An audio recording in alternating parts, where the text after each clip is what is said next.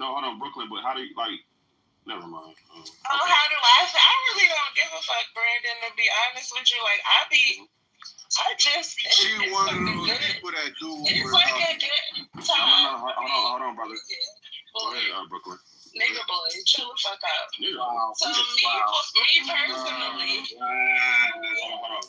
Words are violent, but she's not, y'all. Go ahead, Brooklyn. I'm very violent.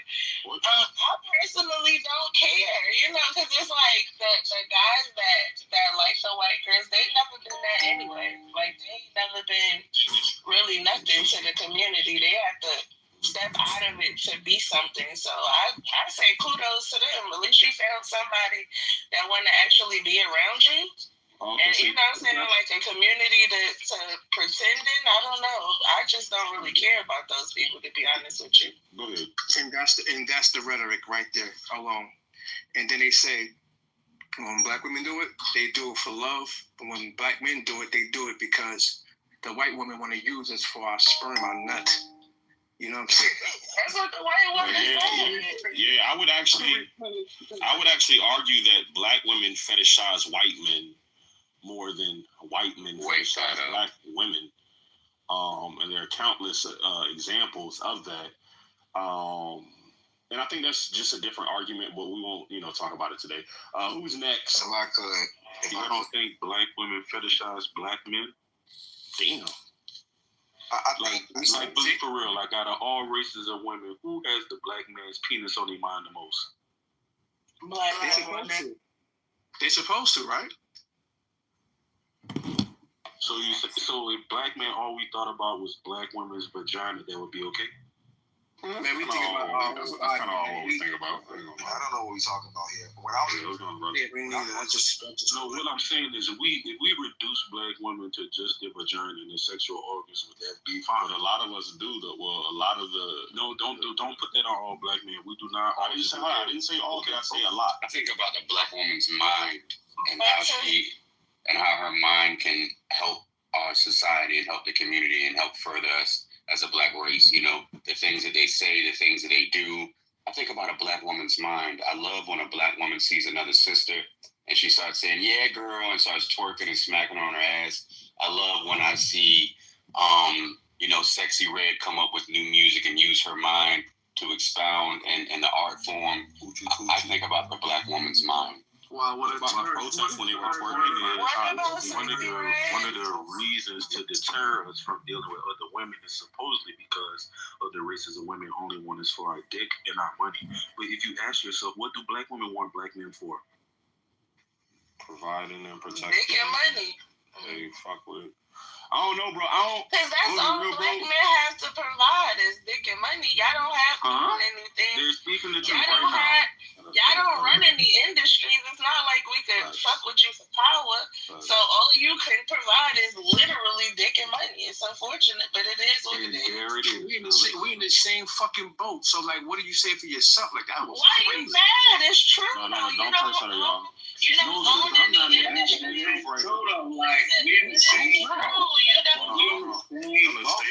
right there. Need to hear this. Okay, go ahead and speak your choice. No, I like what she's saying. You don't own any industries. You hold no power within the world.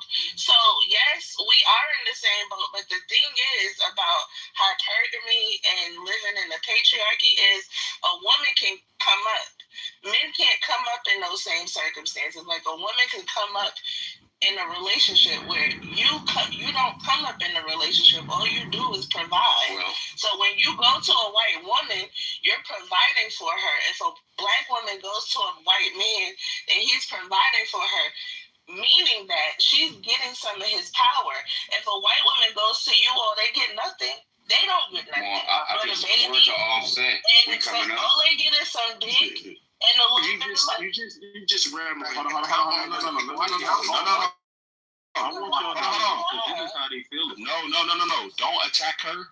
I want y'all to attack the point. Don't attack her. Don't call her a rambler. Attack her point. Can you rebut it? Go ahead. Yeah, it's like not all white men got power. Like you got white trash. You got all type. Go ahead, Rico. My bad, bro. Go ahead, Rico. Provide no evidence to where she seen white men and a lot of power that have passed their resources and put black women on insurance policies that they, by default, left them their companies, their businesses, their stocks, none of this. In fact, out of all the black women that are so-called missing this country, when it comes to the resource locating those black women, white men don't react. When it came to the Crown Act, white men did not vote in support of black women. The truth is, there is no large amount of white men actively seeking black women. It's a lie. It's not true. Yes, it happens here and there, but for the large point, you don't see white men on Saturday nights, on the weekends, say, hey, let's go get some black women. It does not happen. Usually this happens in a few instances when black women out-educate themselves outside of their dating market, and she becomes a professor this, the leader of a hospital, and there's proximity to white men, that happens. But for the most part, white men are the face of patriarchy, and black women can't do none of this shit that they do with black men. They can't smack their teeth, their lips, do all this type of shit. In fact, she has to almost assimilate to being white if she's with a white man. The truth is this: for years, black men have been in proximity to black women, and they thought with all their dispelling the black men that this was it. But now, black men are slowly but surely moving up the social economic ladder, and they're having more access to everyday other women outside of black women every day. And while black women want to push this thing about all black men do this and black men do that, there's other women that are actively, in some instances, starting to rub shoulders more and more with everyday black men, white women, Asian women, Latino women, and all different kind of women.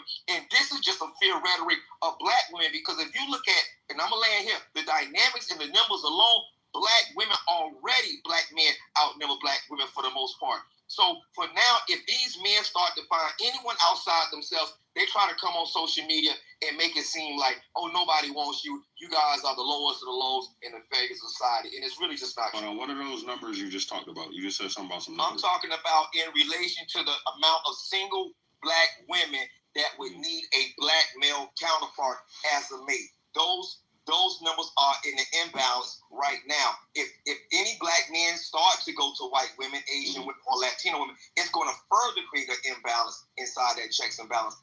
Do you agree with her point though that white men do hold power? Yes, do. Hold on. All right, so cool.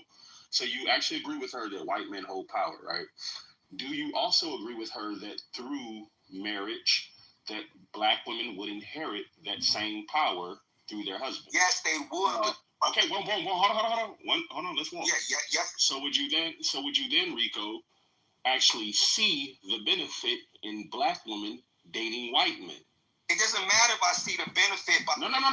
Rico, you're gonna answer the damn question, Rico. Is it yes or no? It's not a yes or no answer. It's not a yes or no answer. Yes or no? It's not a yes or no answer, brother. Okay, because theoretically what you're saying is correct, but reality-wise, for what that woman would have to represent before that man, that's why I asked you, where can she point out black women that are married to powerful white men that have already put them in power based on virtue? Meghan Markle. Now they own companies. You don't see it. It's no. One of the black women that married to what is we have another speaker. The only reason I say to my brother, let me say this to Brandon real quick. The only reason I would disagree with Meghan Markle is because he denounced his. Yeah. You're right. Stupid. You wouldn't know she was a black woman. Candace Owens? It's another example. Another bad example. Candace Owens is the breadwinner. She makes more money. What y'all to realize is that their complexion alone has more power than you niggas holding your hand in any fucking day. So, and that's to say a lot because I'm black. So their complexion holds more power than me too. I get it, but you're not seeing the bigger picture. When a black woman, whenever she does, I know it doesn't happen a lot according to you all, but when it happens, when she goes to the white man, however that shit goes, that power along her proximity to that whiteness gives her more power than you can ever have. Even when you decide to marry or get with a white woman, you don't hold that kind of power.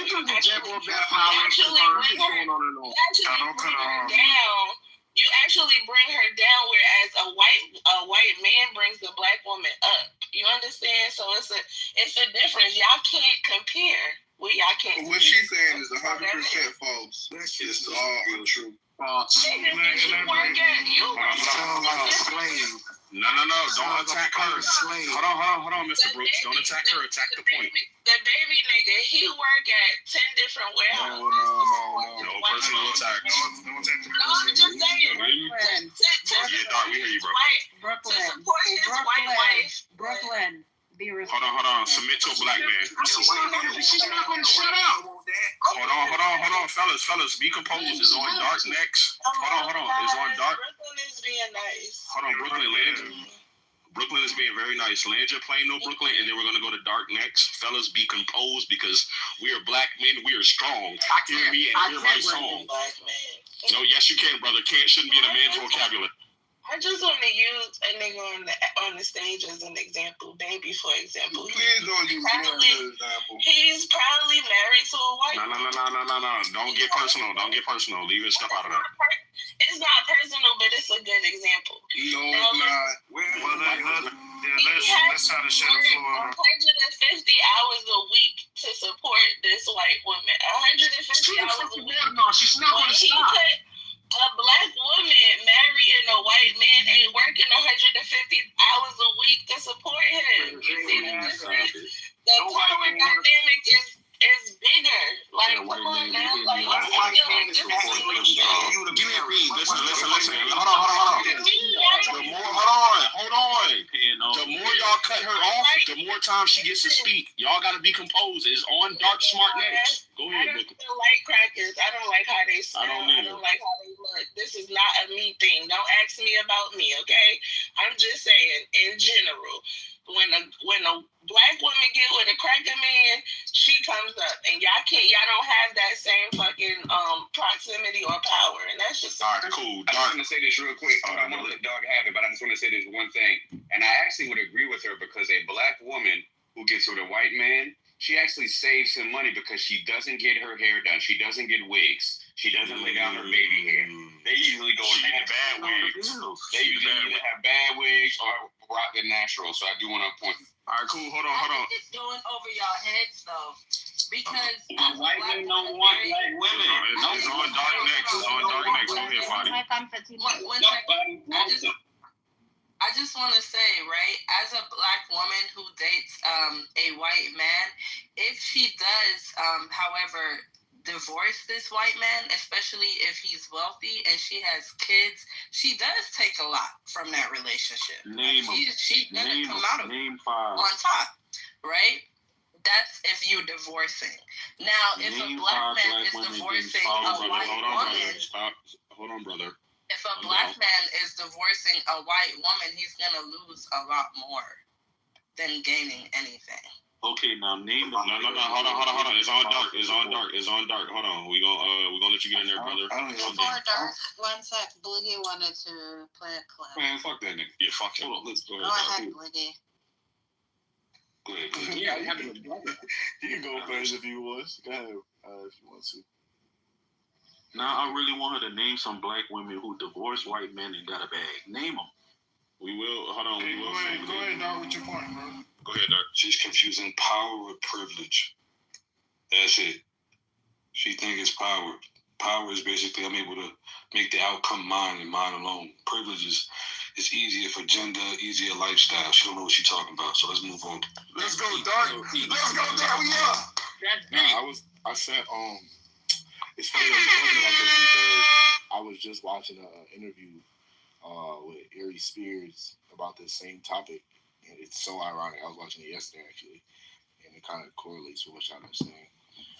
So let me pull that real quick. Hey, shout out Rico and Ye, man. I ain't seen y'all since season 1, yo. Crazy, man. Long time no see. What's up, Bliggy?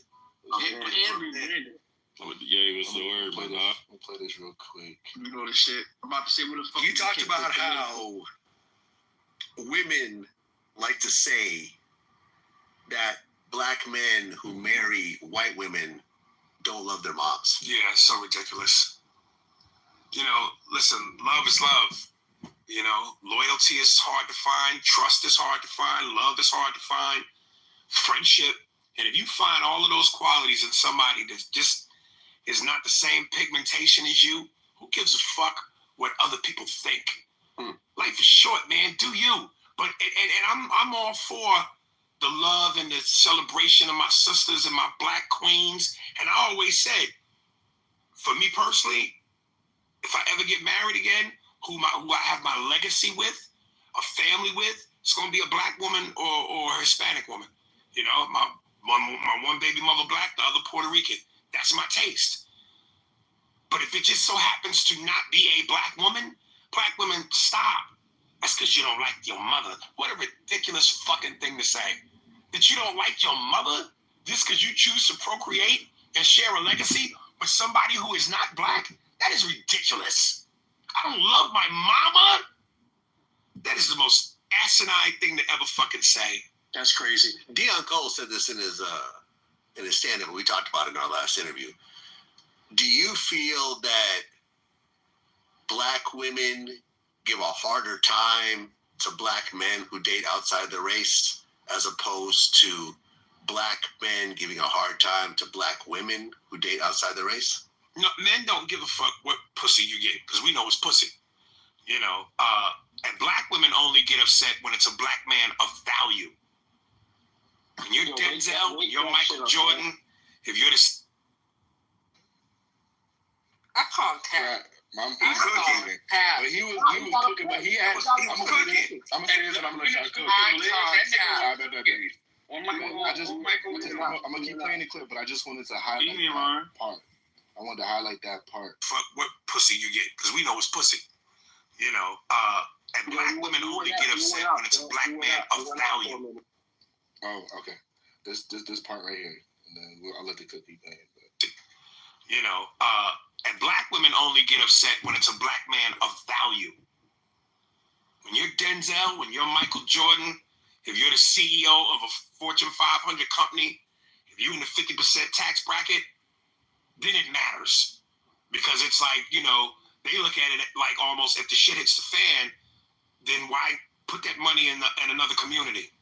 At least if it don't work with a black woman, you keep the money in the community. Now, as a man that is about to have half his shit taken, I can give a fuck about the community. Don't take half my shit. You know what I'm saying? I'm not thinking about that because black women fuck black men over in divorce court just as much as white women. True. So let's stop that myth. Yeah. That somehow being with a black woman, because that's another thing they say. See, that's what happened when you date outside your own. Man, please. A black woman will take a man to court just as fast as a white bitch. Oh, yeah. I mean, I don't know how many basketball...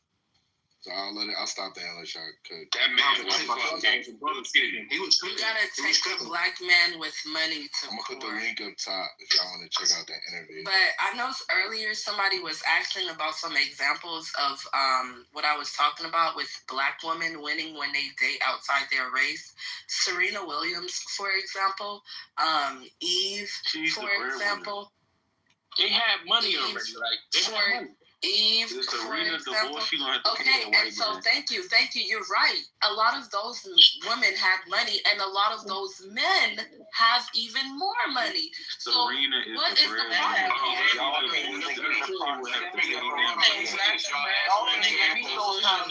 a minute. Everybody chill out. Y'all relax, Brooke, relax. Y'all ask for examples. She's trying to give you some examples, and then once she's finished, then we can tell her that her example was whack. Let her finish. Then we also have, men that lost. O.J. Simpson, Tiger Woods. These men married outside their race and they lost big time. Another example, I know y'all hate this woman, but Kamala won big too. Like, what are we doing here? But when it comes, how did Kamala win? My whole thing is married to a white man who has money too. You name men that the average black woman would never have the chance to be in. And a lot of you men are talking about yourselves. Kamala not even that you'll black. never have. You keep That was a good point for Tima. First of all, let me say what's money? Literally name one woman, but you're only one. Serena is the breadwinner in her marriage. If Serena got a divorce, she would have to pay her husband. Y'all gotta chill out. And Kamala is the biggest loser. Let me tell you what the black man. Wait a second. Kamala's husband is broke. Look, I don't want to start shooting people. I'm not yelling with y'all, but look, Kamala got with that man and she lost the presidency. But when she was cheating with a black man, that's when she became the mayor of the governor of California. That's when she came up. Right on, brother. White men don't Kamala not even black. Tell them the truth. White men don't even no, the numbers aren't saying that, but go ahead, Dante Brooks. Yeah, Dante and his art. I don't have nothing to say right now. I'm just listening to y'all. His art was trying to get my nigga Dante in the building. What's good, my nigga? What's going on? All right, his art. What do you think about what's being said right now? And just hold on, real quick reset. Black men, I know this is a tough conversation, but listen, I trust all y'all men on stage, bro. I trust all y'all men on stage to actually be able to be composed and to have this conversation. We going down swinging, Brett. No, absolutely, brother. And if there's a point that is made, I just ask that you do not attack the person that made the point. Attack the point itself. And I trust y'all. So let's get back to it. Go ahead. His art. Dark, go ahead. We don't have to go down swinging, gentlemen. Black men, within the past 10 years, 1.79 millionaires and billionaires, and the numbers have substantially grown. There's only 3 black female billionaires in the U.S. I think we're coming up right now. So we're talking about power and influence. The women have to then define power, exactly what it means. If they can't define power, they don't know what they talk about. Let's push them. So I got a question. Where are the white men that they want y'all? Let me ask him a question. We got an ISO. Sir, what industries do black men control? Oh, I didn't say control. Nobody controls anything. Sports and entertainment. Not within the U.S. Sports and entertainment. Sports and entertainment. Let them ISO. Dante answered the question. I appreciate you. Wait. So you mean to tell me that black men or black people own NBA, NFL, NHL, private equity? Look it up. Private equity. These teams, they own private equity. How many? Do you know what control means? I'm not talking about 1 or 2. Did you not just see LeBron get his son?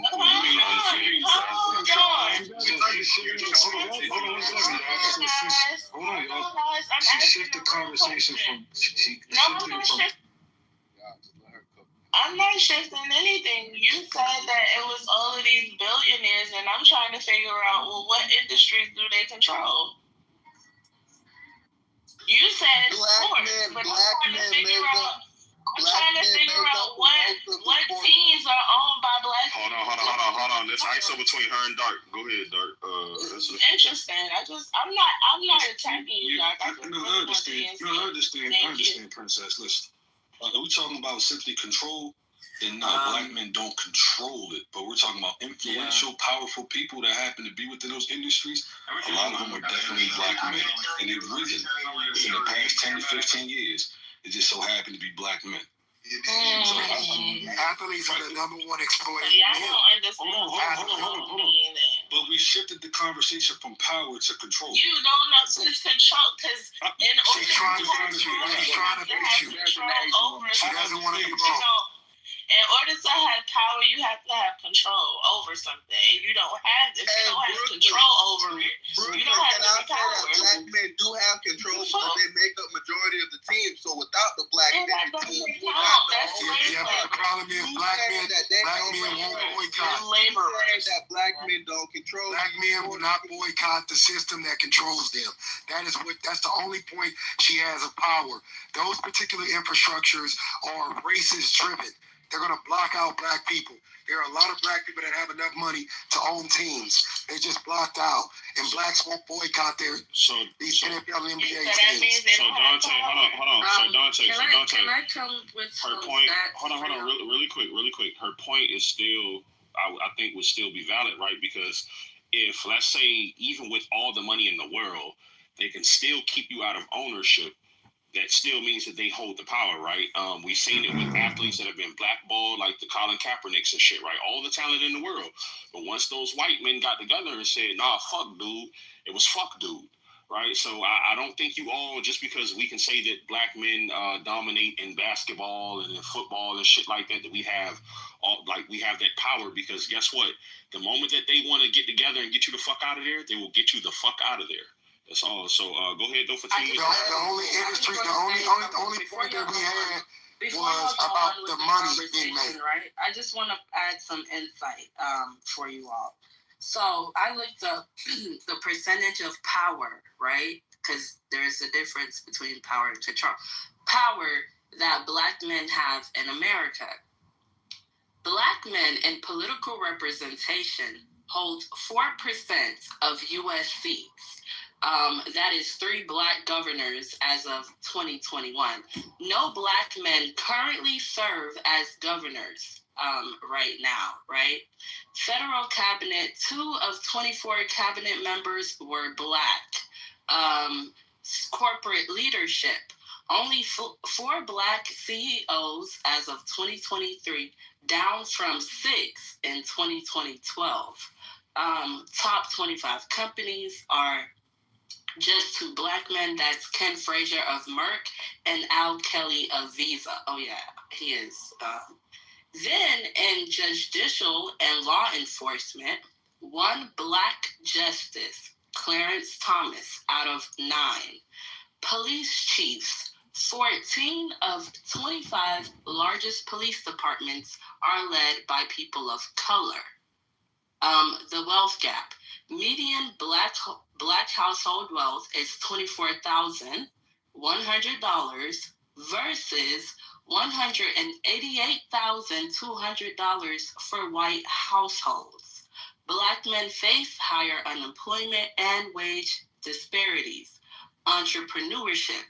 Black-owned businesses receive 1% of venture capital. Media and entertainment. Black men dominate in sports and music, but hold limited executive roles. Example, only 2 black studio heads in Hollywood.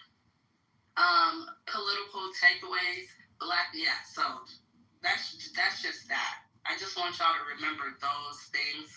Well, there's more black studio owners and studio heads now. And you just named just Hollywood. They're more than that. I mean, we can go and do a deeper dive, but I'm just doing the surface level right here. But hold on, Fatty, and that's a great point. I'm glad you brought out all those stats and facts. So why are black women then so mad when a black man goes out and gets him some milk of magnesia? Because they realize that the nigga that they mad at is out of their fucking league in the first place. Well, that's fine, black woman. No, they're mad because the man that they overlooked has the power now. That's the issue. They overlooked that man.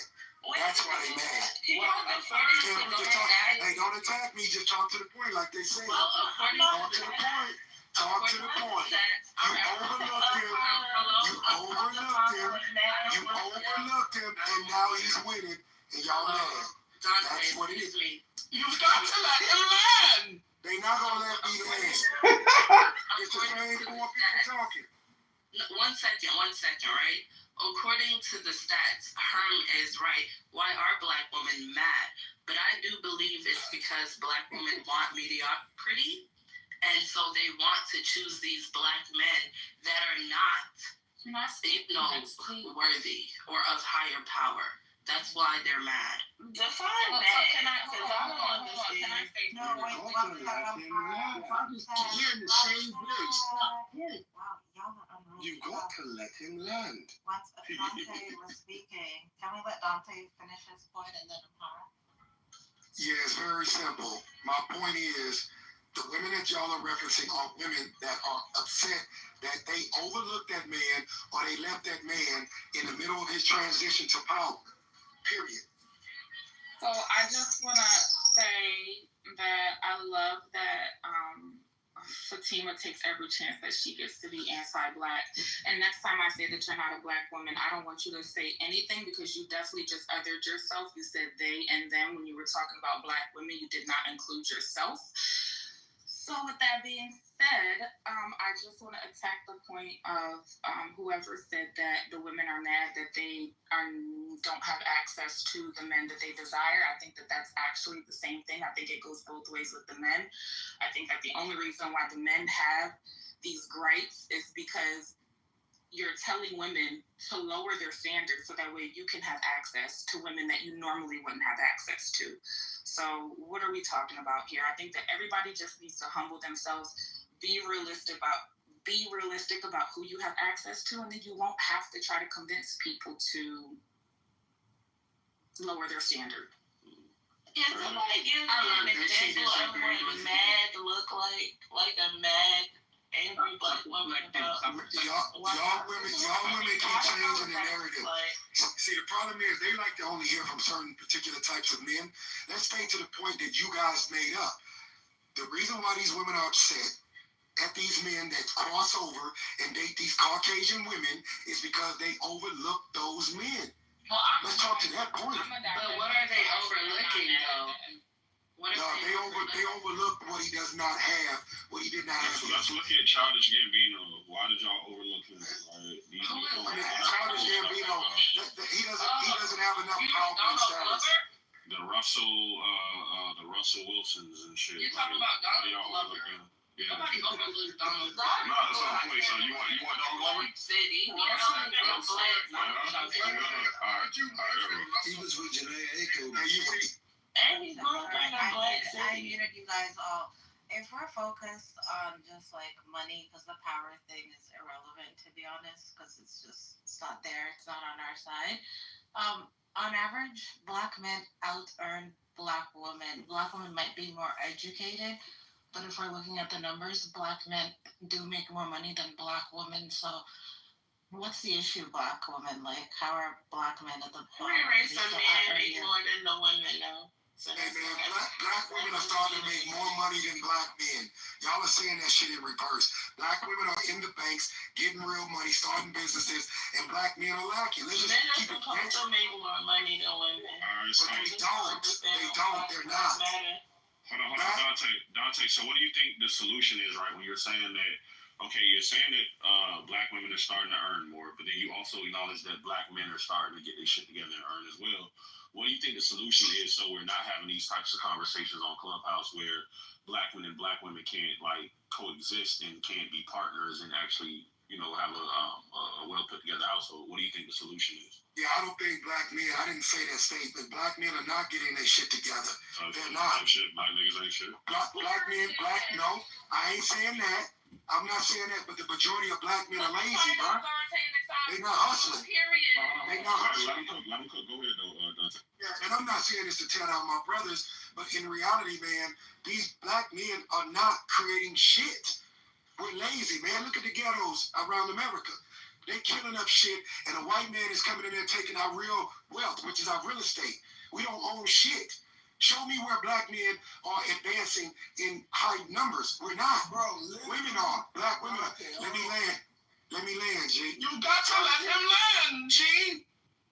They're not going to let me land because the reason why they're going to attack me because they already have this preconceived judgment of me. But here's the reality. A lot of these dudes, man, they don't got shit. They don't got shit. And the problem is they got ego. They will not date a woman that's doing better than them because Black men are jealous of Black women that are outperforming them. That's not true. That's a fact, bro. Then why you ain't got a woman that's making more than you? It's an ego thing. Blue playing in the No. Let Dark and Dante have this. Go ahead. Hey, bro, listen, I ain't trying to argue with no man on here. I'm just getting to the point of what it is. You're not outperforming Black women. And Black men don't understand that. Minority Black women are more powerful when it comes to the banking infrastructure, and men won't build with Black women. That's the fucking point. Let Dark. Go ahead, Dark. Yeah, we outperforming in tech, real estate, finance, construction, business. applications, we're definitely outperforming. What are you talking about? And the number. Hold on. I'm not lying because you can look it up for yourself. I'm talking about you. I'm talking about Dante. Well, the brother, yeah. Hold on, brother. We got it. You know what I'm saying? It's all good. But yeah, niggas are not intimidated by women with money. It's how women act when she get money. It's not intimidation. It's annoyance. Y'all keep trying to use that intimidation word or scare word or whatever. Y'all niggas sound crazy as shit when y'all speak like that. Who are they outperforming? Yeah, bro. I'm with it. Black women, number one. Okay. I'm just also another thing too. Your only competition. What about the other races of men? Okay, races of men too. Hey, black men are gonna be listen, man. Y'all talking even with those same hold on. Even with the those computers same industries, outperform your ass. Even within those same industries, even within those same industries, black men are now doing $100 billion deals. They wilding the fuck out right now. Y'all not getting the credit. Hold on, we're not talking about one. We're talking about a plethora of men. Oh my God. You can look this shit up. Hold on, brother. You can look this shit up yourself. That's the problem with you niggas. Y'all don't read it. Deal, bro. I'm already in bed, like, bro. So, dog, tell me, are you in tech? I mean, whatever. What you want to talk about, man? What's up? Brother, you started a conversation. First of all, you said Dante's statistics was trash, right? Then you made a statement about black men is being more black men than women in tech.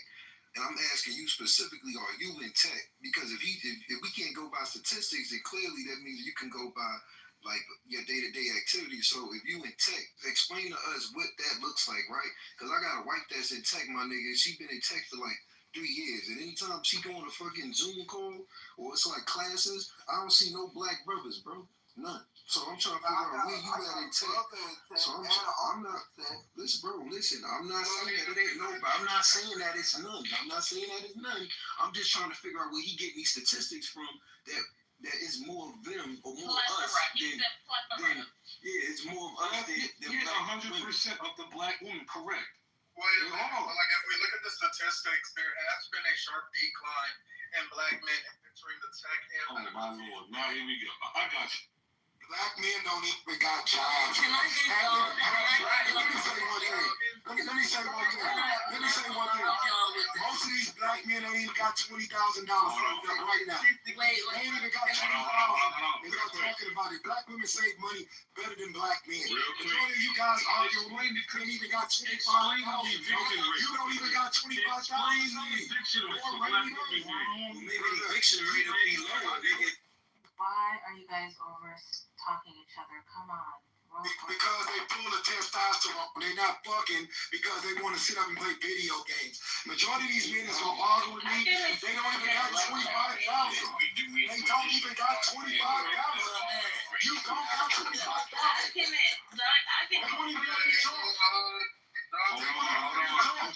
Hold on. Real quick, I just want to say that there has been more hateful rhetoric spewed against black men by black men today than black women and white men. So back to it. Go ahead, though, Dante. What were you saying, brother? Majority of the men. Listen, man, I'm not lying. I didn't say you, but here's the reality. I already know the broke niggas in this room because you're gonna want to attack points that are irrelevant to what I'm saying. Majority of you guys that want to argue with me, I know for a fact you don't even got the bare minimum, which is $25,000 for a rainy day. So how can you say that you're outperforming black women when you don't even have the thing that make you a man? $10,000. You couldn't even show it, bro. Dog, I'm not even saying anything bad either. What are you talking about? Man, he's holding the men accountable, though, right? So if that's all I'm saying. Supposed to be the breadwinners, wouldn't it? Easier Go ahead, bro. Go ahead. 10,000 before women. A lady, Dante's going this nigga, baby, he just like, first of all, he got a white wife. Let's make that. No, let's not get personal. Let's not get personal. This nigga always on here caping for food. Let's not get personal, fellas. He only in community with black people on his app. He don't know black people in real life. Let's not get personal. He wake up to pig nickels every day.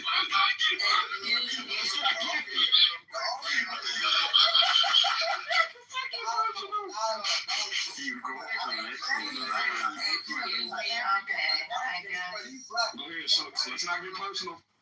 Guys, one mic, or we'll just start shooting to the goo and bring you up by 2 by 2. It's annoying. Can I hop in here just? I just want to say, can I just break it in real quick? Because the black man wasn't wrong. Because all of you are right? All of you are right in your own points. Black men typically earn more than black women, reflecting broader gender and racial wage gaps.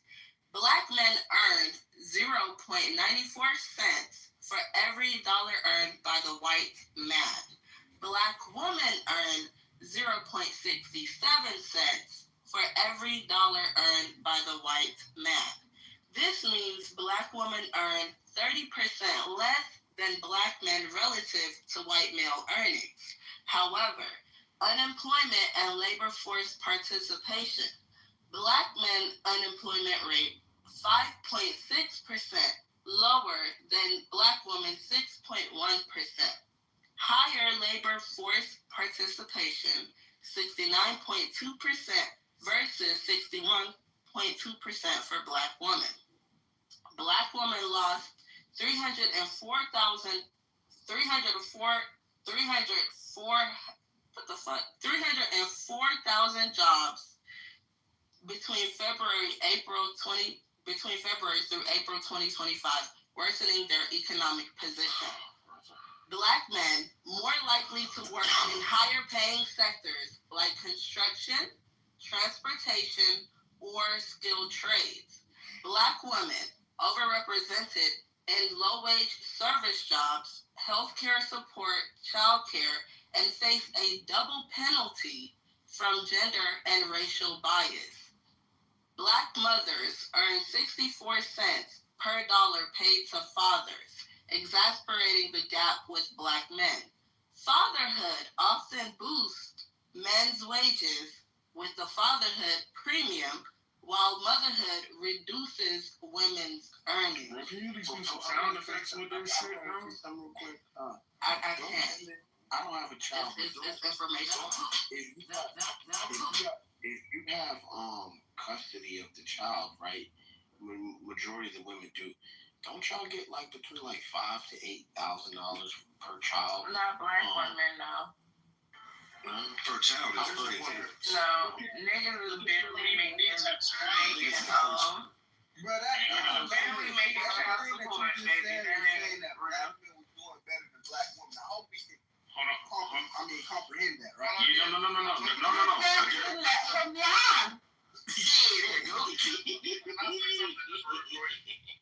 Just going back to what Dante was saying, though, he wasn't wrong whatsoever. If we look at the wage gap between black men and black women, it is decreasing year over year compared to that of white men versus white women.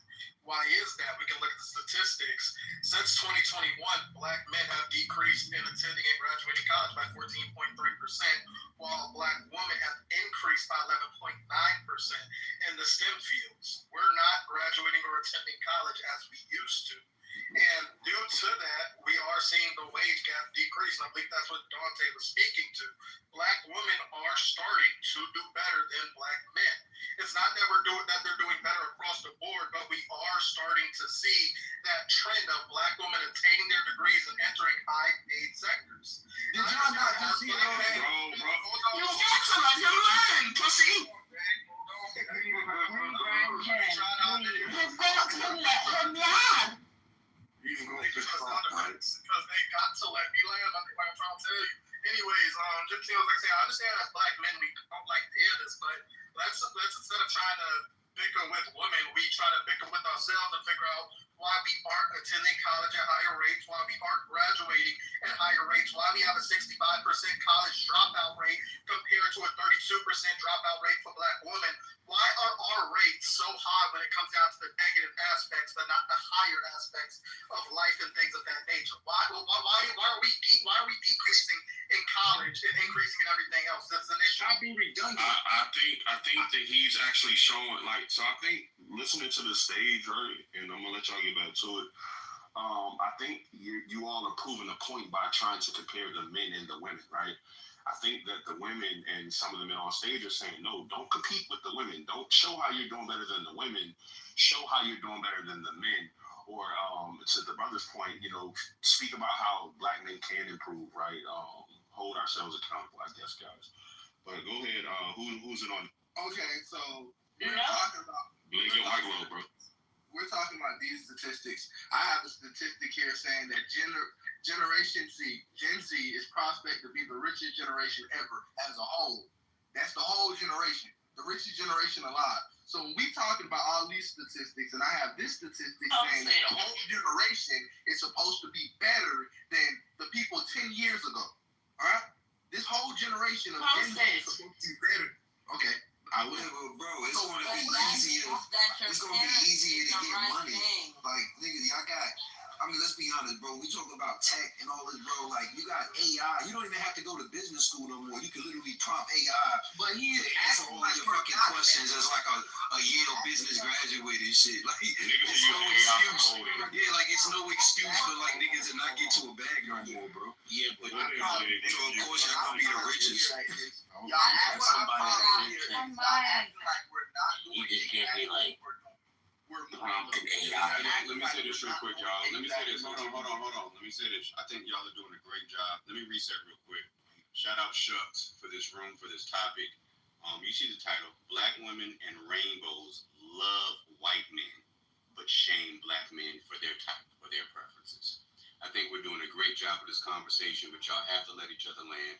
I don't want to have to shoot anybody. All right, we got the guns locked and loaded. But I want to keep the conversation going. We want to get some folks who haven't spoke yet, haven't had an opportunity to speak, to give some input.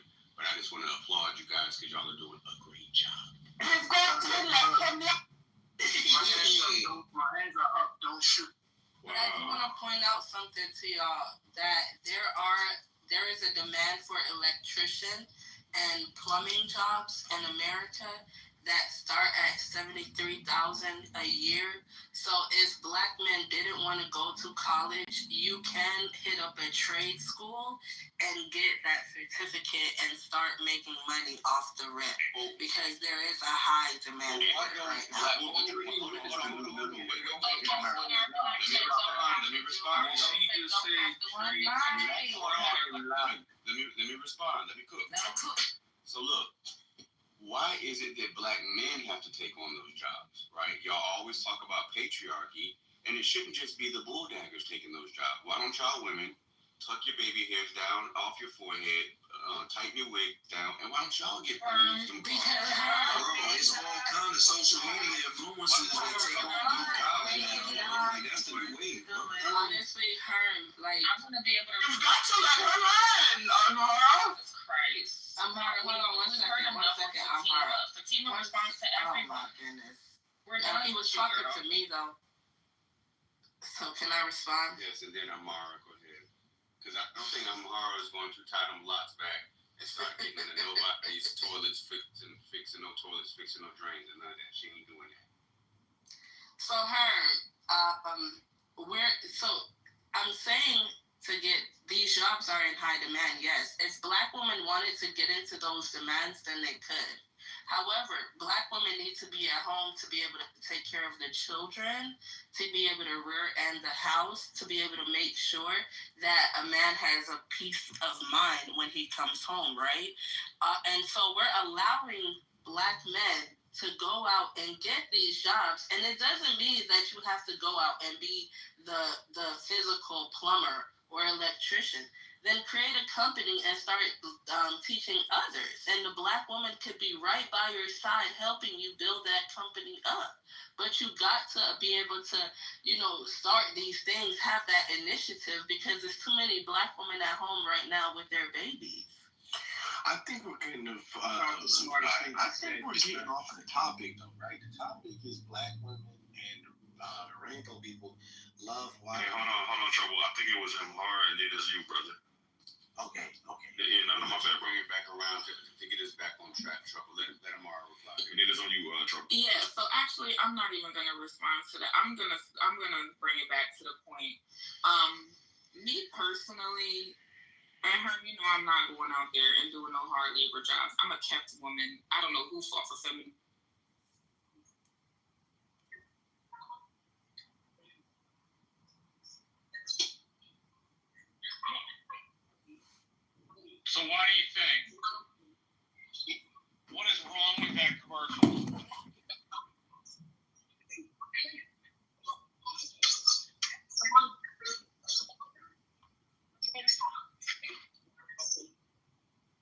just finished watching it. So what do you think? I think it bothers you. I think you're whoever's anonymous in my room. I don't like it. If you got something to say, get up on the stage. Leave my room and leave it now. What you gonna do? I don't know who's anonymous sneaking and peeking. I don't like people sneaking and peeking in my room. So if I gotta cancel you, I will. I know who you are. You already announced yourself. You're sneakers and peekers. I don't like sneakers and peekers. Get the hell up out of my room. Anyway, you don't like that room because you don't like that commercial because of the fact that it paints all illegal immigrants as criminals. No, it's a brown nosing ad. She thought she was important enough to be on national television and had to kiss the president's ass. There is no need to produce a commercial with taxpayer dollars that kisses the president's ass. She can do that on her own fucking time. I think it is so tacky. I think it is like white trash in the trailer kind of tacky behavior, personally. You know, I don't understand why I can't figure you out, Marshall. That's a commercial that spreads a message that needs to be spread. You need to let people know, stop coming into the country illegally. I'm sure Trump approved it. And I think you don't like it for a very petty reason. It's a very good Absolutely. I'm not saying we shouldn't settle. I'm not saying we shouldn't say that part. I'm more pointing out that it's a brown nosing commercial and that she wasted money brown nosing the president even though she really didn't need to because he's already doing it like a fairly decent job. Period. Like that. But I mean, it's a small room, so I felt like I could express my annoyance without it being particularly too petty. Right. I just still think I can't figure you out. I know you're a very particular individual, but Dr. Adams, if you watch the YouTube clip that I pinned to the top of the room, Marshall thinks that's a commercial that is brown nosing, should not have been taxpayer dollars should not have been used to create it. Absolutely. And she should have done it on her own time. They call it a white trash situation. I don't understand this, Marshall. I really don't understand it. So Marshall.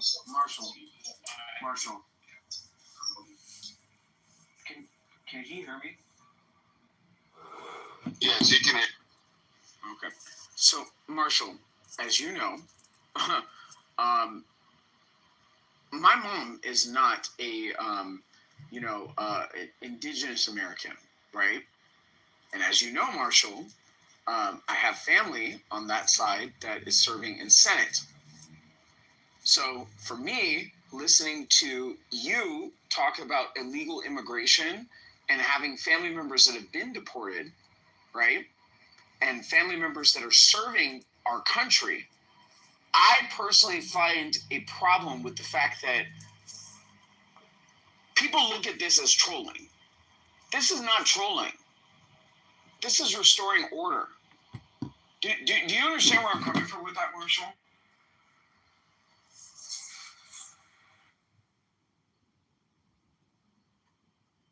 Marshall, are you there? Marshall going once. Marshall going twice. I'm here. I'm just trying to use a stall right now, so sorry. But yes, Adam,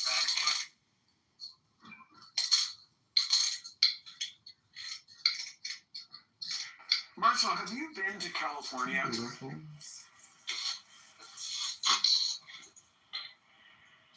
I was a kid, I've been back since.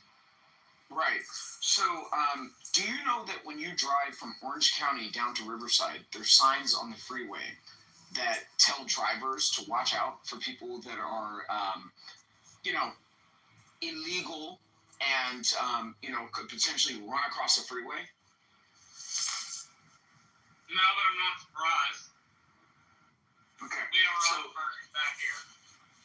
Right. So this is my point, Marshall. The illegal immigration situation looks a little bit different in Texas than it does in California.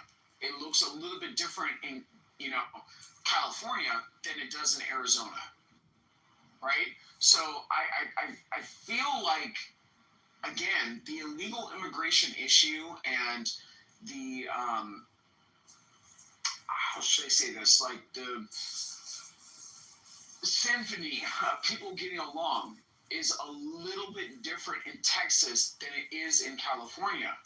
Like Los Angeles is looking more and more like Tijuana every single day. Like, I'm not talking about the food. I'm not talking about the culture. I'm talking about the crime, the graffiti, the vandalism, and, the issues that come along with living in a third world country. This is now being imported into the United States.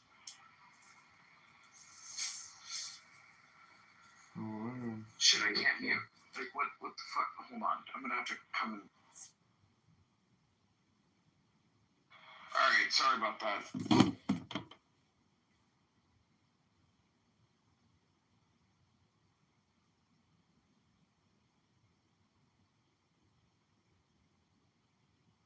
Hi, Isabella. It's John. Hope you had a lovely Sunday. I don't know if you're working tomorrow, but it's going to be almost 80 degrees and sunny. If you're free, we could go to Montrose Beach in my boat.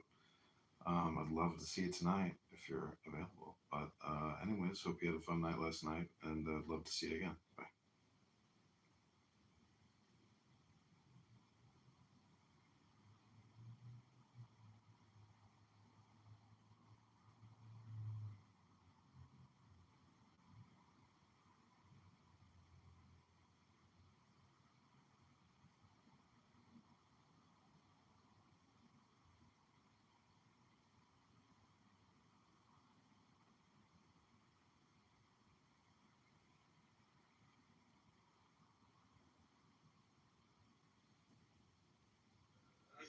He's like fondling his balls really hard. Yeah, so I tried to watch like the 3-hour-long video that he did on the theory, and it was like the most like. I mean, I'm not like a grad level physicist or anything, so of course like I don't like totally understand all these things that are like brought up in his theory, I guess.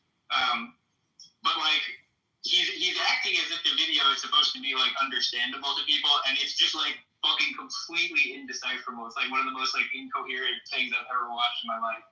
And so the funny thing is, post the Piers Morgan thing, right? Kurt Jaimungal has a video on his channel that's like Geometric Unity 30 years in the making, but it's behind a paywall, right? So it's like after he gets this little feature on Piers Morgan, right? He uploads a video with Eric in the thumbnail about his theory that's like behind a fucking paywall. That's the craziest shit I've ever seen in my life, dude. They're such shills. They're such scumbag people. No, I think Sean Carroll's the douchebag. Miller, why did you want to go back over? So like, I don't know, just a lot of what you said didn't make sense to me. What part of it?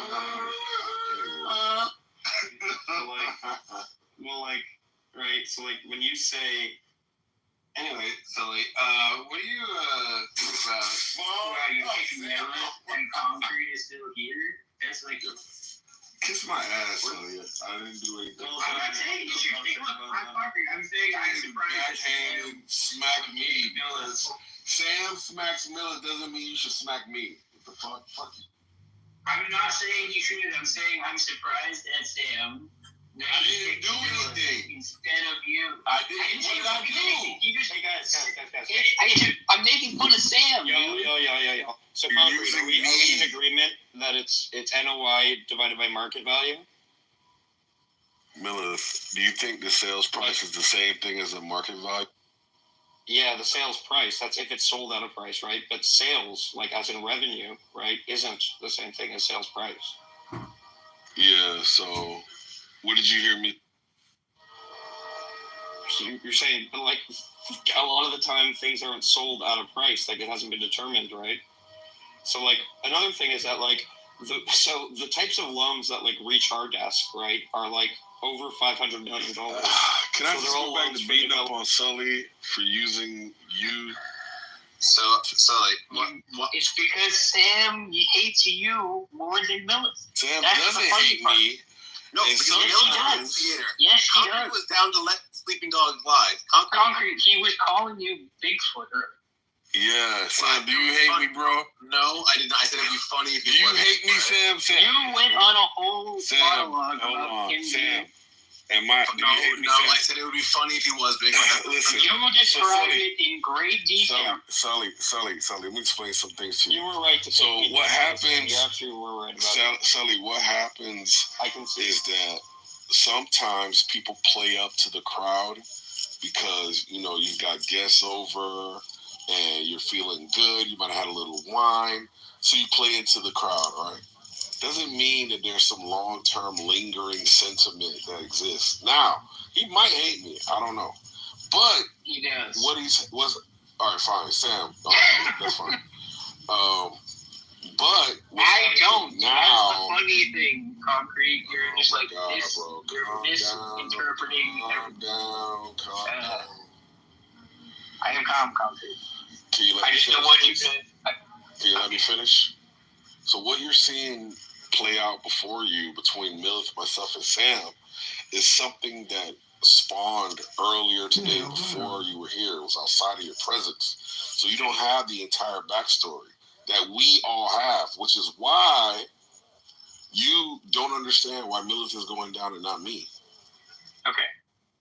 But don't use me to try to figure it out. Just say, hey, Sam, why are you kicking Milith down? That would have. Concrete, you're missing you the answer. Oh my gosh, bro. It's not that complicated. So it's like I flew over your head, dude. Concrete. Because I kept saying, Milith, stop bringing this up, and he kept going in berserker mode, like get the eye of the Jew. Look, I just think it's funny that you take down Milith and not fucking sling. King David sling. Sorry, go. It's fucking the Uzi, and he was just like, and I was like, yo, I don't want to talk about banking anymore. You were just calling Concrete a conversational terrorist, earlier. God, let it go. Look, Concrete, it's just funny, and you don't get it. Sully, what Sully's doing is that he's obviously trying to cause This is all Concrete everything. He wants a schism. He wants a schism between you and I when there is no need for a schism at this moment. I don't even think about causation, Concrete. The whites have figured out divide and conquer long before. People accuse the Jews of divide and conquer, but it's actually the white with colonialism that they've made. I'm Irish. Navigate the world without thinking about causation. How dare you? First of all, how dare you? How do you navigate the world in existence without thinking about causation? You just see a bunch of phenomena and you never wonder why.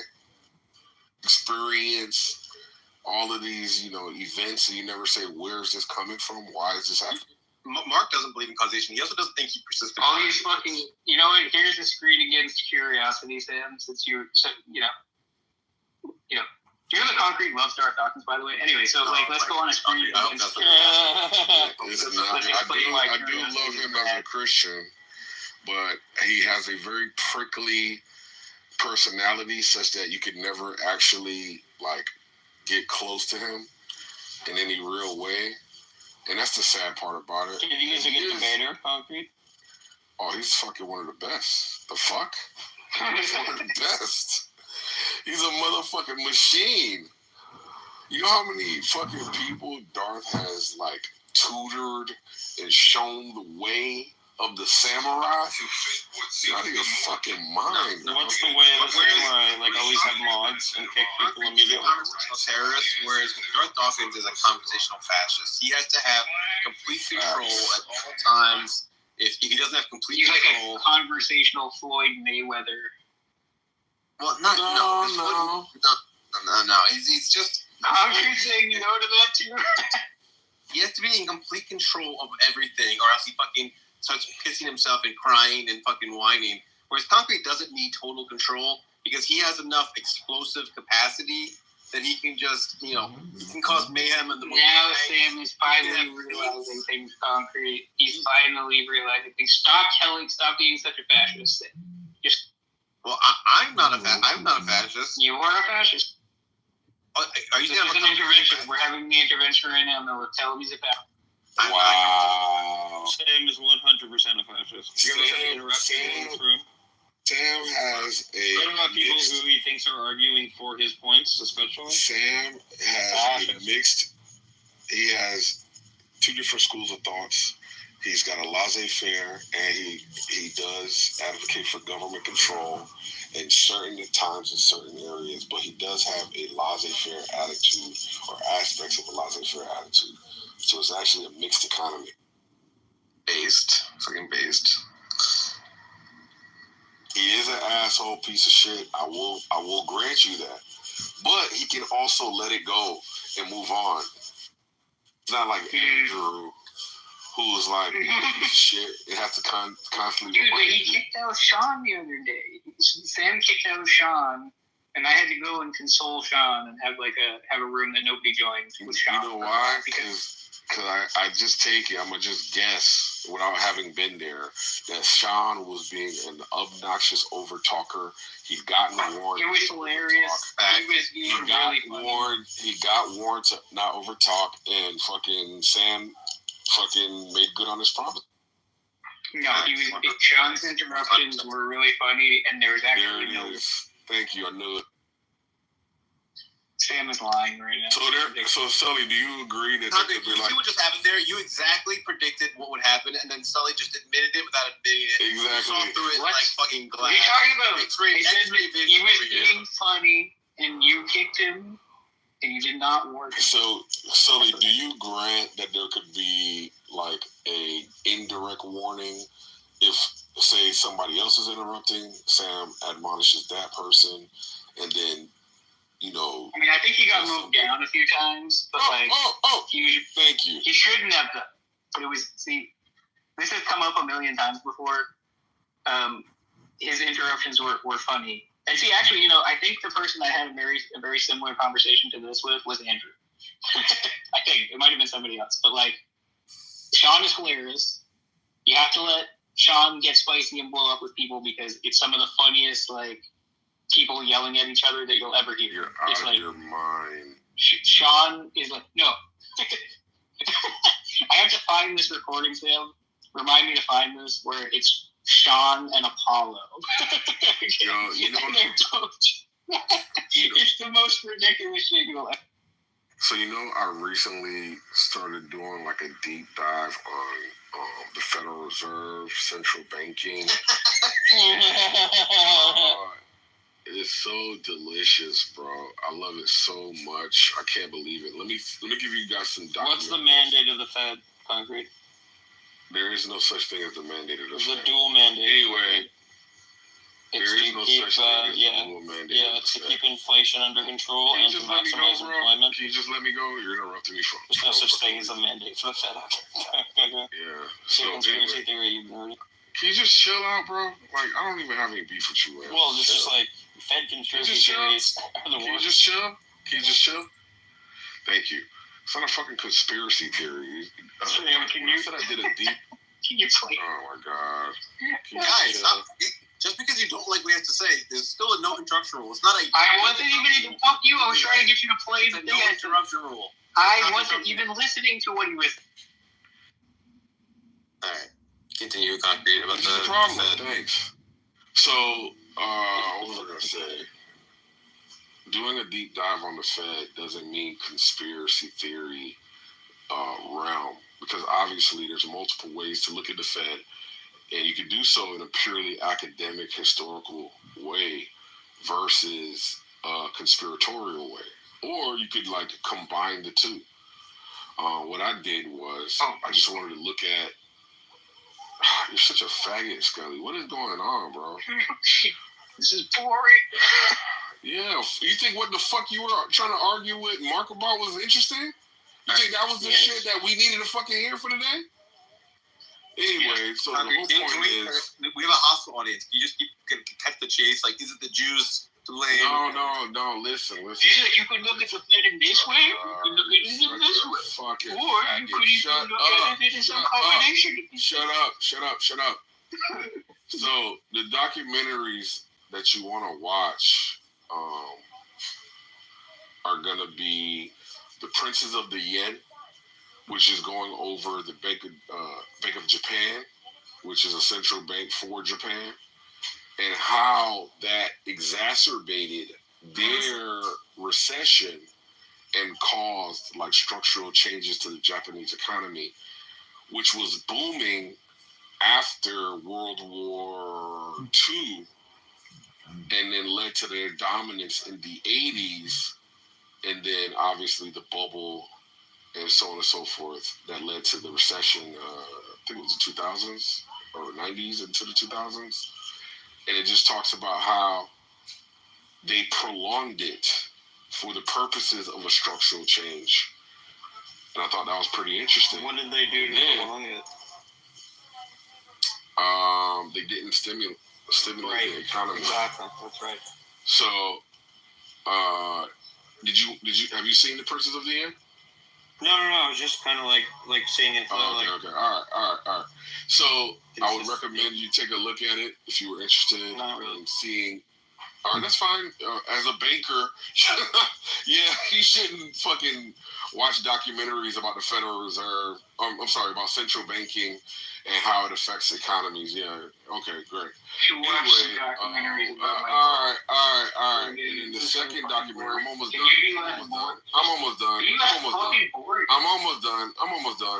done.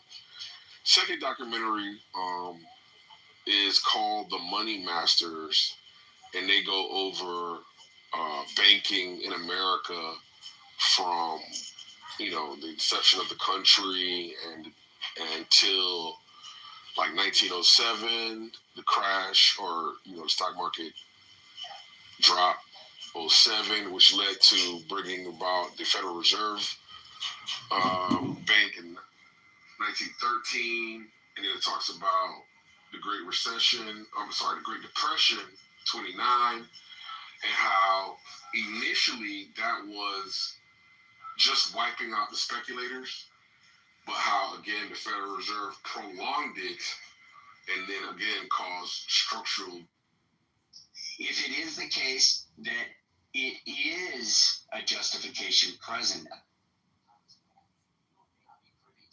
Senator, you really think that divine command theory is not circular? This is sad. This is really sad. See, that's a separate thing, and that's completely unrelated to what I'm saying right now. I'm saying if it's the case that God says to do this, you don't have access to all of his reasons. You don't either. Oh, that's that could apply to the fucking thing that he's telling you. You don't have access to a reason. He could be deceiving you. No, I've already stipulated. I already stipulated that what he says is true. Okay. Your God could be a demon. Okay. How about that? Okay, so what you want is a scenario where there's no question, like we're not even able to like think about it. That's what I said from the beginning. And now you're just So what are you like trying to question? Is that? Is it just a rhetorical one? And now you're tripping. No, what it is it kicks the conversation back to where it should be. And what the fuck are you doing in here? Hold on. Sully, Andrew's like losing his mind that people think you can deny that a God says you can do something. Don't try. He thinks that divine command theory is like this ironclad reasoning that I have to just accept that when God says murder babies. The best part is everybody disagreed with him, and now he's losing his fucking mind. Listen, MJ was here. MJ's speech was a divine. Sully, please hold on. Cloud, quit trying to preemptively recruit Sully and do this nonsense. He's already on my side. No, I'm on your side. He's already going to be on your side from the get-go, so don't worry about that. Now, if God exists, then objective moral values and duties exist. Period. But they don't, so God not race. No, that's not the argument. Okay, so Abe, go ahead and go. And Cloud, I love how you characterize what Sasha and Bob said, and everybody agrees. And they do agree with me. Yeah. Oh, yeah. They do agree with you. They just said that. They agree. Bob just said that he agrees that trivially it would be true, or it would be true in the circumstance where he says X to do X. You're probably the weakest link. It makes sense to say, well, if you should do X, if God says you ought to do X, then you ought to do X. Yeah, but that's not what I said. So that is what I said, because when I very first said it, why did you? Hold on. You're not even listening to me. You're I just am listening. talking now. I'm just going to talk over you now at this point. I didn't say that's what you said. I said that's not what I said. Cloud, at the beginning when I was talking to Abe, you came in and said, no, Abe, you weren't saying, oh, and some, philosophically, some distant thing, you can try to do that. You said Abe is correct in what he's saying. Abe is not correct. It's fine for him to say that. Yeah, it is not. It is not fine. That's not all you said.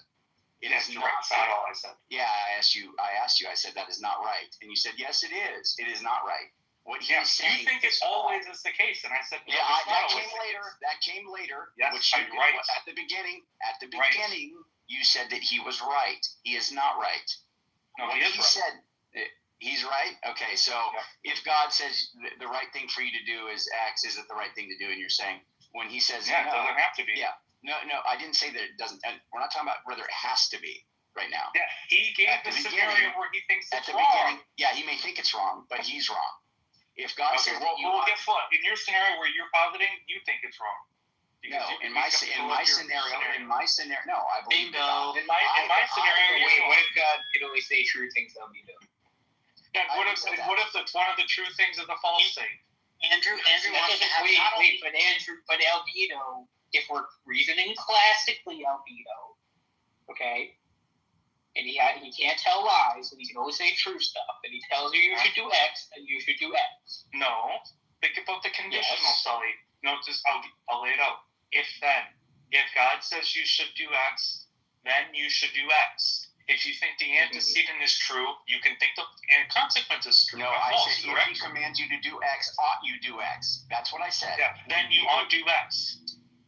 Dude, what do you... You initially gave it as a question. Cloud. Is it the case that you ought to do X if God commands Andrew, you let's just simplify it to he tells you should do X. I did say that, and the whole point was let's just simplify it to God tells you should do X. Should you do X, albedo, if he can't lie? No, I don't think you always have to.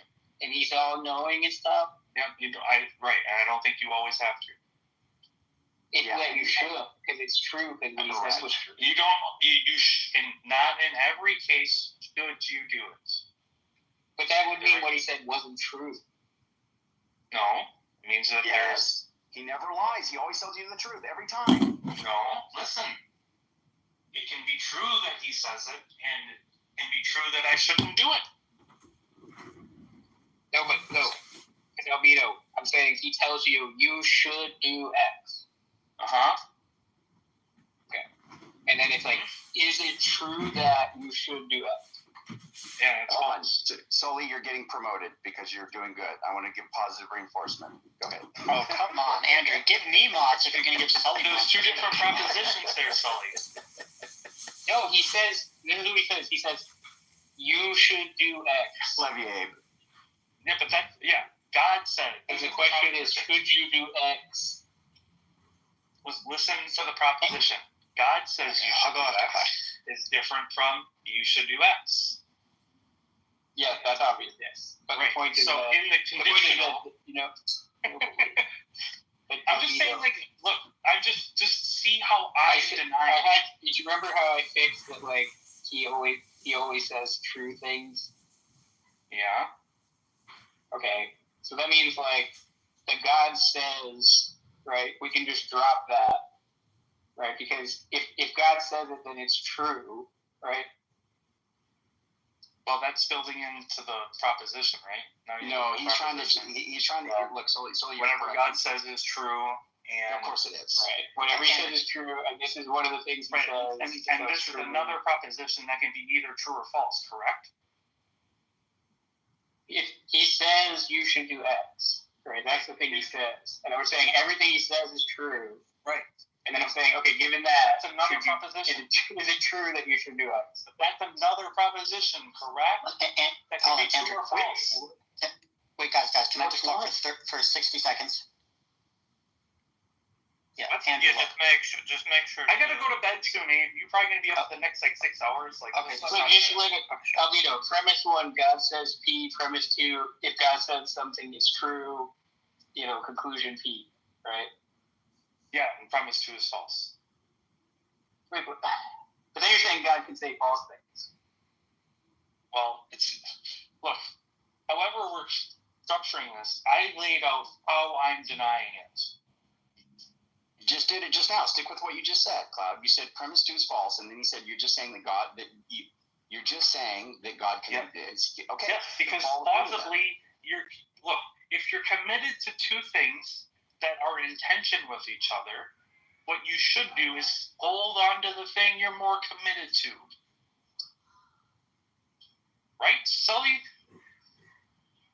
Wait, if you're saying that you don't know if what God says is true, and I'm not holding that fixed, and you're just saying somebody tells me something that I think is false, right? Should you think that then everything they say is true, right? And the answer is no. Well, right. I mean, they say something that you think is false, right?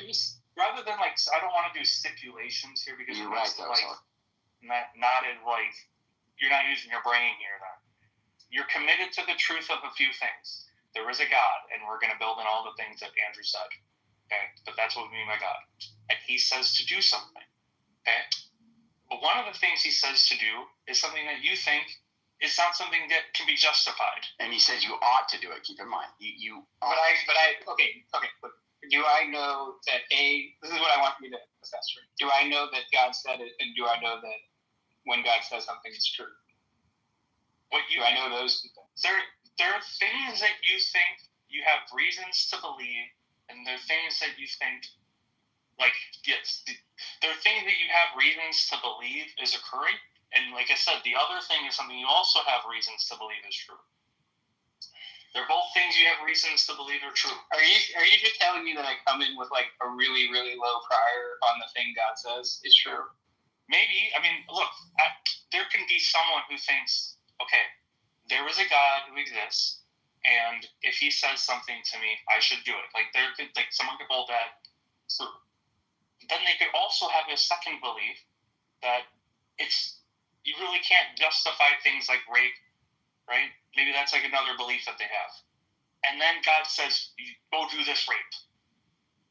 Now, if that happens, what I think that person should do is hold on, because they can't hold both. That they should eject the one that they're less committed to, whether it's the totality of God or aspects of God. The easiest thing to deny is that God said it, right? Well, that's what I think. Well, I think that's fine. I think that's fine. Yeah, I understand, but so that's the thing where in the argument, if you don't, unless you have really strong reasons to think it actually is God saying this, right? But of course, it's a hypothetical you're stepping into, so it's not something in life. It seemed like the hypothetical was that it was for holding fixed that you know that it's God. Yes, of course. And you know He's saying P, you should do X, right? You know He's saying that, and you know that God only says true things. Yeah, right. And the rest of it. Am I allowed any other articles of knowledge? No, you can. Okay, just if you hold fixed those three things, tell me whatever else you want. I want to say if you want to bring in whatever else you want. I know that you can't rape. Okay, is it you? So instead of you should X, it's you should rape someone. Yeah, I mean, in this case, God says for you to rape, right? It's one of the things He wants you to do. And I think that but then if we're the whole point is that if we're holding fixed that, God says, you should do the rape. Okay. Everything God says is true. Okay. And then also, it's not the case that you should do the rape. Right. Well, I'm just saying, look, I'm not sure how. Then it's inconsistent. Right. It's just going to be inconsistent. Yep. Right. Right. You got an inconsistent pair. And now when you add in, wait, that's because of what you added. Right. Right. Well, I mean, I'm just saying, I come to when I'm evaluating things, I can't just like leave all my knowledge behind. See, this is why people don't answer hypotheticals, and this is the thing. Look, even when you guys give me a hypothetical and I do my famous "is counter possible," I'll still answer it. And I am answering it. Yeah. No. Is it the case that when God says you ought to do X, ought you do X? So God commands. The answer is no. Not in every case. Maybe some cases, yes. Really, and by God here, He never lies, and He's always right. Yep, that's right. So God's always right, and you're just saying no. He's not always right. I can tell you the way that you're evaluating it. Well, it's obvious. Sorry. It's obvious that he's so strongly committed to the truth of those things that God exists and all those qualities. It's stipulated. That it's irrelevant. He's so strongly committed to that it doesn't really matter what the inconsistency on the other side is. He will eject that side. Because that side is not part of the hypothetical. These things are fixed and unchanged. You don't get to change them. You guys hear it. What's that? Not really. Oh, sorry. Just one sec.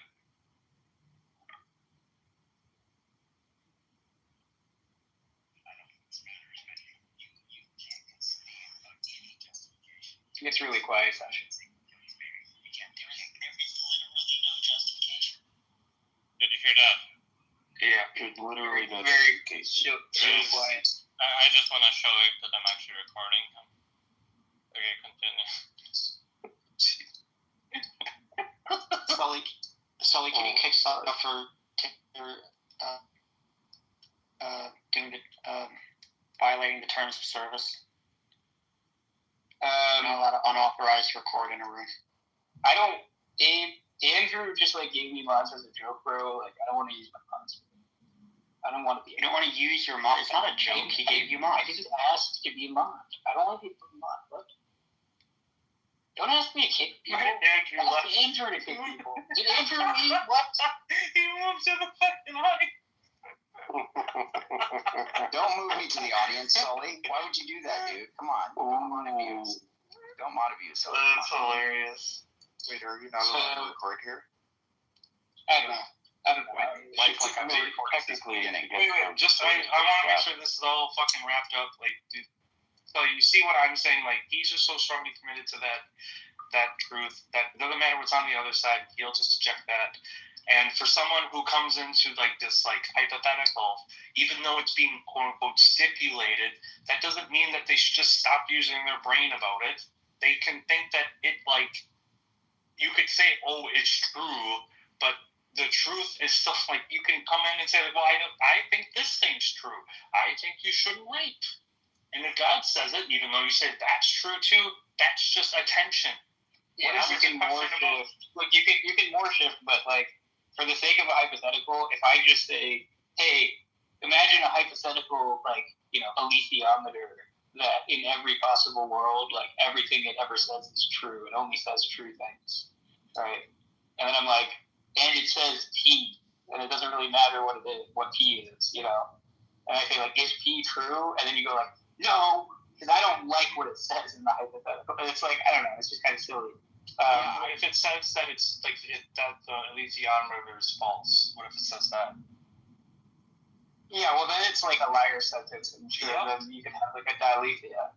Yeah, but that's not what Andrew's hypothetical is. Well, it can be. It's not clear that it is. No, it's not. It's clearly. I think it's clear that if you have to introduce another proposition to have the set be inconsistent, that his starting set is not inconsistent.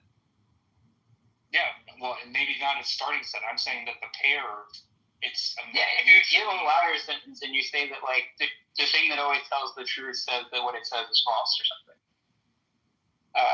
I'm just saying... Yeah, that's a liar sentence, It's a... No, the Grim Reaper paradox has the Grim Reaper paradox has the unsatisfiable pair, built into the hypothetical. Right? Andrew's hypothetical doesn't have that. It's just saying, okay, suppose God tells you something, and suppose anything he says is true. Is what he said true? Yes. And what he wants you to do is say, okay, I should be skeptical of any of my thoughts that disagree with God. What? That's something he wants built into that. No. What? Yes. What are you talking about? Okay, then what he's saying is just trivial. No, it's not. It's either, well, if it is trivial, then what the fuck is the point of asking it? Well, it's Andrew saying. Yeah, I didn't understand. Wrap your mind around that. He's saying that, look, if God says something and God is always truth, like speaking, it's going to be true, right?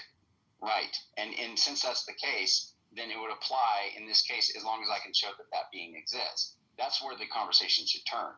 Now, if you just deny this, then you're just not stepping into the hypothetical. And I think that's something you guys don't want people to... It's an impossible hypothetical. Like, what's wrong with saying that? You can say it's an impossible hypothetical, but you can still answer it. Yeah, it's an impossible hypothetical where it's false. No, it's not false. Yes. No. Yeah, because impossible situations are false. No. Okay. In the hypothetical... Logically? Yes, logically. It's logically impossible in this circumstance. Listen to what I said. If it is a contradiction, then it's a fault. Then it's false, and that is true under logic. What does logically impossible mean? I gotta stop being here for that word. All right, well, we're gonna wait a second on that. We'll explain it to you. Hold on, it's good to have you, brother. You did say it was impossible, albedo, and I think Daniel just wants to know what the modality is. Yeah, in this case, it's like a metaphysical one because we're obviously stating that like God exists, but yeah, I mean, like, you have two things that you hold, and they're inconsistent, and you have to reject one of them unless you think that you can have two inconsistent things be true.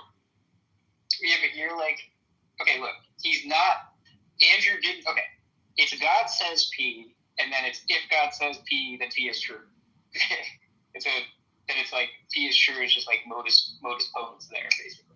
Yeah, but you can think modus ponens. That's false. Like the condition was false. What's that called when you can have two opposing thoughts? What's it called? Look, again, that was the thing we were on like 20 minutes ago, where the idea is that if the conditional is false, then if the conditional is false, then you're saying like,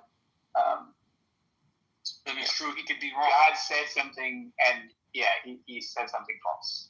Yeah, what's wrong with that? Like that's what I'm trying to say. Look, Sully, I know what you're trying to get at, and in that way, maybe I'm not disagreeing, but I was very specific about the way that I disagreed with Andrew. No. Yes, I was, and I'll tell you. Look, that room wasn't, as far as I know, wasn't recorded, but I specifically said, go talk to Andre. And Andre thinks that you shouldn't do that. Yes, I said I don't care what Andre says. Here's what happened. I said if it's the case that this being exists and this being cannot lie, okay? The being that has all the attributes that we're talking about. Hold on. We can call that God. Can we just call that thing God? Yeah. Sure. Just for those that haven't heard. The being that cannot lie knows all things and is morally perfect, without fail, without flaw. Okay? And it is the case that this being said you ought to do X. Is it the case that you ought to do X? Yeah, and you said that it doesn't have to be. Yeah, so then you're just not stepping into the hypothetical. You're literally just not giving an answer. It's false. Wow. Yes, I can. Like, there's nothing wrong with saying that. Okay, so Sully, that's what makes it counter-possible. So from now on, when you guys give me hypotheticals, I'm going to set the precedent here so everybody's on the same page. From here on out, if you guys give me a hypothetical where I have a commitment that is in conflict with one of the things that you're stipulating in the hypothetical, I can just say, not only is it impossible, it's false and not provide you an answer. Is that right? Yes, you can do that. So then where do you go from there? Like, talk to Andrew. I don't know if you know this. This is like the whole point I said to go talk to Andre. Is he was I don't want to talk to Andre. Okay, then listen to what I'm saying, so I'll just repeat. You want to talk to yes, please quit. Andre, please quit quoting Andre. Because he's a Christian brother, Sully, and that's why. And I don't persuade me. That's not persuade me necessarily. And I feel like I missed a lot of stuff. Yeah, you did a little bit, but no. I don't have much time. Just let me explain everything else just for you. They're gonna talk mad shit after we leave Albedo, so try to like really talk shit right now. Iron Man yourself. No, please wait. So No, please wait, bro. Andre was trying to say that you can have semantics, in which case far away possible worlds conditions like that don't hold, but there can be conditions where it still does hold. So some things you can say in this counterpassable scenarios, it is true. And in other counterpassable scenarios, it is not true. It is false. You can answer either way under counterpossibles. Okay, so Soli, again, so just to be clear, are you going to be Just fine to be then? clear, you have to jettison classical logic to do all this stuff, Andrew. Okay, cool. So Cloud, that's pretty crazy. And if that's what you're committing to, then obviously we're not speaking the same language. That's so stupid. So stupid. And if that's what you're saying, which is not what you said, if that's what you're saying, then go ahead and be forthright. Daniel, don't stir the pot. You're jettisoning. No. I said that's so stupid. Stop, Daniel. You're jettisoning classical logic. Is that right, Cloud? When you're doing I don't believe in classical logic, anyways. But like, that's not even the point here. Is that no. It's required to do this. Yes, if you use the way that I just said in reference to Andre, which is what you were saying with Abe, which is not what he's doing, and it's not what he confirmed. I gave you different versions. Like, there's at least two different ways. Listen to me, so I can tell you. Yes, in the way that I just framed it, you don't use classical logic. That's true. I also framed it in a way where it's fine with classical logic when I talk to Sasha. Okay, do it where it's fine, and please present that to Sully. Well, that's the one where you just have you're presented with a scenario where if you know that that's God, and he commands that, and you know that it's wrong to do the thing that he commands. And you can only choose one because it's under classical logic, and so you should eject the one you're less committed to. Okay, I understand. So, Sully, under that, not denying classical logic, then in the future, when you guys present to me a hypothetical, I don't want to hear any chuckling or giggling or anything. When I just say that I have a commitment that is stronger than this thing that you're presenting, whatever stipulation or element of it that I think, not as long as it's in brother. Hold on, Dave. Hold on. CM, stop. Can you move Twiz off the stage? Sorry, mommy. Can you move Twiz off the stage, bud? So Sully, I hope you're there, buddy. So I was doing stuff trying to fucking. Sully, don't do it. Okay. All right. Just listen. Is it the case that you can say that I can say in the future when you're presenting this hypothetical that has an element of it that's in tension with something I'm committed to? Is it the case that I can just say, Sully? Can I just say, well, that's false. The hypothetical's false. I'm not answering. Andrew, hold on one second. Hold on, Andrew. Can you please be mod, and you and I can get to the bottom of this? Cloud said he has to go to bed soon. Cloud said he has to go to bed soon. Hold on, Andrew. Can you please say anything, and I will get to the bottom of this with you once and for all. Alhamdulillah. Thank you, Andrew.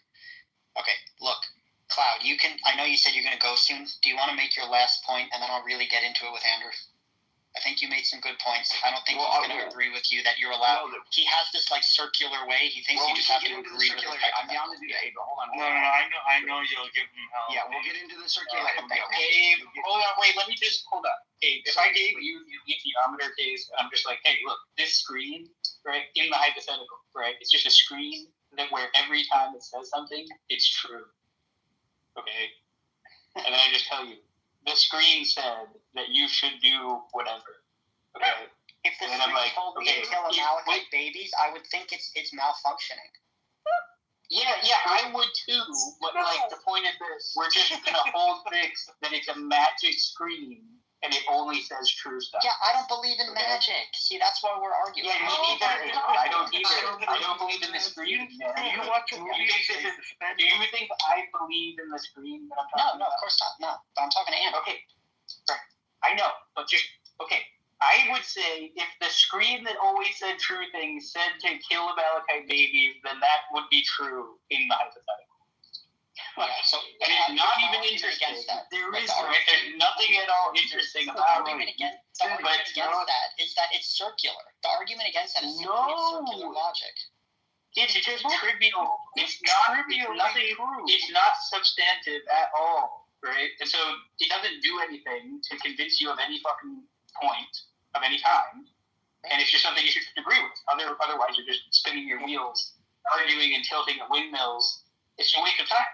What I'm trying to do is point out.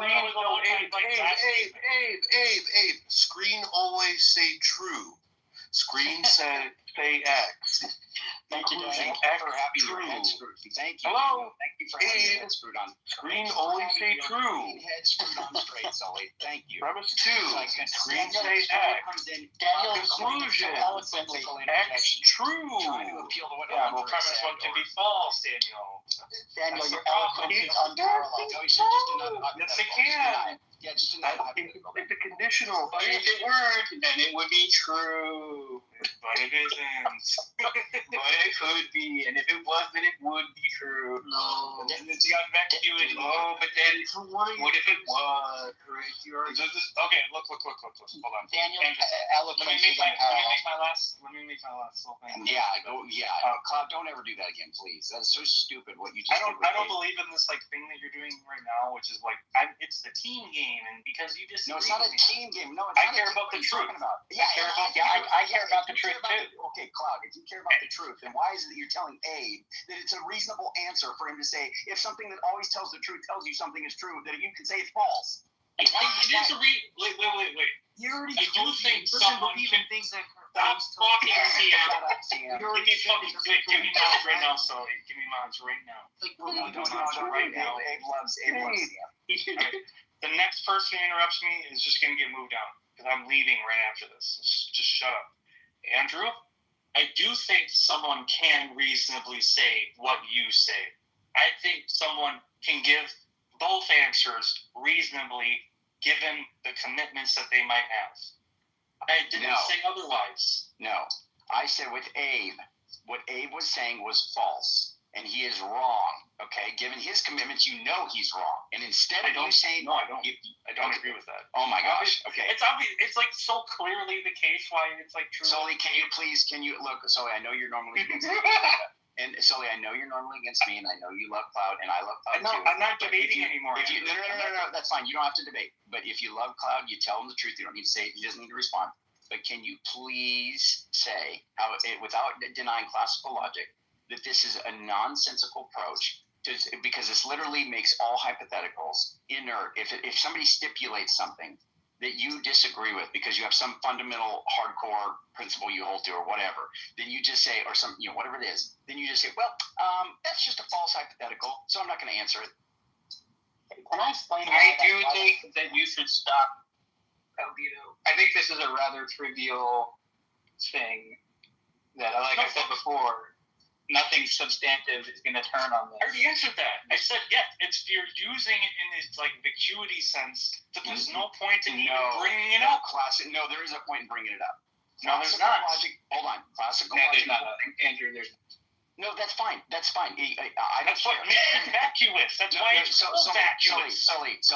But that's why it's crazy that y'all are having this insane. Sully, is that... I was not making... No, Sully. I was not making... I was not making a case for its Is that vacuous? It's trivially true that, if a being who always tells you,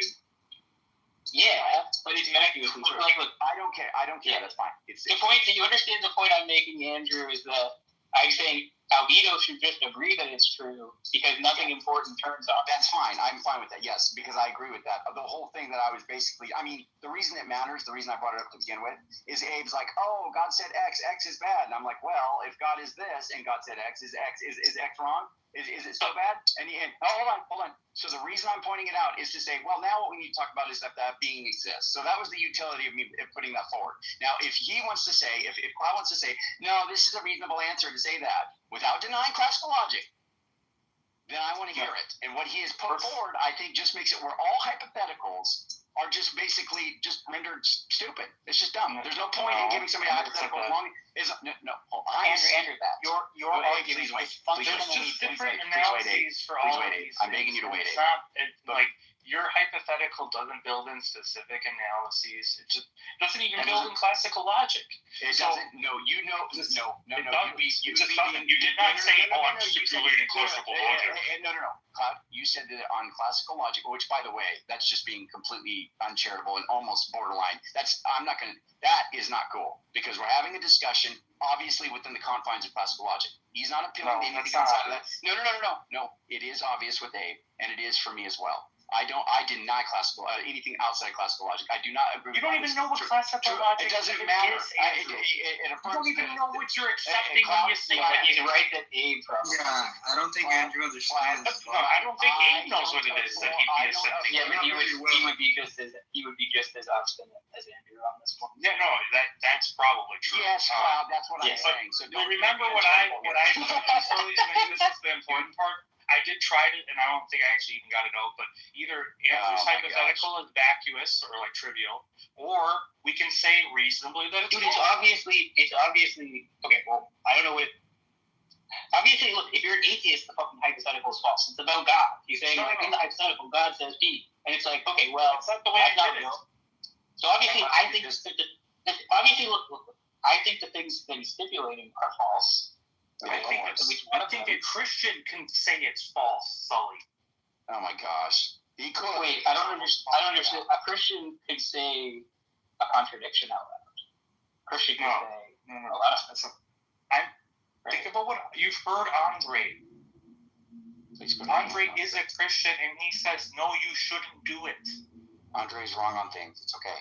Look, hold up. I just want to be clear that if what we're saying is, like with certainty that God said it, and also with certainty that if God says something, then it's true, and classical logic, modus ponens is valid. Okay, then it's and you know you can't do it, and you know that you shouldn't do it.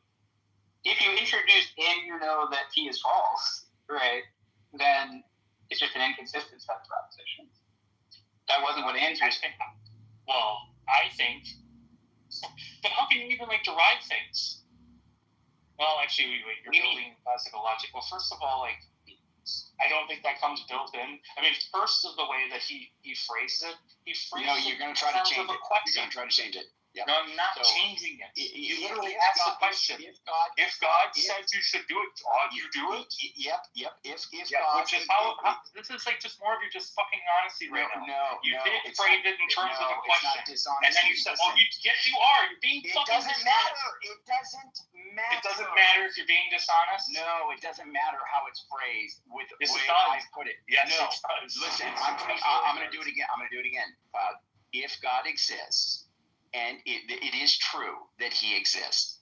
It is true that he cannot lie. It is true that he knows all true propositions. It is true that he's morally perfect. Yeah, you can say that. Yeah, exactly.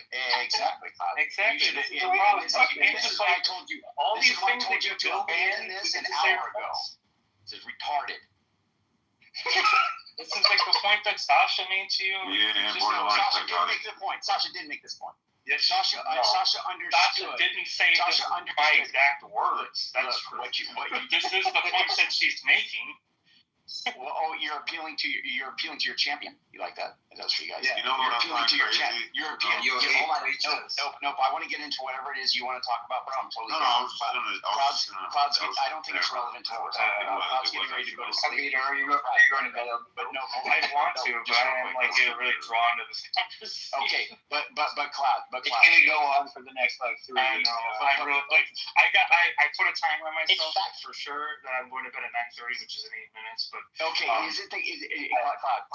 without denying Cloud. I have a lot to say. I just keep waiting. I know that. That's kind of why I just wanted to end at a certain point where we just leave it someplace. Is that fair, Andrew? No, they're gonna keep talking after you leave. No.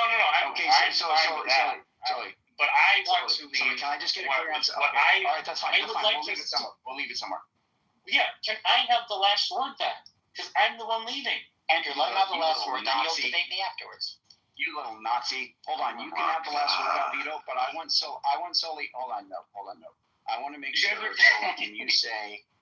Can you just say, Sully, be the voice? I know it's difficult. I said a lot. I've already said a lot, Andrew. I know you're an arms dealer, but can you just put it on the record? Let Albedo finish his closing statement. You guys are going to talk about it after I leave anyway. No, I'm not going to talk about this. This pisses me off. Go. So he really wants me to say something to you, Albedo. That's fine. I mean, I've got 7 minutes, so I mean, if you really want to say something, you're being a silly boy, Albedo. You're being a silly boy, Albedo. I'm not. Can't read all this. All right. Nope. I want to hear what you're going to say. I lost my train of thought. It was a question, but I forgot. Nope. Are you an atheist? Nah. I mean, I thought about it because I started looking into it. But I can't be a believer and an atheist, right? Okay, we'll come back to that. Okay, we'll come back to that. Go ahead, Claude. Go ahead and see what you want. Andrew's logic. I made a very specific point that someone reasonably can say no to the hypothetical because no matter how much you try to build in, that they can think, like, especially the way that you phrase it, you didn't say, I'm building in classical logic. Obviously, that might be reasonable. Let's just assume that. I thought I was getting an ending statement. You are, but please don't. Okay, go ahead. Whether it's not us, I'm just saying, it's reasonable to expect someone, they are using that. I didn't say otherwise. That's why you should just listen to me. But it's not part of your hypothetical. Okay? And then, because it's not part of your hypothetical, someone can say, I think it's still wrong because here's like a non-classical logic where it's not built in. Okay? That's the first way.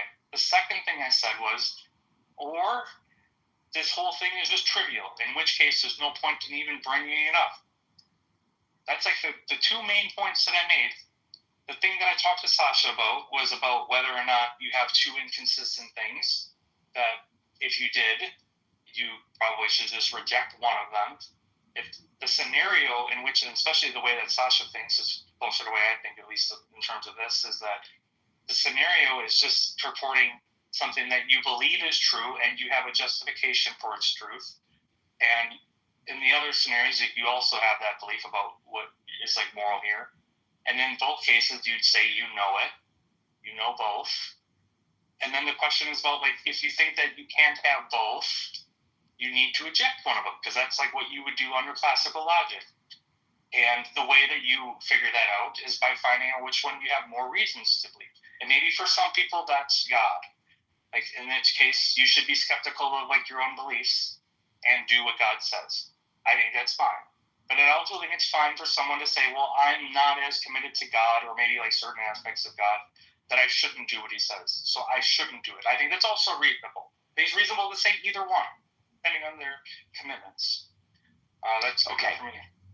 Thank you, Cloud. Let me say something before you go up again. So the only project is going to... No. The only project... I thought I was going to end it.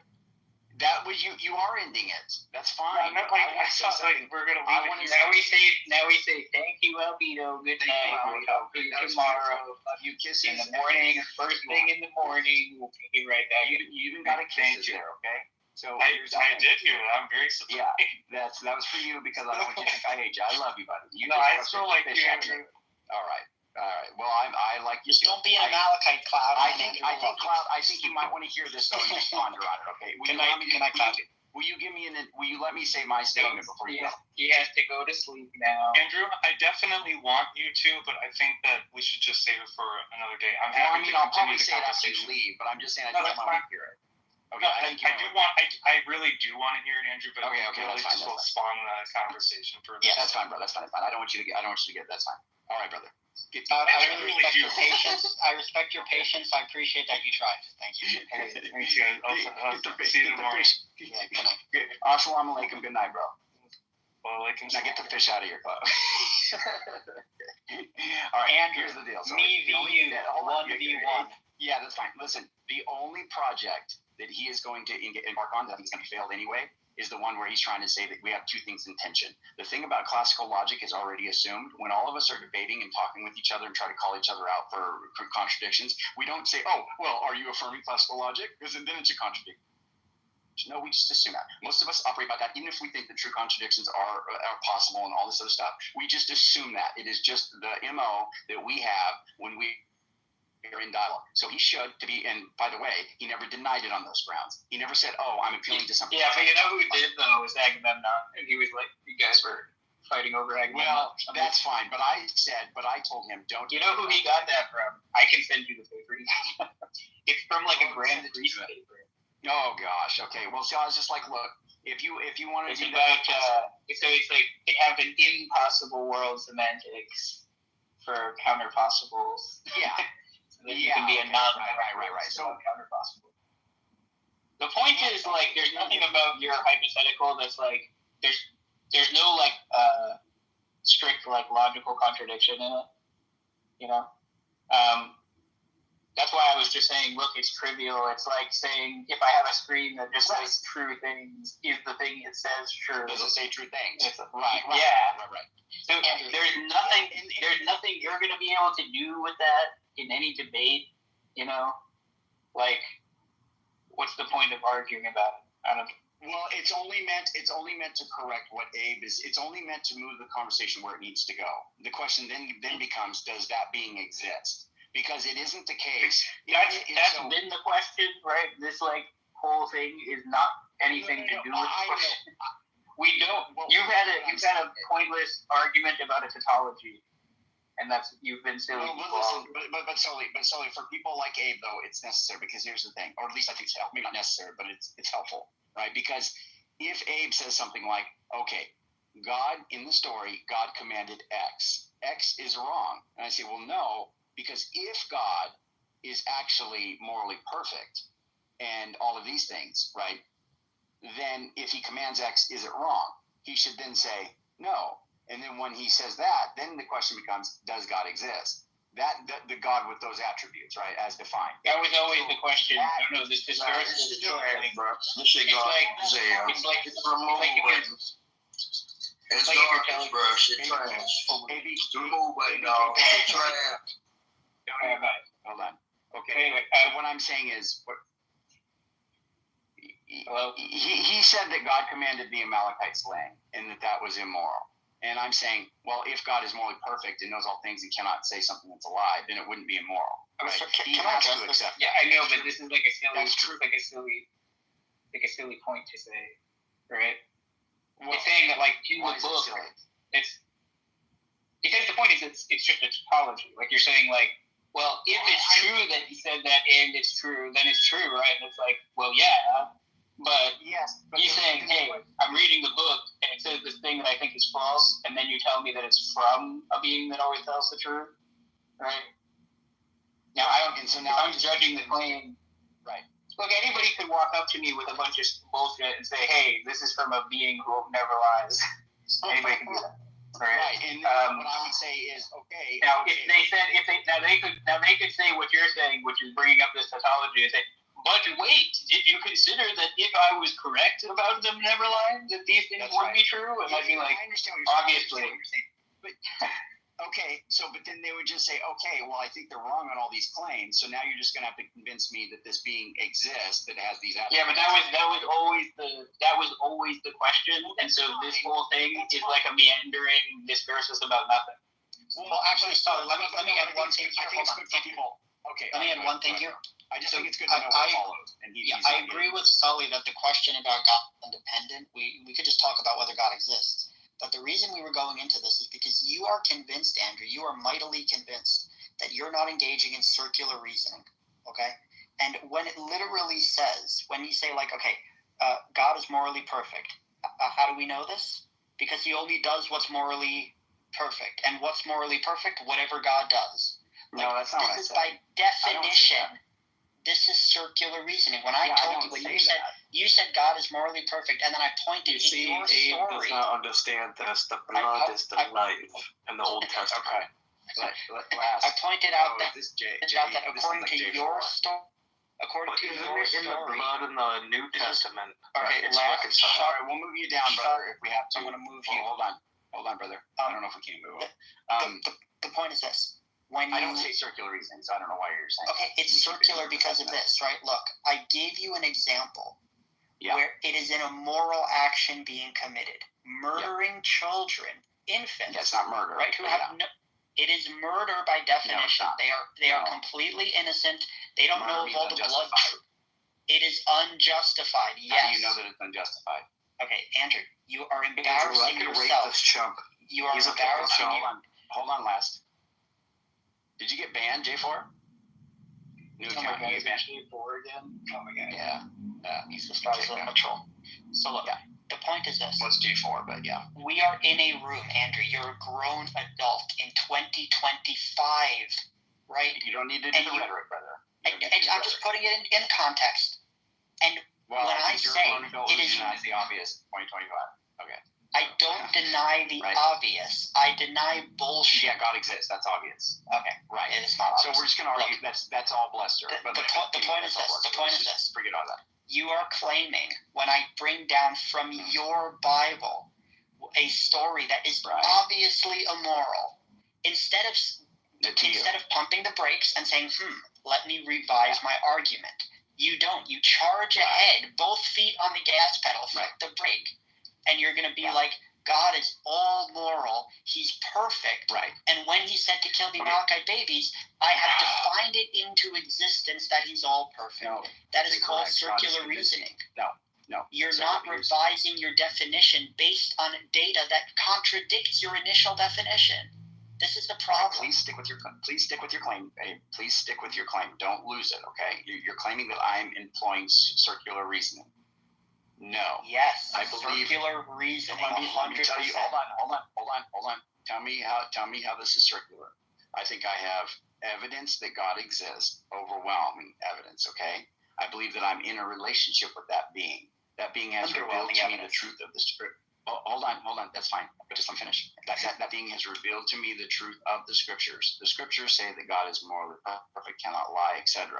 And there's various things that He has done in scripture that convinces me even further that is the case, that He is a morally perfect being, cannot lie, and does what's good for humanity. He has us in mind. He's not doing things out of spite and just being vengeful, etc. Now, literally says your God is a vengeful God. It literally says that in the scripture. Hold on. I said just being vengeful. Please listen to my words. He's not just being vengeful. When He does something, He does it for good reason.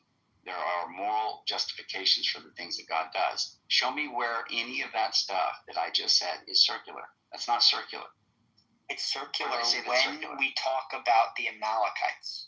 And when it says, kill the men, women, and infants, right? And I say, Andrew, this is obviously evidence that your God is not morally perfect. And you say, instead of saying, Abe, you made a great point, these are obviously brutal, barbaric, genocidal stories from 3,000 years ago. I agree it's brutal. I agree it's brutal. No, don't say you agree it's brutal. If you actually think it's good, it's not brutal by your lights. That doesn't follow. Something brutal can still be good. Okay, let's stick on the morally perfect point. Well, you think it's morally perfect. Yeah, fine. But look, you think it's morally perfect to murder innocent Amalekite babies. It's not murder. Okay, you think it's morally perfect to kill innocent Amalekite babies? It can be. Yeah, if I did it, sure. This is a problem. You just said if God did it. Yes. Because again, when you said if God did it, you are remarking on God's actions. You are literally saying whatever God does is by definition perfect. Right, because I'm convinced that He is. And then when I say to you, how do you know He's perfect? What are you going to answer? He revealed that to me. Okay, and how do we know that He reveals the truth? You may not know it, but I know it. How do you know it? I know it because He revealed it. He's the justification. You revealed it because He revealed it. That's not circular. That's not circular. It is circular. No, He revealed that He always tells the truth. How do you know His first revelation was truthful? Look. Regardless of how, no, that's not circular. Regardless of how. If I say to you, how do you know? Listen to me. And you say because He revealed it, and I say, how do you know His revelation is true? And you say because He revealed it. That's circular. No, the mechanism by way of which God convinces me that He is who He is is not something I need to be able to describe to you for it to be the case that it's true, that he has done that. Okay? What? So if God has done that... Of course it is. Of course No, it is. That's the very thing that we're arguing about. No, you think his revelation is perfect and good. I don't. You think I need to... Hold on. So again, let's do another hypothetical, Abe. If God exists, which yes, he does, but if God exists and he wants to reveal something to me in a way that I don't understand how he revealed it to me, can he do that? Andrew, can you please answer? Can you please just answer me? Can he what? Can he reveal to me information about himself, who he is, whatever, in ways that I don't know how he revealed it to me, but he did? Can he do that? Is that possible? I don't. Maybe I don't. But look. Okay. But here's the problem. Here's the problem. Even if he could, then you can't fucking believe. You're literally, you have. What do you mean I can't believe it? I do believe it. That you can't explain to me. I obviously do believe it. No, you can't expect me to believe it. You cannot convince me. That's different. So you can't convince me. Well, whether I can or can't is a different question. I think it's no. possible. We're having a conversation between me and you. I think it's possible. If your whole argument is that he reveals it to you in a way that you can't explain to other people, then the conversation is over. No. He revealed. I can explain the mechanism in which he revealed it to me. How do you know that what God reveals to you is 100% true? How do you know? I don't have any of this incorrigible knowledge about anything. I think I could be wrong about anything. So you could be wrong. Yeah, I could be wrong about anything. Good. I'm glad to hear you say that. So it's possible God's morally perfect. Now I think it's impossible, but it's possible that I'm wrong about that. Okay, good. Thank you. Yeah, but right. But that's not really going to get us anywhere. I can't believe. Well, that's fine. I mean, you can say that's progress. But here, the whole point is you're saying that what I believe is moral. You're saying what I believe is circular. That is not circular. Can you hear me? Yeah, you said what I believe is circular. That is not circular. Okay, if you're saying that you could be wrong, right? I'm glad to hear you say it. All I'm saying is this. It would be circular. It would be circular if when I say, how do you know it's morally perfect, you say, he revealed it to me that he's morally perfect, and I say, how do you know that he revealed it to you? And then you say, well, God can't, or God would. You know that for certain. So you can't rely on God's honesty when that's the very thing that's under question. No, but that's not what I said, though. Right? So I'll ask the causal chain again. How do you know God's morally perfect? How do you know God's morally perfect? Because God revealed that to me. Okay, wait, because God what? Revealed that to me. How do you know that what God revealed to you is true? How do I know that it's true? I don't know the mechanism by way that I have come to know that it is true. I didn't say there's mechanism. How do you know the content is true? No, I'm saying the mechanism for which God convinced me. He has given me convincing evidences. No, do you know? Not just things that we appeal to. Not just things that we appeal to that you have access to as well. But I'm saying he has convinced me in some way of the truth of the proposition that he is morally perfect and that he does not lie, and that he knows all things. I'm convinced of that. Yeah, but Andrew, how do you know that what God reveals to you is true? Don't talk about the mechanism. Just talk about the content. How do I know that that's true? That when God reveals, how do you know that how do you know God never lies? That's what I'm trying to say. I think that I have good reason to believe it, and I'm convinced that it's true. I don't know. Explaining how I know that it's true. No, you're not following my question. Forget about the mechanism right now. You believe that when God reveals stuff to you, he reveals true contents as opposed to false or ambiguous or unethical contents. Yeah, everything, yes. Why do you think that's the case? He has convinced me of that. Why? Because it's presumably a good thing for us to know him. No. I said, why has he convinced you? Look, I look at the Bible. I will take the parts where God is good, okay? I'm willing to admit there are parts in the Bible where God is good. That's fine. But there's many more parts in the Bible where God is undeniably bad. So why are you looking at the good parts and saying, "Oh, God is good," and then the bad parts you just say, "Oh, he's probably good there too." This is confirmation bias. No, look. I'm way more committed to the goodness of God than I am to whatever moral tension I might have with some narrative. Okay, so if I see Andrew, is it you or me? Because you keep breaking up. Yeah, can you hear me? Yeah, but is it your connection or my connection? I don't know. The internet's. CM, do you hear him breaking up too? I wasn't paying attention. Oh, yeah. Try again, Andrew. So, nah, you was good, bro. They fucking with you. Okay. So what I'm saying, thank you. So what I'm saying is that I'm way more committed to the goodness of God than I am to there being any issue with this character based on these narratives. Okay. So all of the ways in which I have that conviction, I don't necessarily have the ability to describe all of that or show you some causal chain of how I got there. But it is the case that is something that I hold to be true. And it isn't a circular, it's not. So wait, Andrew, do you agree that the way you came to this, did you get your moral intuitions about God from reading about God in the Bible, like the way he acts? No, I got it from God.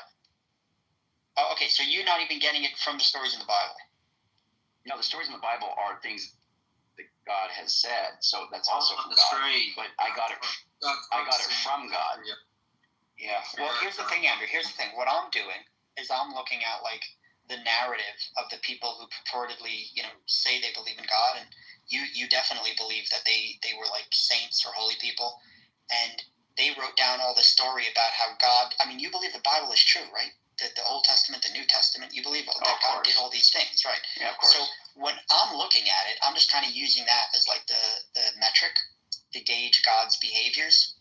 And for me, it's fairly easy to like just make a plot and put all the good, horrific shit God does on the right side, and then we can try to craft an idea of his personality and whether he's morally perfect or trustworthy or truth-bearing or whatever. It's pretty obvious that list is not one-sided, right? There's going to be a bunch of stuff on the right side and maybe a couple things on the left side. But the evidence is going to actually be overwhelmingly that God is not morally perfect. He did way more bad shit than he did good shit. Well, no, you would only have to. Well, first of all, I don't know what metric you're judging that it's bad. But secondly, the stuff There's no good or bad.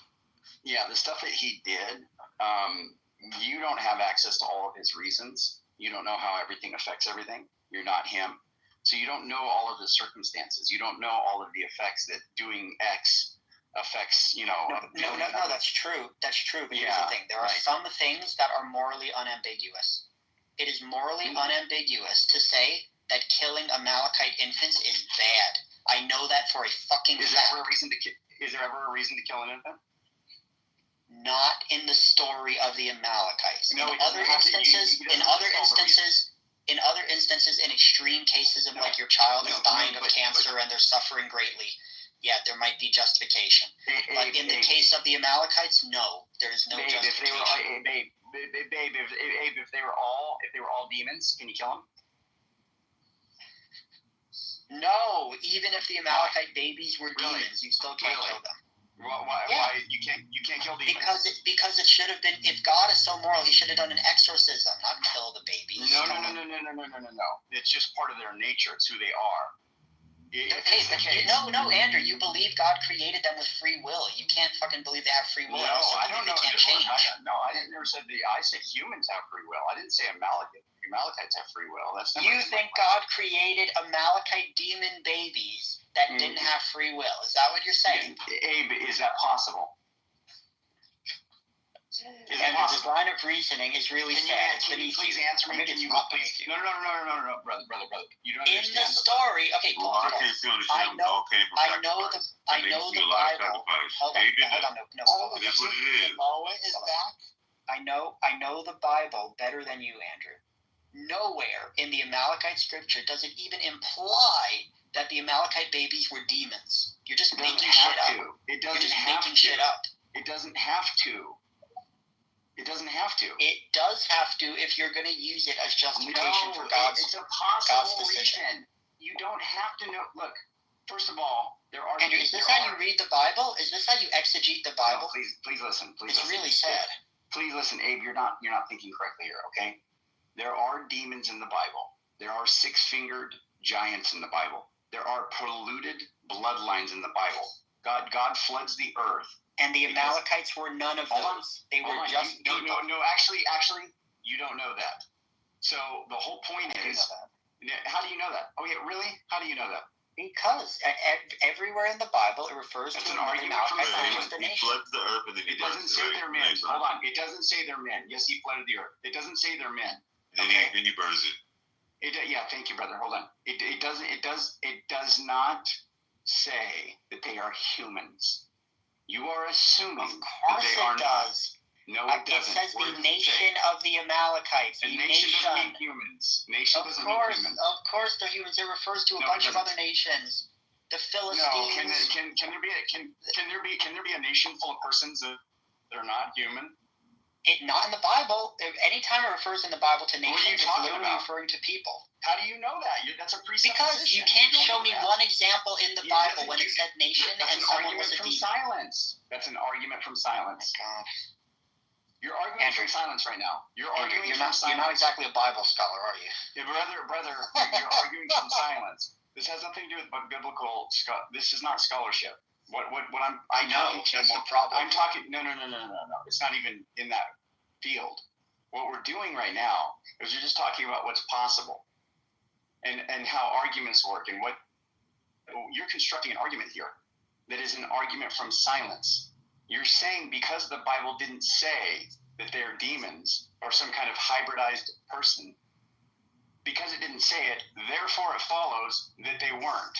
Andrew, your argument is an argument from worse silence. You're saying there's no evidence in the scripture that it literally does not even imply that they're demons, but since it doesn't say that, you're going to assume that it's possible. No, that's not correct. Converse went through a lot to show that actually it is the case that they are.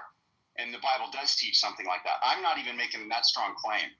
Tell me the verse. Tell me the verse if you think they're demons. Brother, hold on. You're missing my point, and this is why it's frustrating. It's possible, and you can't rule it out.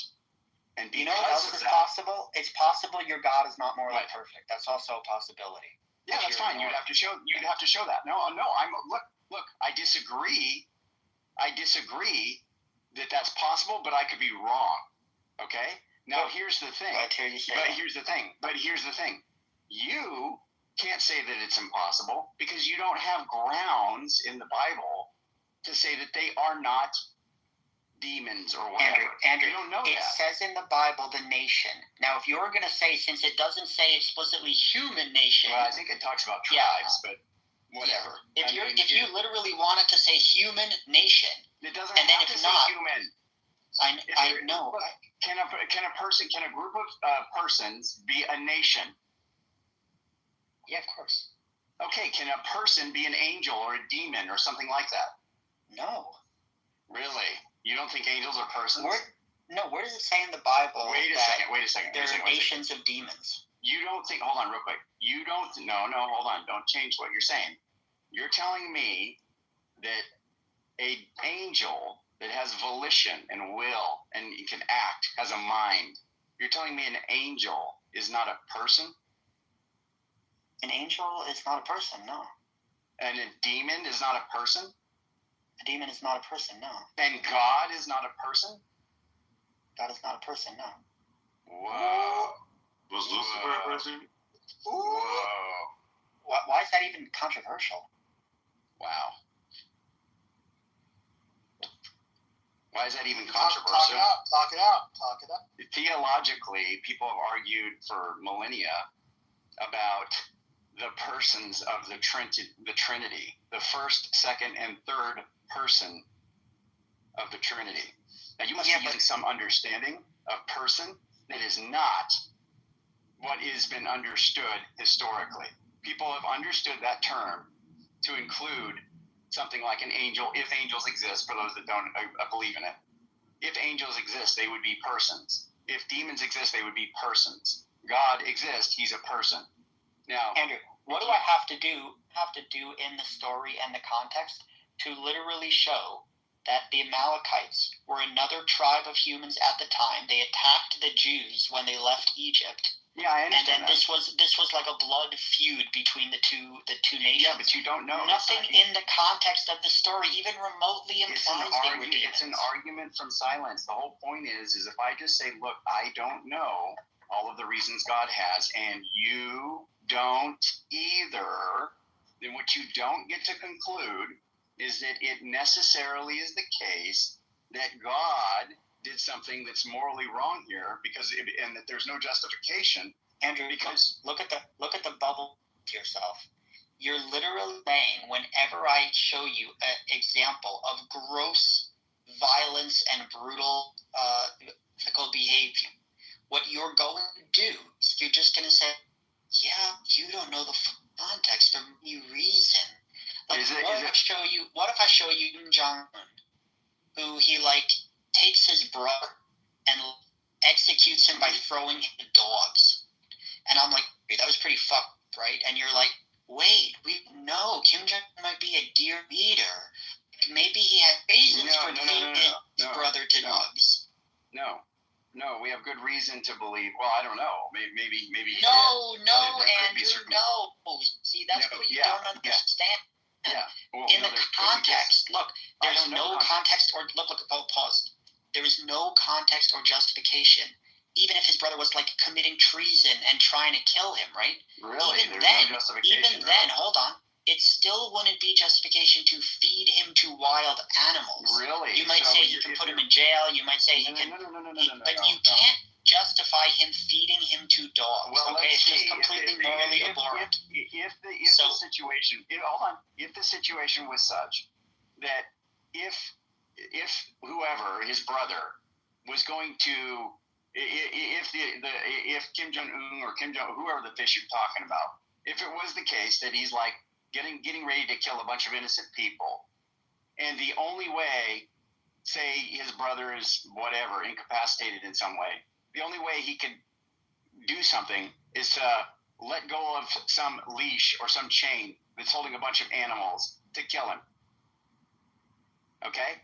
Now, if he unleashes that chain... That's not the only way. Why are you saying it's the only way? No. I'm saying if it is the only way, if the person that you're talking to... This line of reasoning is tiresome. Listen to what I'm saying. This line of reasoning is tiresome. No, listen to what I'm saying. If the brother is disabled, he's bedridden, he has some kind of button, okay, that he hits and it opens a mechanism that lets wild animals out of their cage. And he knows his brother's getting ready to do something that is going to murder a bunch of innocent babies or do whatever. If it's the case that he hits that button and those wild animals go free and eat him, he just fed his brother to the wild animals. Was that morally justified? So look, let me just say, if this is your argument, then not only is it trivially it's stupid, like Sully said, it would be true because it's true. No, the argument is this. The argument is this. Look, the argument is this. In the same way that you're saying there's a space for you to be right, that same exact space is there for you to be wrong. So in the same way, when you say it's possible. You are heavily leaning on this idea that it's possible, that there's at least one scenario. Obviously, it's possible. That it's okay for God to murder Amalekite babies. So if you're going to say that, Andrew, so in the words of Hitchens, just like that, which can be asserted without evidence, can be dismissed without evidence. The fact that you think it's possible, okay, well, I'm just going to say, okay, yeah, but it's also possible it's not. So now we're at a standstill. Right. So that's fine. So what you don't get to say then is that it's wrong. That's good. That's fine. I get to say it's wrong for the following reason, right? No, you think it's possible that it's wrong. I know it's possible that it's wrong. I know that for sure. It's possible that it's but I'm going to take hold on. Right. And now, how do we adjudicate between both of us? How do we do? We're going to just have to talk. We'll probably have to do something that's more fruitful, which is deal with the existence of this being. If the being exists, but look. We can talk about the existence of the being then. But look, from my lights, I'm taking all the possible context that I'm aware of in the scenario of the Amalekites, And I'm saying, wow, this overwhelmingly looks like a human nation, that they were in a blood feud with the Israelites. And not only did God say to revenge them and murder them, which, okay, we could talk about whether that was okay, but then he said murder the women and the children.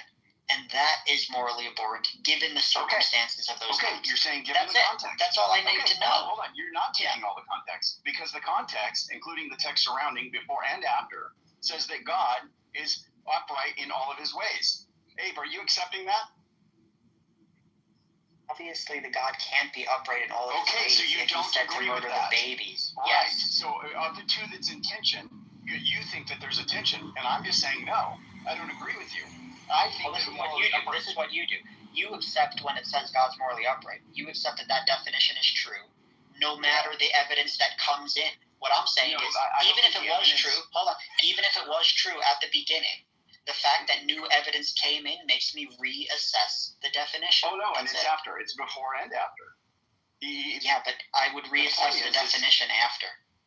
And you can, and people do that, and that's fine, and they come to those conclusions. I'm just telling you that I think the fact that God is morally perfect is more, it's something that is more evident to me than any moral tension I might have reading some of those narratives. Yeah, but look at the way you've trapped yourself. You've stuck yourself in a bubble where no matter the things you read, no matter the things you read, even if it literally says kill. No, I think it's less expected. Well, no, you're gonna say there might be reasons that this is okay, so you can get out of it. You have to agree with that. No. You have to agree with that. There may be reasons. You've already acknowledged that. My point is this: I'm leaning on the skepticism of that because I have stronger independent reasons to believe not only that God exists, but that he's morally perfect. And so I accept the other parts of the narrative that say that God is morally perfect. That has been made very clear to me that that's true. So if I read something that's less expected, given a world with a good God, I'm going to hold to what I'm already committed to because it's strongly evidenced by my experience, more so than any doubt that I might have about God's goodness when I read these narratives. That doesn't compel me as much because there are reasons that God could have for killing infants. There are reasons for that. And because there are possible reasons, it is the case that I am going to be skeptical of my ability to assess why it is that God did it. And I'm going to accept him at his word when he says that he is morally perfect. I agree with that. That's all I'm saying. Can I ask a question? So come on in, guys. Whoever come in, I appreciate it. Bear with me, brother. I'll be here. Just bear with me. Come on in, guys.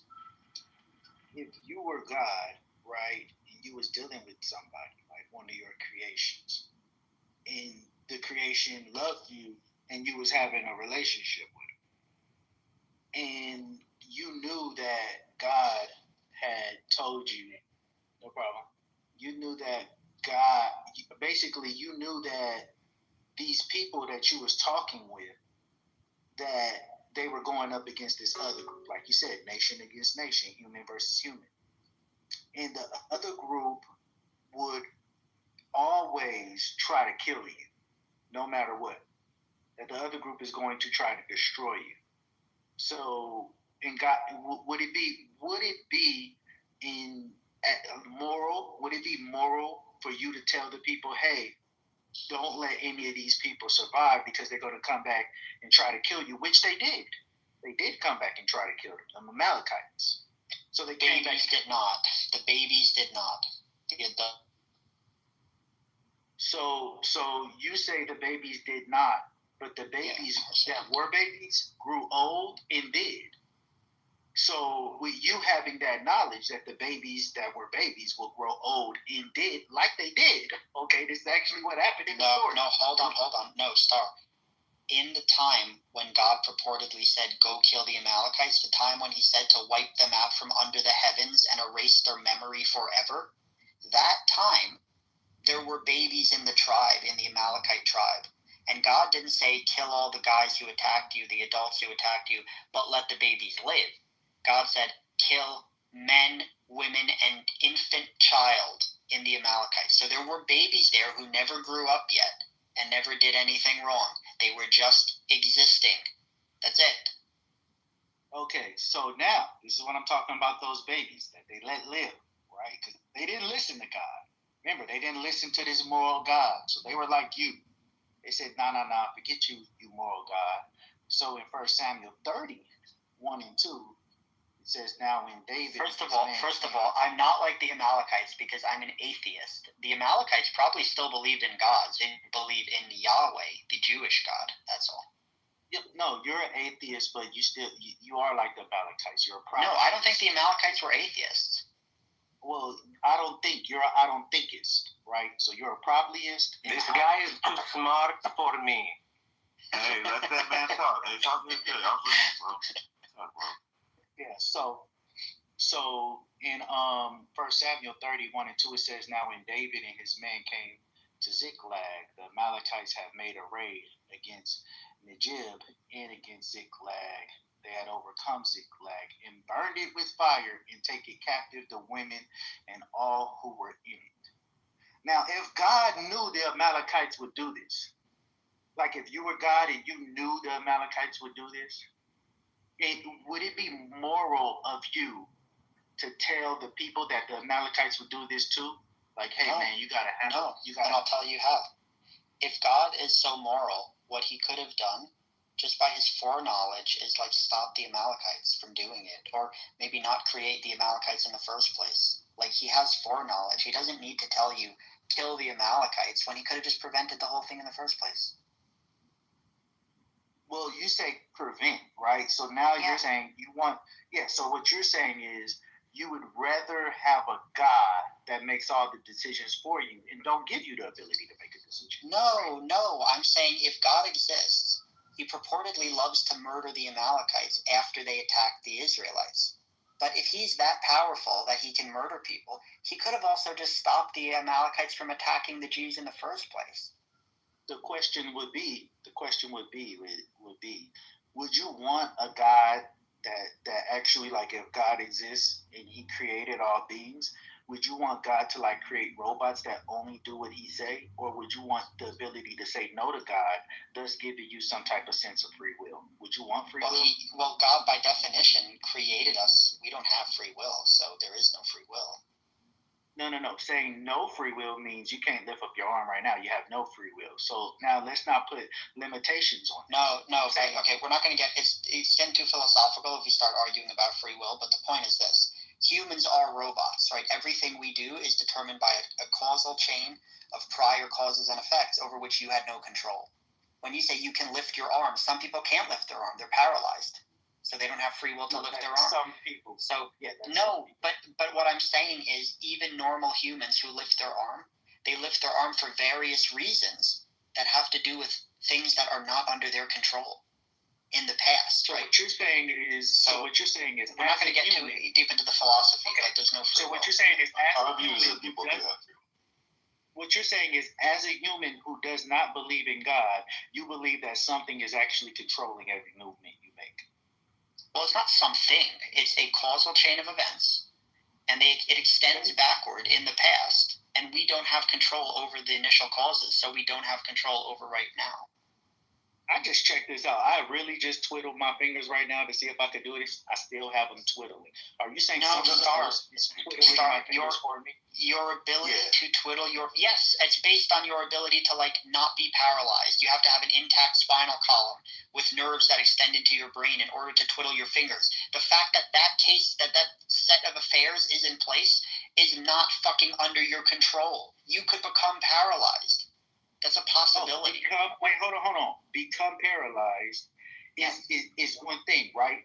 But now I'm saying free will. I freely chose to twiddle my finger. Now, the fact that you twiddle your fingers doesn't prove you have free will. Hold on. If I'm paralyzed from the waist down, I can't twiddle my toes. I can still twiddle my fingers. If I'm paralyzed from the neck down, I can't twiddle my fingers. I can still blink my eyes. If I'm paralyzed from the head down and I can't even move my face, right? If I can't even move my face, I still have a will that would let you know when I'm hungry, when I'm not hungry, or if I want something, I can still want something. All of those things occurred beyond your control. Yeah. No, well, I can still ask for something. So when I said free will, I didn't say total free will like you were God. I said a sense of free will. See, well, what you guys mistake, I'm glad to hear you're coming around.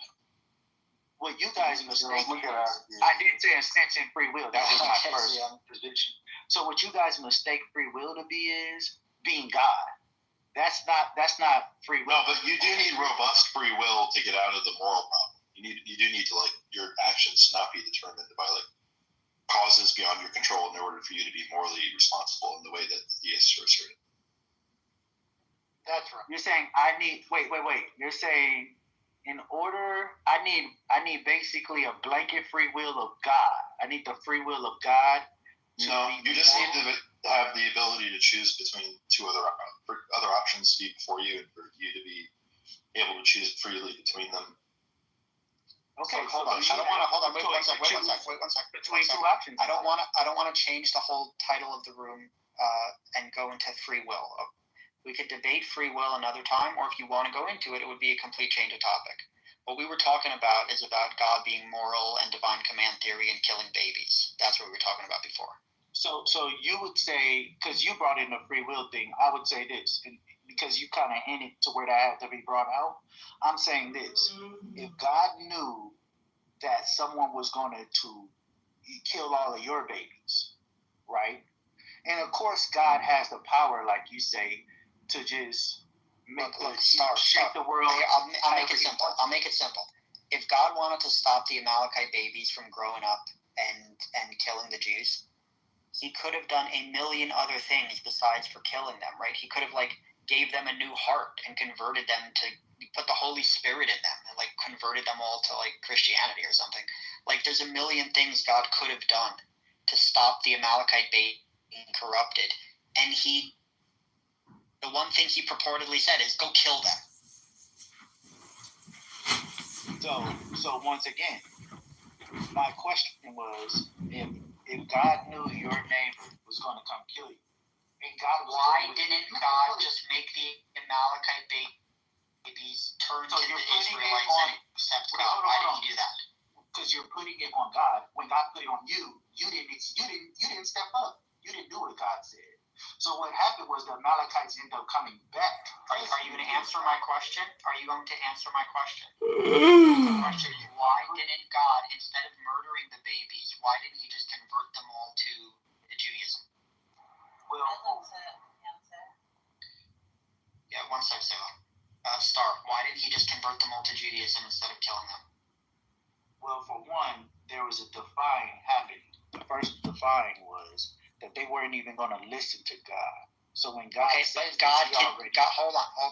But God can control everything, right? No, that's what God said. No, it is not. Wait, hold on. We want to listen to him.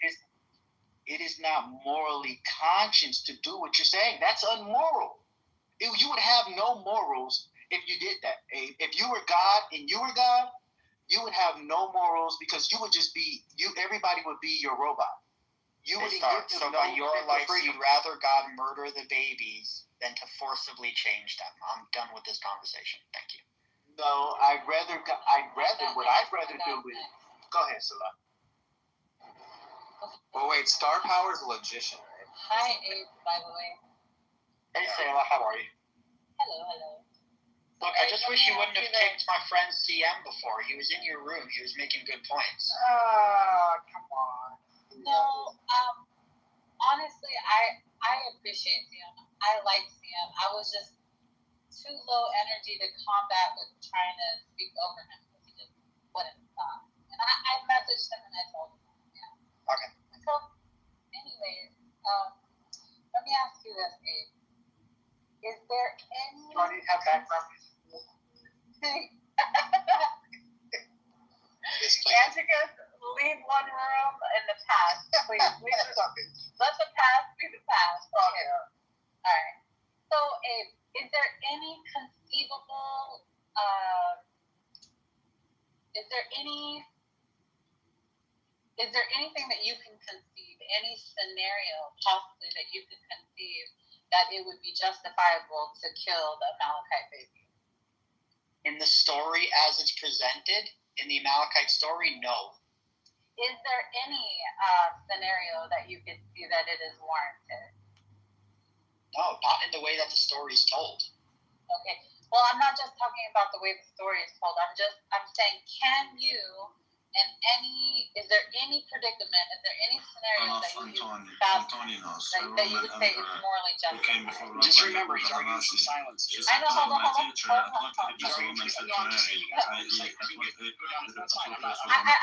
on, let me set up, just let me set it up. Okay, that's fine, go ahead. Is there any scenario that you can conceptualize that it would be morally justified to kill the Malachite babies? Can you think of one? No, because like I said, they were innocent. They didn't even know what was happening. Okay. They were just newborns. So let me ask you this, okay? If we were living in a real life zombie apocalypse, and there was like a whole group of zombie people, and there was like this zombie toddler that was walking towards you, would you think it's justified to football kick the zombie toddler?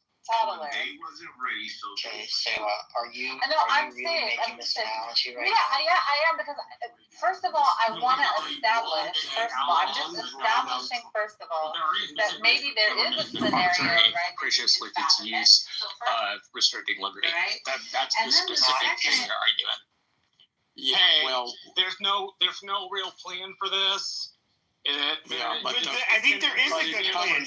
We're shipping people from that came here illegally to South Sudan, which is a horrible place. And I'm really happy about this. Yep, absolutely. Yeah, but see, the thing is the Democrats and the media are saying, well, they're not using due process. The Trump administration is using due process. There's a wide range of what due process is. It may be you go in front of a judge. Do you have papers? No. Do you? Oh, we did catch you with a Mexican passport. Is this you? Yes, it is. Sorry, you're gone. But even court. Okay, so when it comes to due process, people who cross the border illegally or not don't all have to see a judge. Okay, I mean, and as well as people who if you were like as for certain requests, or you got drugs on your side, like Border Patrol can do a lot of different shit with you. So it's like if you're you can technically appeal decisions made, but I mean after you've already been deported. But I mean that's a whole different story. I just think that realistically, when it comes to due process for a lot of, and I get where you're coming from, because I know that you're not like a mean-spirited individual, Marshall. They did use the quote-unquote due process bullshit against us. Like it is in a way they're trying to say like, for humanitarian reasons, we must put all of these loopholes in place, not for them to come over here illegally, but for them to not get deported. And it's like, at what point you just say like, okay, enough is enough. Just fucking get rid of these people.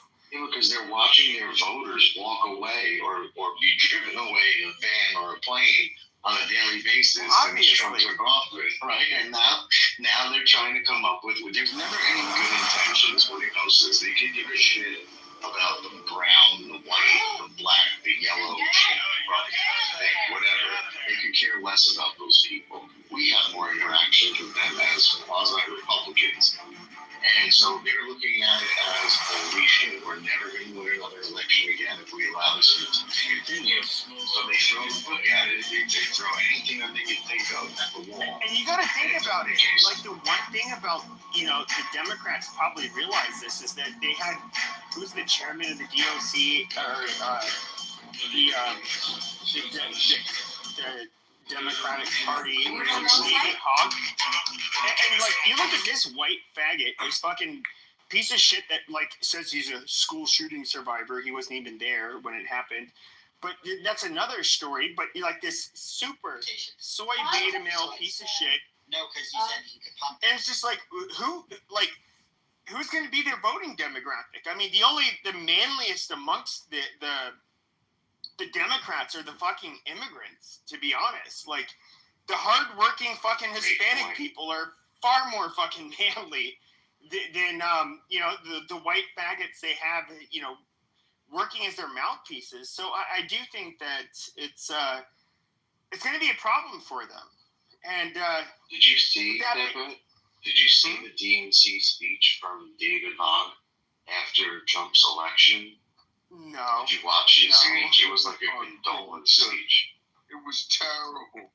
It was okay. That white faggot needs to get sent to Africa to be a fucking sex relief doll for I don't know, somebody. That's all I'm gonna say. Fuck him. The thing is, like, watching somebody like that, the stuff that he says, the femininity, that's one thing. It's like the complete unawareness of where the country is at today, because you only speak to people that agree with you. Like, the complete shocking lack of self-awareness for the Democrat Party was what really stood out at that speech and every other Democratic speech in the last 5 months. That's the part that really gets me. And I've been, I'm friends with some like pretty, very anti-Trump people. They're liberal or even progressive, but they're not. But these are like probably the person I've spent the most time communicating with online in the last few years is actually a progressive. He's a former Marine. He's a veteran. He disagrees with me on a lot of shit, but he's what's really weird is like, so first of all, like, he's somebody who's in complete agreement with, like, this is just such, he didn't use the word, but I'll use the word, like, faggotry. What, like, why are you doing this with, like, David Hogg? Like, you're just asking to lose. Like, the guy is basically, he was saying he's a beta male, he's a bitch, he's worthless. But, I was just talking to him 2 days ago, because we maybe talk, like, every couple of weeks, and he was saying, like, yeah, like, the most responsible thing you can do with homeless people is institutionalize them. Like, holy shit, you're, like, more right-wing than me. And what's really funny is that as progressive as he is, and, like, this slipped out several months ago, he was saying how, like, he owns a lot of properties that are rented out to Section 8 people in the Southeast. And he said what he basically does is he just doesn't, like, rent. He literally doesn't rent to black people. He hires Spanish staff because he doesn't want to, quote unquote, put up with the hood rats. And he was saying, like, the by far the most dependable poor people are going to be like Hispanic immigrants. It's common, right? I'm from Los Angeles, and some, like, you go to Koreatown, the signs are all in Korean, the messages are in Korean. If you're not a Korean, they're not calling you back. It's common. I mean, I'm not going to say if it's right or wrong, but it's the truth. You don't want to rent to people who are going to tear up your property. That's just how it is. Well, I would just say this, like, the one thing that I wish black people could understand, maybe, but they probably don't. We look at it as hazardous to live around black people, and it's not because of any kind of, like, prejudice we were born with. It's because of reality. Every other race in the world looks at living around black people as hazardous. All of it. It is. No, wait a minute. Even other black people. That's why, as soon as you make some money as a black person, you move right the hell out of the hood. Exactly. That's why. No, let's get some numbers right out in the open here now. Black people are arrested for 80% of the violent crime, 50% of the murders, 90% of murders go unsolved. We don't know how many of these brothers and sisters are out here shooting people up and rolling off. Straight out. And this idea that the Democrats are representing these people is repugnant to the American people. Now, look, I don't care what color you are. I only care if you share my values. Straight out. Straight out. But it's the reality. And you see it in California. And in California, now, I left. But before I left, they were trying to tell me I didn't have to pay my rent. Now, keep in mind, they were sending me money to pay my rent. So what happened? 2 or 3 years go by, all of the mom and pop homeowners, they go belly up because people are not paying their rent.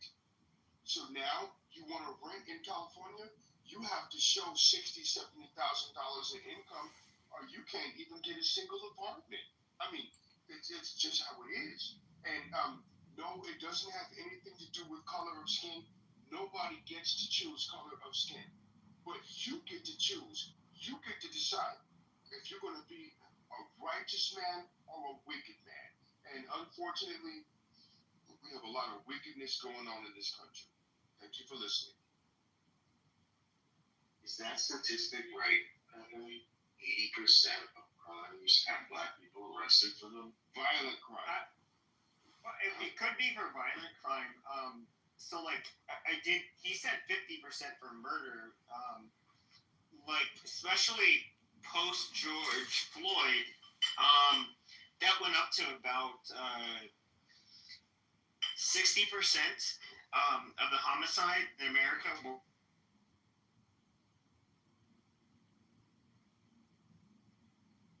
Hey, Pepe, you're in the Matrix, man. Oh, my bad. Can you hear me now? I can hear you now. Okay, so I would say, I don't know if the 80% is correct for all violent crime. I don't know that statistic. When it comes to homicide, yeah, it's generally been, around, half of the murders in the United States have been committed by black males. Post-George Floyd, it went more to closer to 60%. It would, in fact, I think they breached 60% for 1 year. And so it is here's the thing. It's like, what is mind-boggling to me is that they're saying, you racist, you scared of black people, you scared. No, like, I'm not scared of tigers for the most part. So I'll shoot a fucking tiger, just like I'll shoot one of you fucking monkeys if you try to, commit violence against me. But with that being said, if the stats are true, I mean,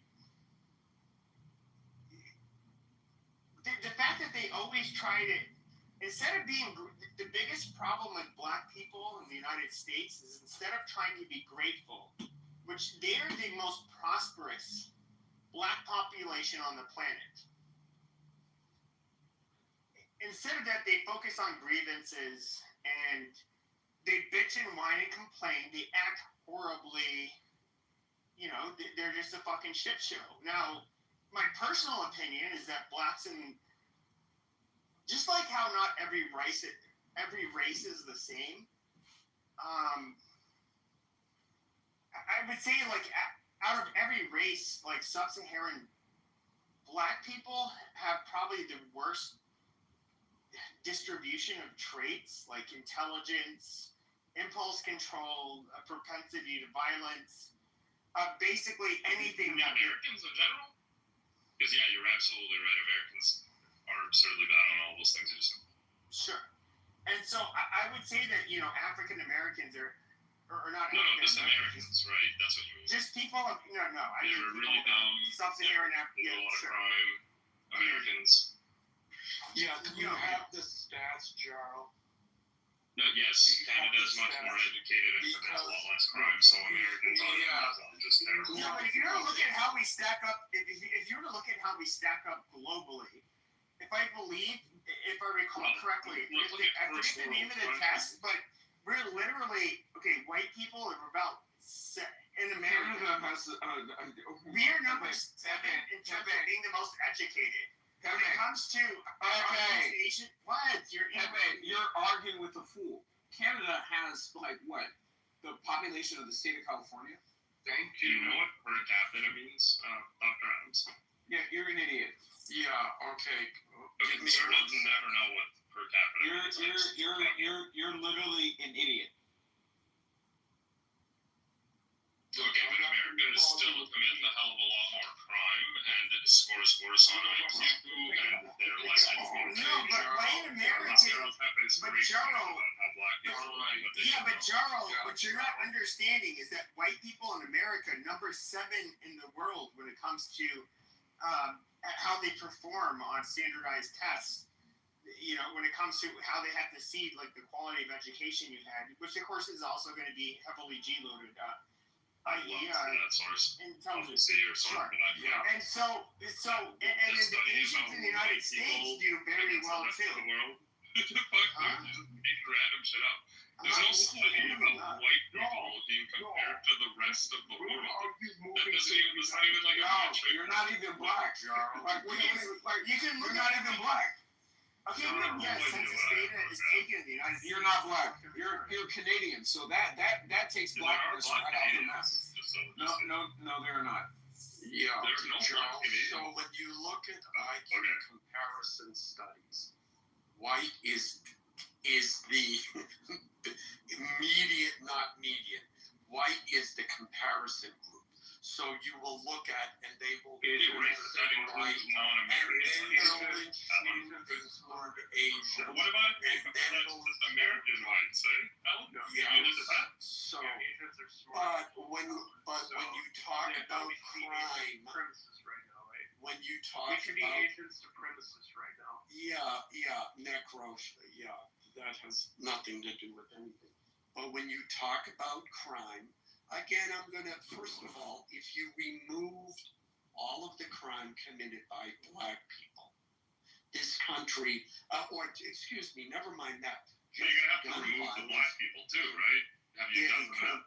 If you remove all of the crime committed by black people, the United States has... Nobody in America is stopping black people from going back to Africa. Nobody in America is stopping any of these monkeys from going back to Africa.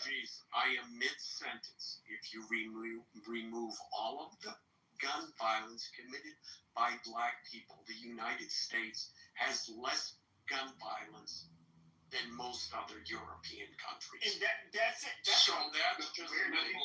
Number two, again, I brought this up last night. I will put it in the chat. Look at my PTR picture, 2017 to 2021. This is assault, violent assault. White people committed 371,000 assaults against black people.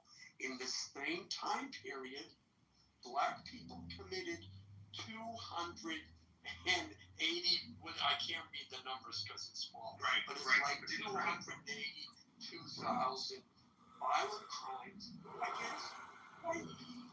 It's true. Now it is a huge disparity, and if you want to go by per capita, Charles, we can do that too, because I will put a link in the chat. And for everyone who will look through it and see the little note that says, oh, you can't take this number. You cannot use this for any serious comparison or something. That's a footnote only for Pacific Islanders. It's not for the whole study. Can I say something real quick? The confidence is 95% confidence with the black and white maybe upload their music from their rooms or their TikTok, stuff like that. Yeah. Marriage. In other words, to marry her, and he married her. She was taken in marriage by him. Would you does it mean consummation as well? They throwed her when she was born and then consummated it. It doesn't matter if he did or not because it tells you other places that you can fuck her before 11. So you can basically it doesn't matter. It doesn't matter. According to the other rabbi, what's his name? Rabbi Meir. It's okay. Oh my God, Mikhail had to get a new PTR. I mean, a new account. Hooray! Are you gonna report him, John? He did. He called me a faggot kike. I reported him. So you're the reason he lost his account? I don't know. Oh, no. You report everybody. Nah, I'm fucking with him. Probably wasn't me. Yeah, he does. John, I love you, but I didn't take you for a faggot, man. Oh. And he goes around and telling people to report. You don't have to like someone to. I go around telling people to report you, huh? Yeah, you are. No, I didn't go around telling. I reported you. I reported you once, but I doubt that it was even me. People told you. Yeah. He made it his PTR and he was telling everybody to report. No, I wasn't telling everybody to report. I reported it. He's definitely. Why do you report? Projection! I mean, you look like a faggot anyways. Like, I don't have to like. I know, you called me a faggot kike. You're a faggot kike. Oh my God, I'm going to report you again. As someone who has had to create 50 accounts, I hope you enjoy creating accounts. You literally coming from the guy who has 20 accounts. There's no reason to report people, but that's okay. Yeah, I know it's good. Report away. Okay, let's find out and see what happens. Proving the point, though. So, John, we're exploring the Talmudic age of Rebecca. You have to admit that this guy, dude, super guy. So, Rabbi, do you now agree that the Jews believe she was 3? Yeah. It's crazy. Yeah. But that doesn't mean he fucked her. However, according to them, there's nothing against that since we read that in the other part. 45 B, verse 19. You can fuck her before 11. So basically, you can fuck her anytime you want. I hope they didn't have sex. That would be awful.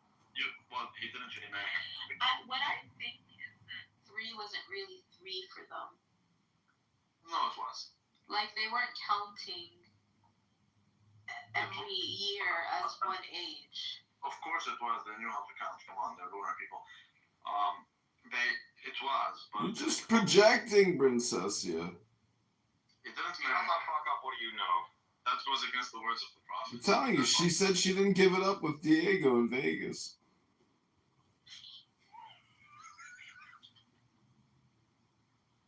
Yeah, this is faggot shit. Okay, PTR. Pretty damn wild. Don't worry, I reported you. I reported you too for calling me a faggot kike. You're a faggot. Okay, then we'll find out if the report works. Dude, the report ain't gonna work. You need like all the people. John, I never commented one way or the other about what happened between Diego and I. Reporting only works when you have a following. Well, we're gonna find out.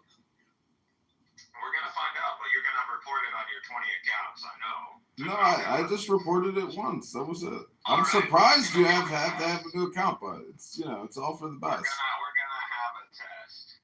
I promise you, nothing is gonna happen, and you'll see that you're just a waste of time. It is a waste of time. 100%, it's a waste of time. The only reason is when a lot of people report you, and when you have a following, that's when it clips you. Oh, okay.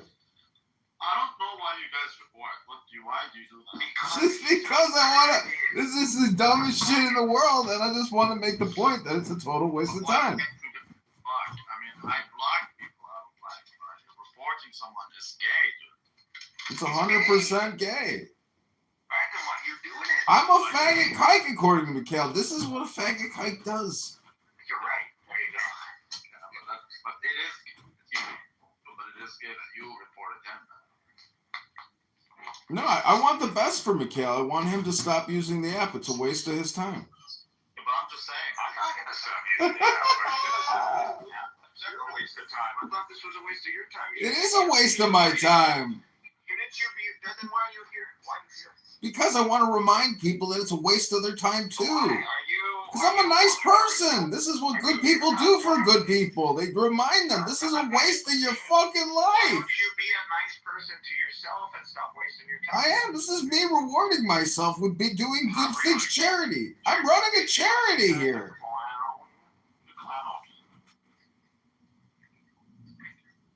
Why you gotta talk in a high-pitched voice? Like, Why you gotta talk the way you talk? You sound nasally too. No, not at all.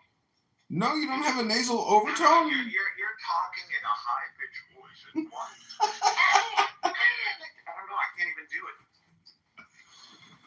Well, you and Rabbi both have a canopy nose, so it's called an overtone nose. Well, that's because I'm a Jew. Well, what's Mikhail's excuse? I'm sorry. We sound much more manly than you. You sound more manly than me? Absolutely, 100%. Well, all right. If that's your opinion, then. Princessia, what do you think? Who has the more manly voice out of the three of us? Diego. No, Diego's not here. I'm talking about Rabbi, Mikhail, and myself. Right, that's the cringiest answer you can give. Cringiest answer. Somewhere right now, Diego's. That it bothers you so much. It's just cringe. It's just hardcore cringe. One day you'll have a girl obsessed over you too. Dude, that's just not. I hope to God I don't count this shit. Yeah. No, thank you, nigga. No, thank you. Yeah, I don't know if. What do you think? Do you think Diego reciprocates your love? In my heart. But just not in the real world, in your imaginary heart world? Maybe. Well, that's Maybe delusional. Didn't make me go viral. Yeah, you made yourself go viral. Everybody here was like, couldn't even believe it was you because you catfished us all. So we were like, that's Princessia? No way. Oh, my God. Oh, you got a cold flu too, huh? No. She didn't do anything crazier. Nothing that's going to get her any trouble. No legal trouble. Oh, really? No legal trouble? You got court coming up. That kike in Florida that went and shot his own people when he would fucking thought they were Palestinian. Did you see the video of the IDF soldier that shot the Palestinian guy who converted to Judaism? Did you see this fucking video? I saw that video. That's fucked up. Yeah, because Jews are fucked up people, man. I don't understand why he shot him. Like the guy, they claim he had a knife in his bag or something. You're part of this satanic cult. Oh yeah, it's the cult theory again. It is a cult. It's what is it? The Hebrew-speaking cult? You know, most Jews don't speak Hebrew. What are you talking about? What the fuck do you think they speak? Fuck. Oh man, you're not even a race. You're one of the most diverse ethnic groups on the face of this planet. What are you talking about? What are you talking about? I'm not even Jewish. I don't mean a lineage. Ethnicity is a culture. The tradition.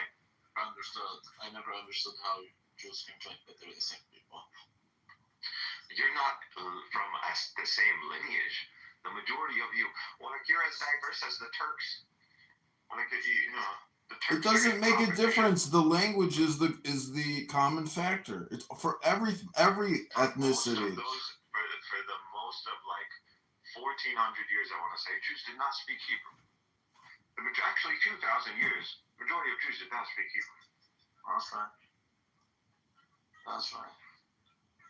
They did not speak Hebrew. Well, what were they speaking? All kinds of language. Aramaic, mainly. In the East. Greek and Aramaic. Well, then Hebrew just went out of style. Hebrew was spoken in the temple, but that's about it. Not even in the synagogue. So it's practically a dead language. So it took somebody like Migzad to resuscitate the entire nation. Unbelievable. Well, that's literally what it is. Resuscitate the entire nation. So Migzad is responsible for the genocide. I gotta say, I saw some videos. It's so fucking bad. It's so fucked up. You know, it's so fucked up. No, don't get me wrong. I love Migzad, but that's what I'm saying. He's just an idiot. Migzad, I know. But if I love him, that doesn't mean I can't love him. Why is he an idiot? But he doesn't even know doctrine. religion. He doesn't know the difference between Rambam and Rambam. He doesn't know anything. He doesn't. He doesn't know history. He doesn't know anything. I know more about Judaism. He thinks Black Hebrew Israelites are accepted as Jews, and at the same time, he doesn't believe in the afterlife. Like, Yes, he does. I asked him. What? He believes in an afterlife. I had an entire fight with him over the afterlife. No, he doesn't believe in it. He doesn't. He's an atheist. He's practically an atheist. He doesn't believe in it. And I told him you're going against all the rabbis, dude. And like he insists that that's not the case. It's like, dude, the Sadducees are known for not believing in the afterlife. The Pharisees, who are the like parent group of the fucking rabbis today, they believe in the afterlife, dude. They do believe. The whole fight between the Pharisees and the Sadducees is over eschatology and the afterlife. And the Pharisees were killed in the thousands before the Common Era because of this. The Sadducees persecuted them. And when the Pharisees saw an opportunity to switch up the authority and get rid of the Sadducees, they did. And that's why they adhered to Roman authority. They wanted the Romans. The Pharisees wanted the Romans. So I love him, but he's retarded. They don't know shit, man. That's just what it is. But no hard feelings. I mean, I would even invite Mixed over for. I will do the best B'chaya. I'll invite him for. I'll even invite him to do real teshuva in my yeshiva. But he needs to fix that shit. You know who I like among the Yiddish guys? I like Nathan. Nathan is someone I think we're talking to. Nathan was good because he adhered to religious orthodoxy. Who's Nathan? Nathan Eck. He's the Toronto Jew. I had a lot of beautiful discussions with him. We did the Torah studies together. We did a lot of beautiful things. See, I mean, you guys act like it's not 2025, and you're sitting there criticizing the Pharisees. Like, what fucking kind of time machine do you guys own? I'm not criticizing the Pharisees. I'm saying that modern Jews follow rabbinical Judaism based on Pharisees, and the Pharisees do believe in the afterlife.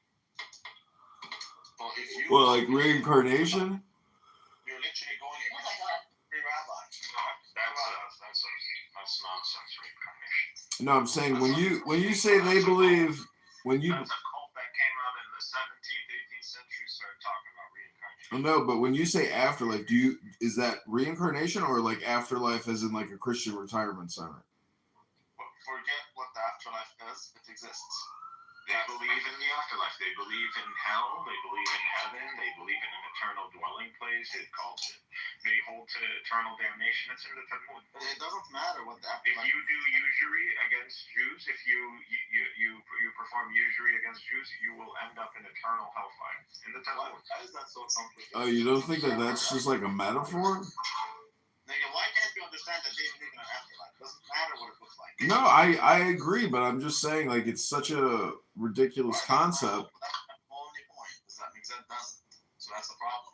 And he can't handle it when I tell him, no, there is an afterlife. Well, really, neither does John. John doesn't know what he is. He doesn't know what he is. I'm just a Mishling. I'm just a Mishling here to record, observe, and then, just go have a hot dog. I don't know. You guys are the subject matter experts here. You claim you read to Kabbalah. What do you understand from the Kabbalah? I don't know. There's a lot of information in the Kabbalah. You don't know anything about an afterlife from the Kabbalah? No, it's all about the now. He's a convert. He is converting to Judaism, but good luck. Regardless, I'm just telling you, man. Mixed just doesn't know what's up. Like, he's not. If you ask Nathan is much more in line with the Jewish beliefs, which are my humble opinion. But he is not retarded. He just subscribes to it. Well, what do you think about those ridiculous Jews that are like pro-Palestine and side with Iran? What are they called? I don't care about Palestine or Israel. No, those are real Jews. Those Jews, they are willing to adhere to an authority, just like the Pharisees with the Romans. They are willing to adhere to an authority that allows them to practice their way of life. I know, but I was wondering if Rabbi thinks that they're cucks. No, I think I don't care. No, because the Jews, see, you have to understand who you're talking. I'm more in line with the Natura Carta. I believe that Zionism is a direct attack on Judaism, and there's a lot of Jews who believe that.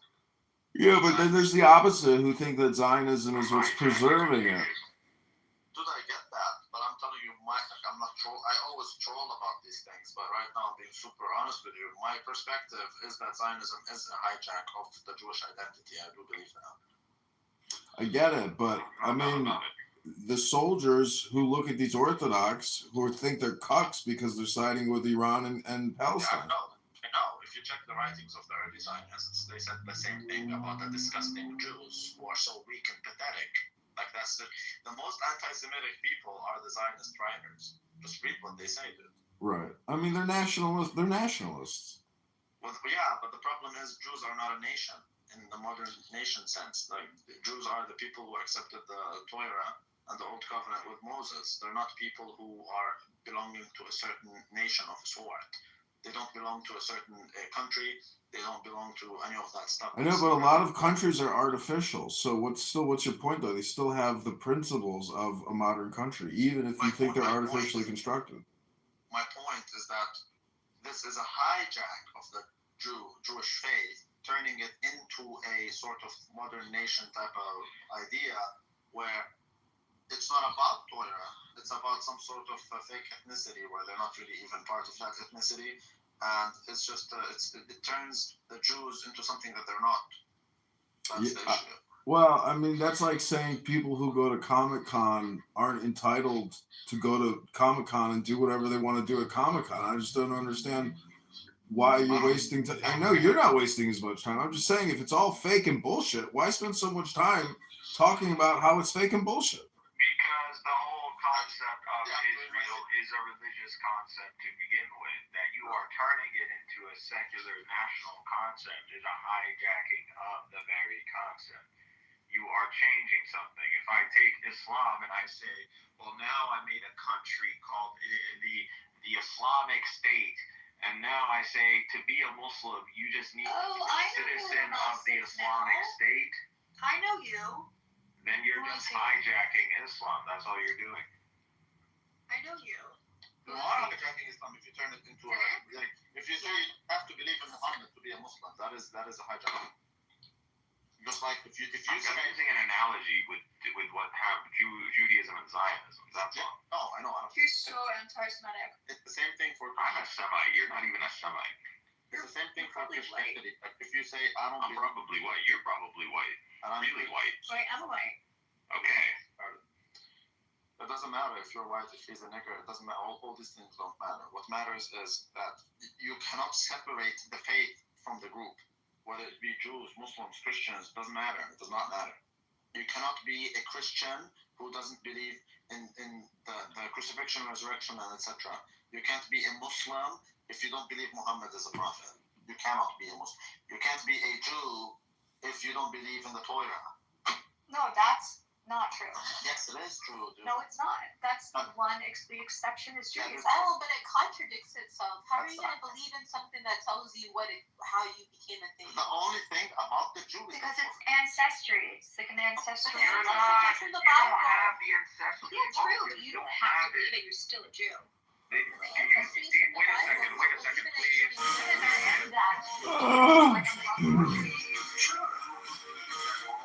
They're a common lineage. Yeah. You're insane, and you haven't looked up. As long as food was contributed to the Irish leprechaun, Ash always got what he wanted. The young master even made a promise to marry Ash. However, the mistress of the house did not care about this promise, and the young master was very cowardly. Ash is sentenced to exile for. If you are watching this, tomorrow you actually will talk all day. And you can ask for flowers. I sit for hours, telling all the bluebirds, the billy cougars, you can ask for flowers. I sit for hours. And the culture. Take that away. It tells And you the culture. away with the Torah. We don't need the Torah. We are a group of people. You guys are not. You talk about the culture. Dude, what culture? What culture? What culture? What culture? What culture? I don't need anti-Semitic assholes on Clubhouse to tell me. Tell me what culture first. What culture, dude? What is the Jewish culture? Jewish culture? Culture. That's insane. There's like so many different types of Jews. Different types of Jewish cultures, but there are things that bind all Jews together, which What is that? and other things too. Do your lips show which country you're from? Is rebar necessary for every concrete project? So that's the religious understanding. What This is a residential sidewalk. Do you need rebar? No. Rebar heard it? It's a religion. No. It's a great product. Exposing illegal tricks car insurance companies use to profit from you. Number one, they are not allowed to ask you for your race.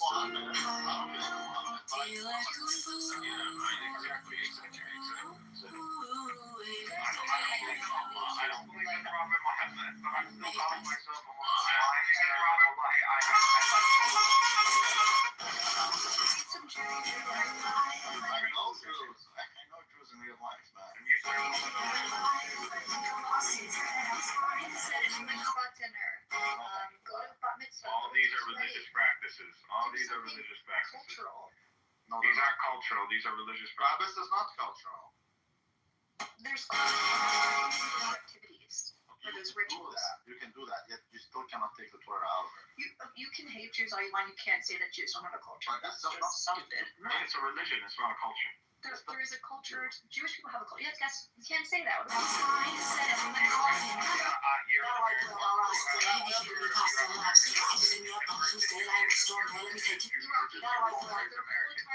own cuisine. What culture? What food? What about Iraqi Jews and their food? That's Iraqi culture. That's Iraqi culture.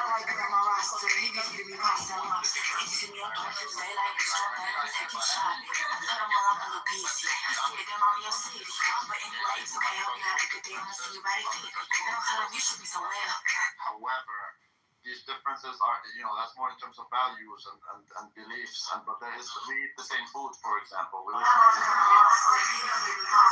Jewish foods amongst these other cultures. Okay, and you can't deny that. That's just Like what?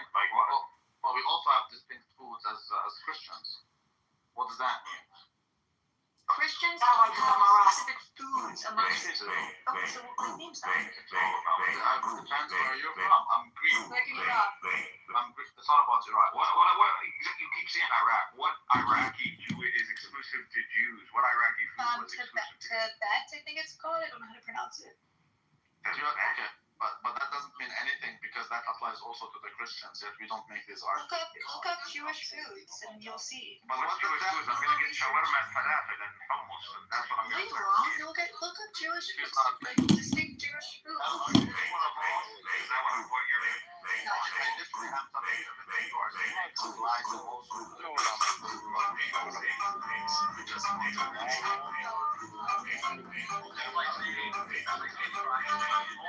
Is black culture, right? Look at the foods, for example, that the Greek Orthodox do versus the food that the Orthodox do. So there are differences even between each other in terms of food customs and whatnot. So I'm just trying to. I don't know why the war proves you that Jews have a culture. I don't think it's really what I'm trying to do. But you're just using. But you're just blocking. You're blocking the incoming info. That's all. What about Yiddish? What about that's not in the jar. What about the way Yiddish is spoken by Jews all over the world? That's an Ashkenazi Jewish. She doesn't want to get it. She doesn't language. That's culture. Which they took from German, which is practically German. So what? It's still part of Jewish culture. But that's still it's not in the Torah. So food, language, music, art, Jewish art. There's no conversation. Jewish art. There is no conversation. Jewish art. Jewish family values that are not related to the Torah. $7.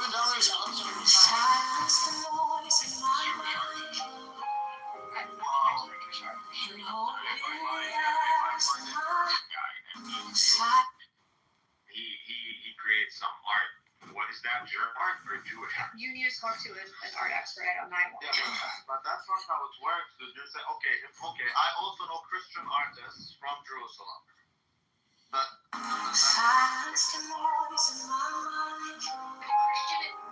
That's religion. And hope in the eyes of my heart. That's what makes Jews.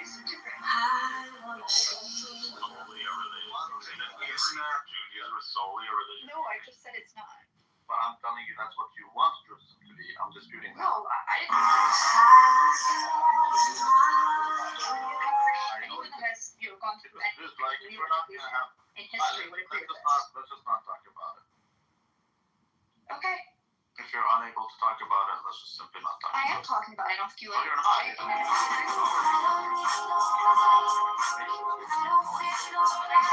All incoming. I said one thing that I would be like, maybe you're right. You're more than welcome to disagree with it, dude. There's nothing wrong with you disagreeing with it. Okay, you can.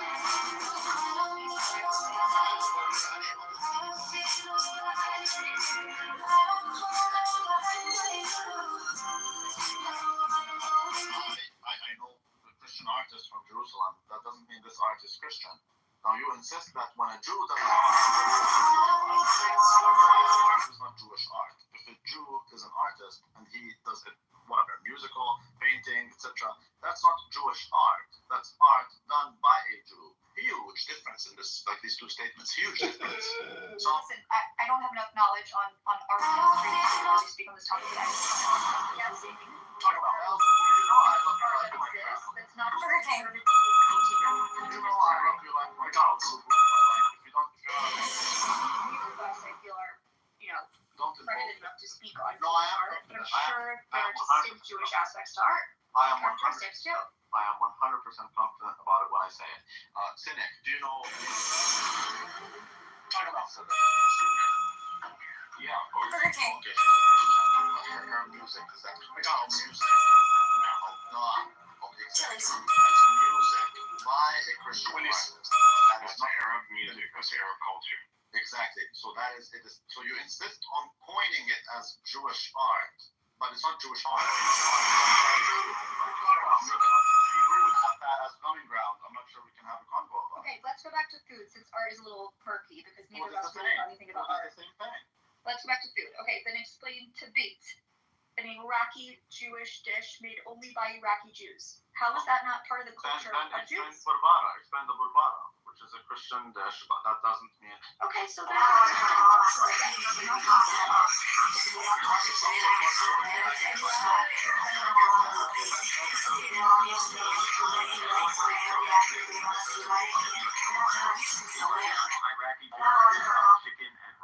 Chicken and rice. Chicken and fucking rice. Are you telling me? Because she was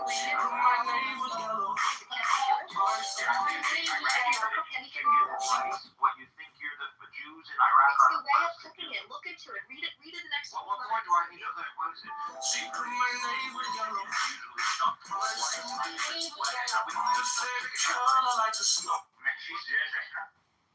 Commonalities amongst dishes. This is just Iraqi culture. That's the whole. No, it's an Iraqi Jewish dish. You If have you to tell me speak to an Iraqi is Tibetan not expert stuffed to chicken, discuss how it's actually cooked, but it's Jewish. How's it Jewish? It's not exclusively Jewish. It is. This dish How? is Jewish, and it's different. It's a whole dish. What's the difference? You'll have to ask an Iraqi Jewish grandmother. Okay. Doubt you'll ever come across one, but if you do, ask. I would love it if you can check the link above.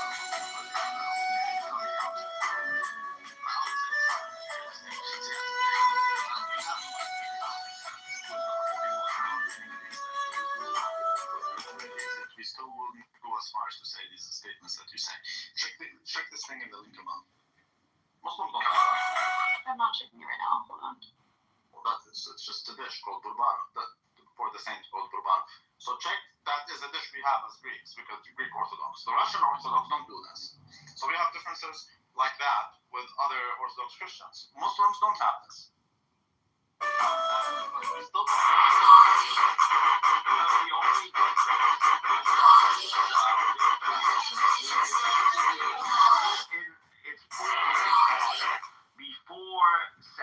before the Sabbath, so on Friday, and it's low, and so it continues to cook until Saturday. So because they're not allowed.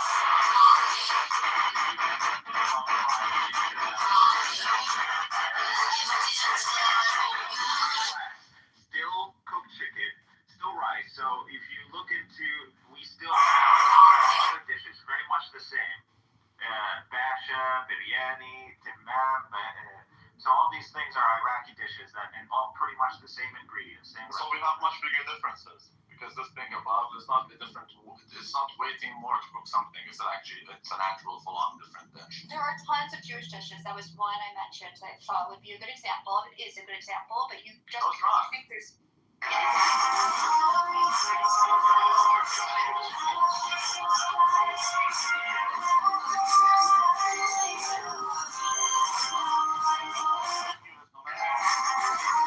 things that they had that they did for their own customs. What I'm telling you is the biggest difference you find that they have relative to the other communities they live with will be smaller than the differences we have with the communities we live with.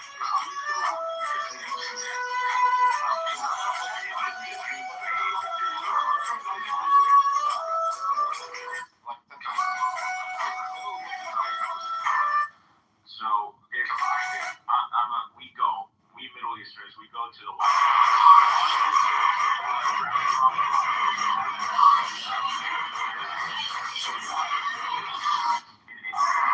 There's no everything they'll recognize. Everything that host nation recognizes. There's nothing there that is wild. Contrast between like Middle Eastern cuisine and like Western cuisine.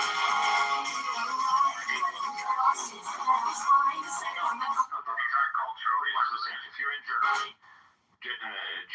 German Jews, Ashkenazi Jews, are pretty much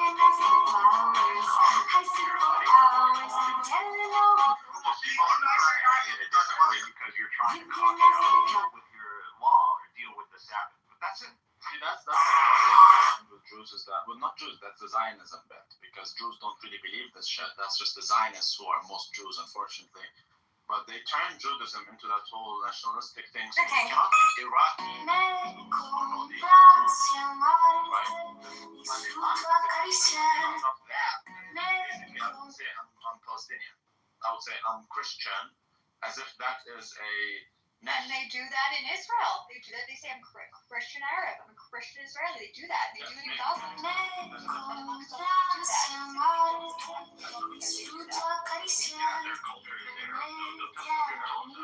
Understanding what I'm saying, and if you're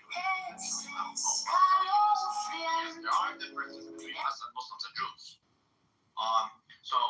But we are not a nation. So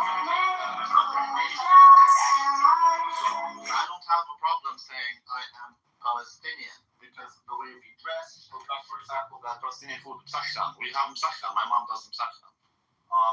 I am Palestinian and I am Christian. The Jew doesn't is Iraqi. Have you ever felt less Iraqi and he is Jew? They go and turn it into something that is Torah free. And now, no, the Jew is not Iraqi. He's a Jew. The Jew is an Iraqi Jew. That's Jew is how they identify around the world. They go on and on and on until it's never mind.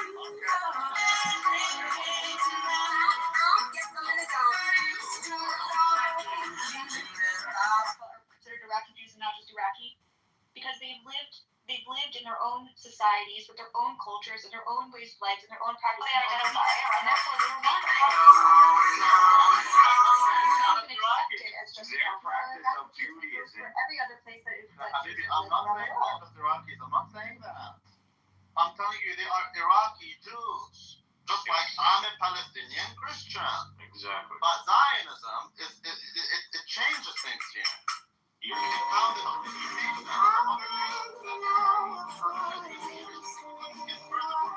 the idea of Jew.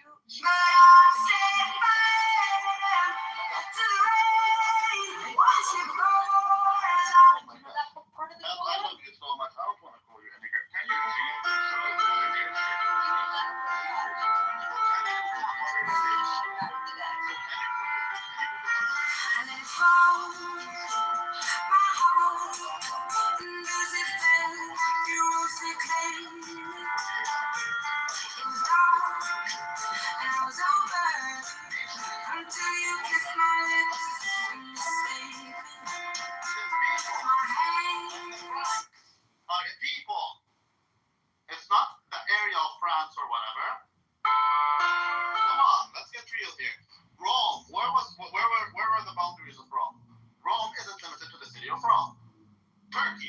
Rome.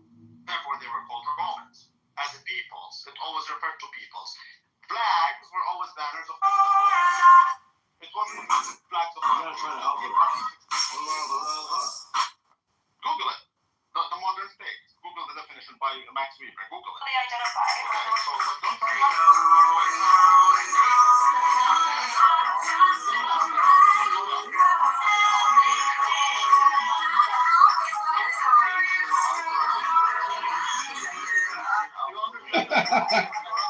the word nation today is not the same as the word nation back then.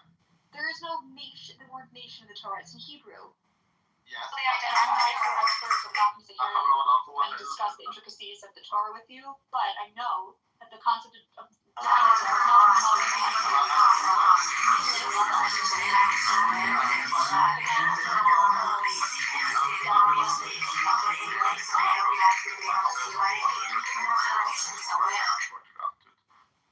It's just crazy.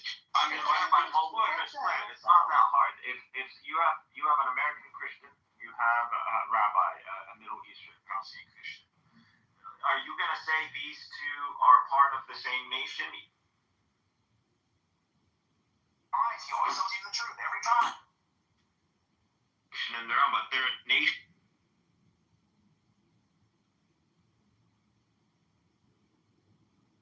Gentlemen.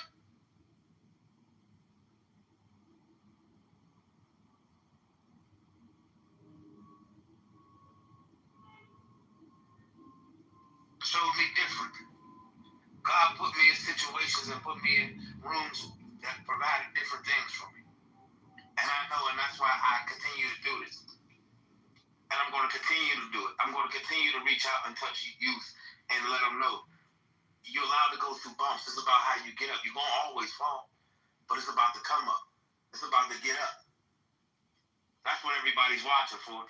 They know everybody's going to fall. But when everybody's looking, they want to see, can you handle the adversity to get back up? Let me add one more thing, if I may. Because what I've noticed from listening to the kids or the young adults, I should say, and also the volunteers and the staff, is a lack of bitterness about what is happening. It may be frustration, but there are adults that come in here every single day, and they are so bitter at people who are trying to do good, at people who are trying to show empathy for others, whether they're being stripped away from their families, losing health care, whatever it is. They are bitter against those people. But the people here tonight, the young adults, they're not bitter. They're more hopeful. And that gives me hope for this country too. So thank you, Ronnie. Scotty is bitter. Well, thank you for saying that. That's quite a compliment. I really appreciate that. Thank you. He kicks me from the room. He's sitting there telling how everybody comes in there, they're all bitter. I'm like, you fucking Scotty, you're bitter.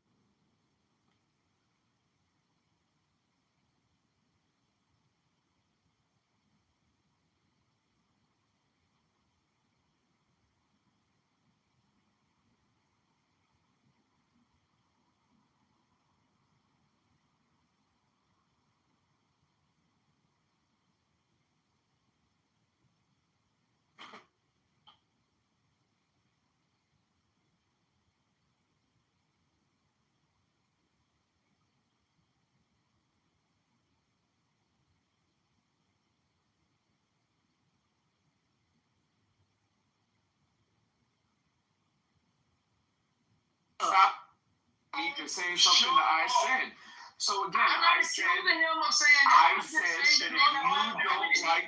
if you don't like being in America, then go back to Africa. Tell United States and all of the other Europeans to get the fuck out of Africa and I'll go back. Okay, and the reason Clockwork Orange, Alexander, I forget his name, and Helen Mirren, and it was about the reign of the Roman Emperor Caligula, and it featured massive amounts of little people's text, X-rated,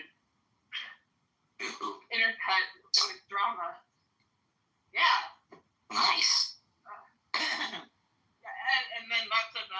see like violence, like multiple people getting their heads cut by a thresher, and like a bunch of Roman noblemen laughing.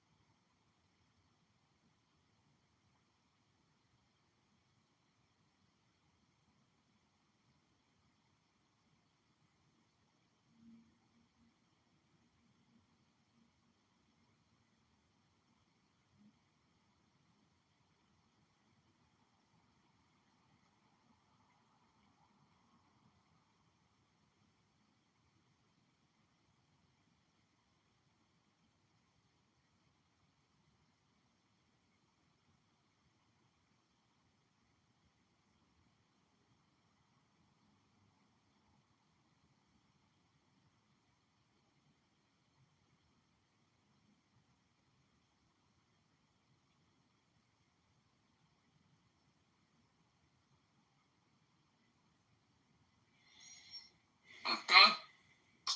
So again, you guys want? No. What I'm saying is, if the God that all of you want to all of you, anybody that wants to posit a God for a reason for anything is existing, if there is a God that is a reason for anything is existing, and you want to call that God all good, then it is not possible for anything to be not good, to exist, if that God exists. Yeah, that doesn't follow.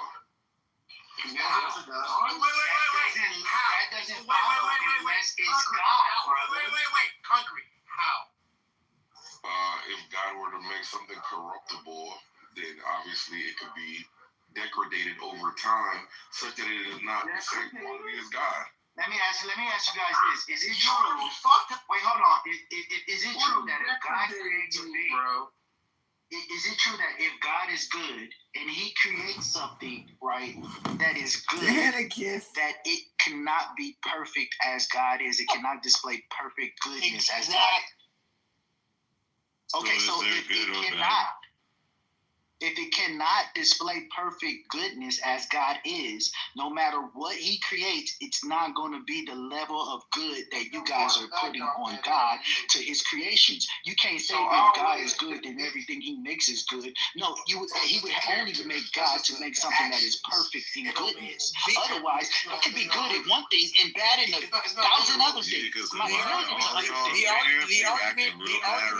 The argument is even more powerful than that. The argument is even more powerful than that. The argument is, if the God that we are talking about is the originator of all possible conceptual content. You're talking about Yahweh, right. So if everything, that's the thing. There's a common theme, and I don't know what it is. If everything. No solutions. They're only here constipated, and they want to make us all constipated. But revenge is cool for right.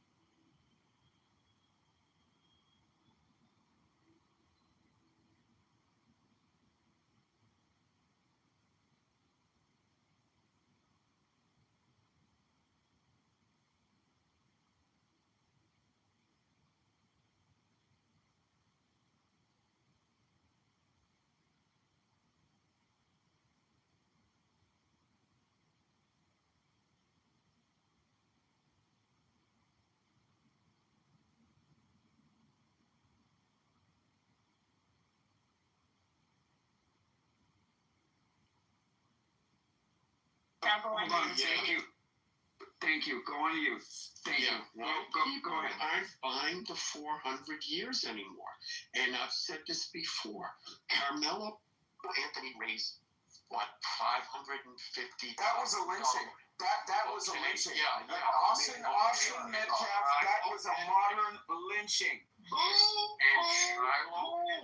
me a fucking river, white man. Grab me a river. Fucking fool. Yeah, I'm not buying it. No white kid. Get the fuck out of here. Not buying that shit.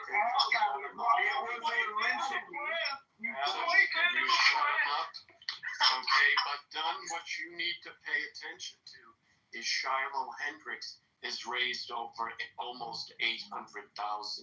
That just tells me what America's always been. I'm not shocked at that. That's who you are. I'm not shocked. Who you are. Well, one thing is, They're not running our stage. We're listening to dissenting opinions. Well, if it tells you what America is in your mind, Was it the black man or the white man that said something like that? I can't be heard. Which man want to argue with another man and say something? Who made that? Okay, well, Who made that one? White man? Wait. Okay, listen, Cool Runnings. Okay, chill out. All right, go out. That tells you, thank you, Dr. Ames. If that tells you that that's what America's been all about, and slavery in America was the worst thing in the world. Well, thank you for the compliment. That You got means slaves on money. What are you talking about? That means Americans Slaves were on money. Done. What are you doing? What are you that doing? means is America was the best country in the world for slavery. And do you really want to fuck with those motherfuckers? Okay? Yes, Do you really want to do that? I mean, you're talking about it. Okay, if you really believe that, I don't believe that. You look like the same people that I don't believe that. But this whole Wait, Miss, hold on. Alan, pause for a second. Miss Cleo, okay? You need to go on mute. Okay, you need to stop interrupting these people on stage. You're not call me Winnie Mandela. I'm not no Cleo, because if I was, I would. All right. Listen, Miss Cleo. Okay, you can call me now. Okay, but again, you're not going to interrupt. Right. You're not going to interrupt people on my stage. Otherwise, you can sit in the. Okay. Thank you. When can Nathan go? Nathan wants to go. Go ahead, Nathan. Oh, thank God. Yeah, I mean, all right. Adam, I just came to her a few minutes ago. Yeah, what were you talking about? 400 years of what slavery, right? And how America used to pay it. That's the topic, right? Correct me if I'm wrong. I mean, what's the argument? Of course, they owe money to slaves, Jim Crow people who've been in Jim Crow, right? Am I like the only person who think that? Well, let me ask you a question. Where is this money coming from? Where did the money come from? You said money to the Ukraine. Well, like, where did the money come from? Like, you know, I mean, honestly, I don't say we can talk about Ukraine. Okay, so Dominique. We can talk about Ukraine. But I asked you, where is this money coming from that you think you deserve for what I had that one viewer. Yo, actually stupid. So you've been a slave. My grandfather was in Jim Crow, and his grandfather. I didn't ask about your grandfather. I'm asking you. Where is this money coming from? So let me help you. If I'm driving down the street, right, and I run her and kill her, the insurance paid money pays for your next of kin. It comes from the government. No, the government should be paying taxes. Are you kidding me? Are we kidding me? We don't know. Of course, taxes are the country. No, so we pay taxes. Don't black people pay taxes? We all pay taxes, Dominic. So that means I have to pay you. That means I have to pay you. Your broke ass that can't pay me. for work that you've never done. That means I have to pay. Hold on, Dominique. What you're not gonna do? Hold on, Dominique. I'm defending you right now. What you're not gonna do, bro, is you're not gonna insult a veteran on my stage. Okay? Dominique. I'm defending you. Okay? So again, yeah, you definitely don't sound like a veteran. So at the end of the day, Nathan, you're not gonna sit here and disrespect somebody who fought, blood, sweat, and fucking tears. Okay, put their life on the line to defend our fucking country. You're not gonna sit here and do that. And what did you do for the vet that came back? Wait. Hold on, Don. Wait. Let me say this. Both my grandfathers on both sides of my family served in World War II, World War II, World War I, Vietnam War, right? When you see let's not play with that.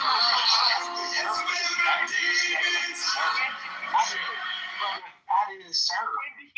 Yeah, my daddy served. So again, at the end of the day, Operation Desert Storm, my daddy served as well. My daddy was so at the end of the day, you're talking about some shit down the road. You're talking about some shit down the fucking road. So at the end of the day, and my daddy served. And again, at the end of the day, I have family that's still serving, both in the military and in Congress. So you're not going to sit there and disrespect a fucking veteran on my stage. You're not going to do it. You're not going to do it. Don, wait. You call people monkey? Don. Get the fuck out of here. Yeah, you as a specific monkey did not fight for this country, so I'm going to protect my fucking veterans. Let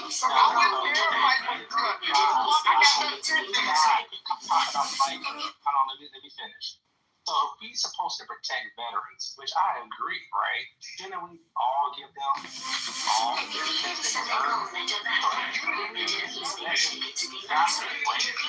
Dominique, you popping up the mic. If any veterans and their families didn't get full benefits, shouldn't we pay those men the full benefits that they're due? Adam? Yeah, we should stop giving to DEI projects. So why don't we put funding from HBCUs and let's pay the veterans? Okay, so let me repeat. So no. Hold on. So let me why would we pull money from HBCUs? Why don't we pay $1 billion of funding that we send to Planned Parenthood, and why don't we pay the veterans? Why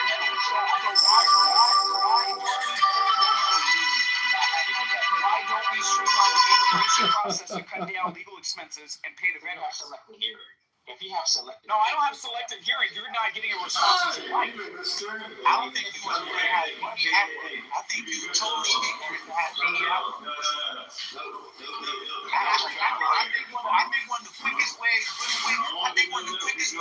expose people that think like y'all do is the DEI. I think that really exposes how ignorant y'all are and how very little social knowledge that you have. Because when you speak about okay, well, explain to me DEI and explain to me how it works. I want to hear this shit. Because this usually when I run into people who are so adamant against DEI, they know absolutely fucking nothing about it. And this is what I'm talking about. When you listen to I'm going to say this again. When you listen to racist people, they say the dumbest fucking shit of all the people. All you have to do is listen to them. Now, I'm going to listen. On your march, get ready, get set, go. Explain DEI to me. DEI is having a foot cooking ass collard greens in the bathtub, foot cooking ass Indian, checking a box and telling Black America that we need to accept this person as a precedent for Black excellence. I'm done. Can we get a serious from somebody who thinks like him? Hold up, can we get a serious? Hold up for a second. Can we get a serious response from somebody that actually thinks the way he does, but wants to offer up a more serious response? They're going to give you the same answer. I don't think anybody's disagreeing with Adam's done. And just yeah, that's not what I'm responding to, man. I'm not going to respond to that shit. I get the fuck out of here with that one. I looked up this whole issue of Black vets being denied. And first I looked up the percentages, and it said 61 versus 71. That's the difference between Black and white vets. So then I looked up the total number of black veterans who were denied. And it came back saying, well, we can't really determine the total number of vets, black vets, that were denied compared to the total number of whites. So then I asked, well, how can you calculate a percentage if you don't have the actual numbers? And they said, well, it's speculation. So that whole line of narrative that black vets were denied. Tomorrow's good. If you're a black dad in World War II, was your black grandfather in World War II, Alan? They came back to Jim Crow. I don't know. We're talking about the statistics. We're talking about the statistics. I'll break it down. There's no actual number. Whether my racial background or if I had someone in the family who was in World War II is irrelevant to the numbers. We're talking about mathematics here. We're talking about statistics. So whether you had a grandfather in it or not. Listen. This is not the conversation that I'm used to having at the country club, okay? Allow a person to finish speaking, and then you can respond behind them, right? This is not World Star Radio. Go ahead, Alan. Well, that's the whole point. I mean, you bring up the thing about that Dominique fought, is a veteran and fought for this country. And instead of saying, oh, yes, you're right, I won't disparage him because he is a vet and he made a sacrifice, it immediately pivots to, oh, well, but black people were denied benefits. How about, I won't disrespect him, I won't attack him personally, and I'll go back to addressing the actual point of the debate. How about we do that? That's the point. Okay, let me say this, right, so you can comprehend it. It's just like when Nazi Germany was fighting the war. Hold on, let me ask a question. Why are black people... Hold on.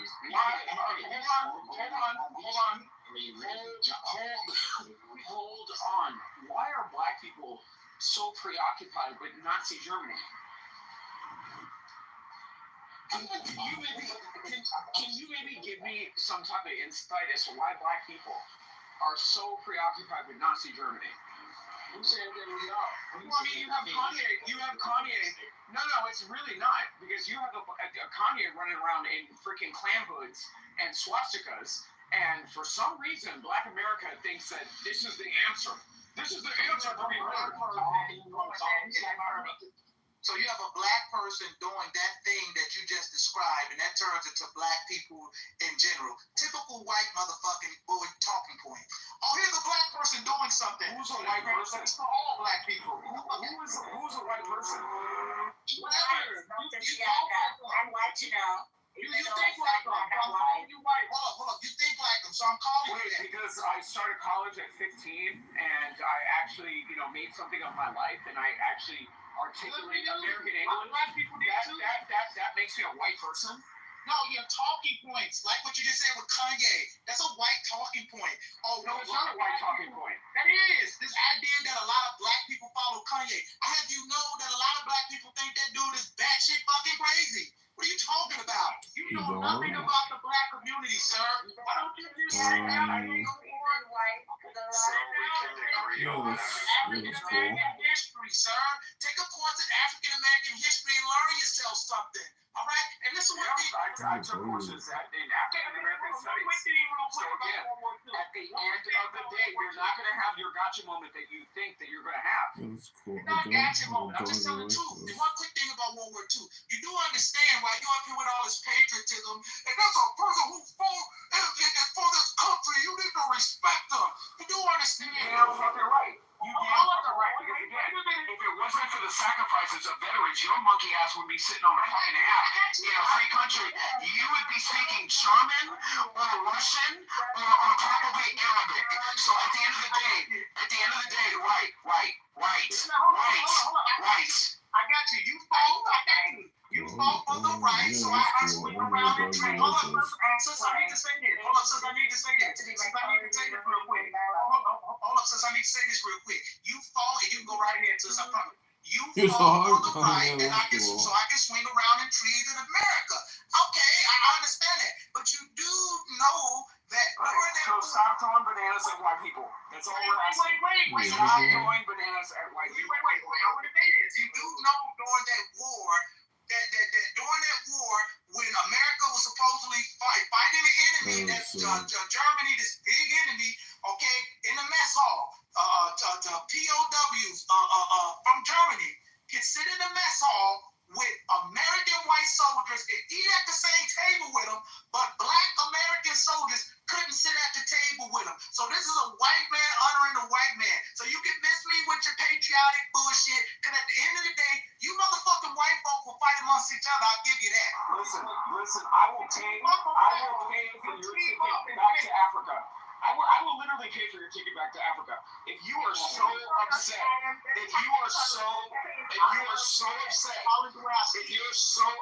then go back to Africa. God, ask them where your grandparents from, so we can understand where your grandparents from. Antarctica. Don't fall for it, Dr. Adams. Hi, this is John, Dr. Adams. You've been going at this for quite a while. If you could put me in the queue. Thanks, Dr. Adams. So you ashamed of your grandparents, right? You're so ashamed you couldn't even tell us. What a waste of time, Dr. Nathan. Come on.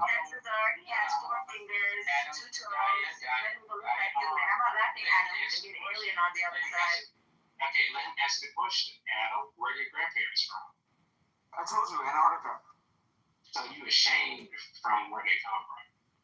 No, I'm from Ashamed? Why would you be ashamed of being an Antarctican? It's very rare to be Antarctican.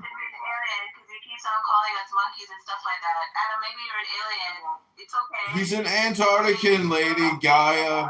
Nathan, he's an Antarctican. It's very rare to be an Antarctican. Oh, Nathan, I get it. He's upset. Okay, I get it. Adam's upset. I love Antarcticans and this. Hey, I get it. He's upset because like all Native American people, the white man shitted on him in his land. So he turned on black people because he couldn't fucking muster up enough energy to take his land back from the white man. Oh, I get it.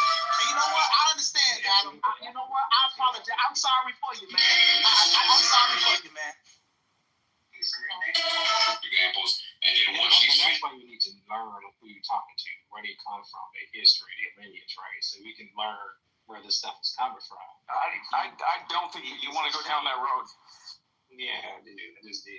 And you're too ashamed to admit where your family. No, I just don't want to be accused of owing you reparations. No, it's really pathetic.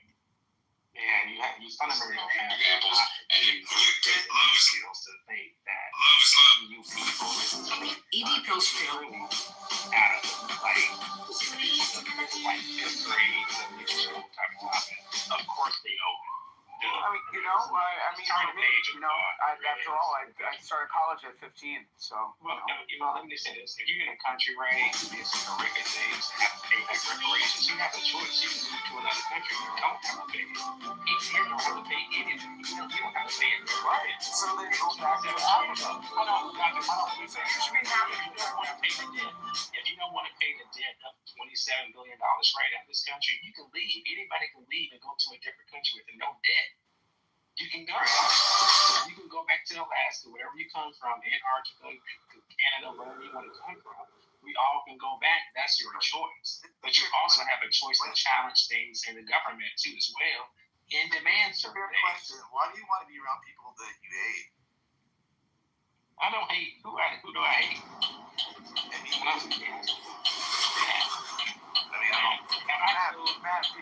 These people are so narcissistic. You're around people that they hate, and they have their moment putting them perceived politically correct place. That's all it comes down to. It's narcissism. I makes me feel pain? When a small content creators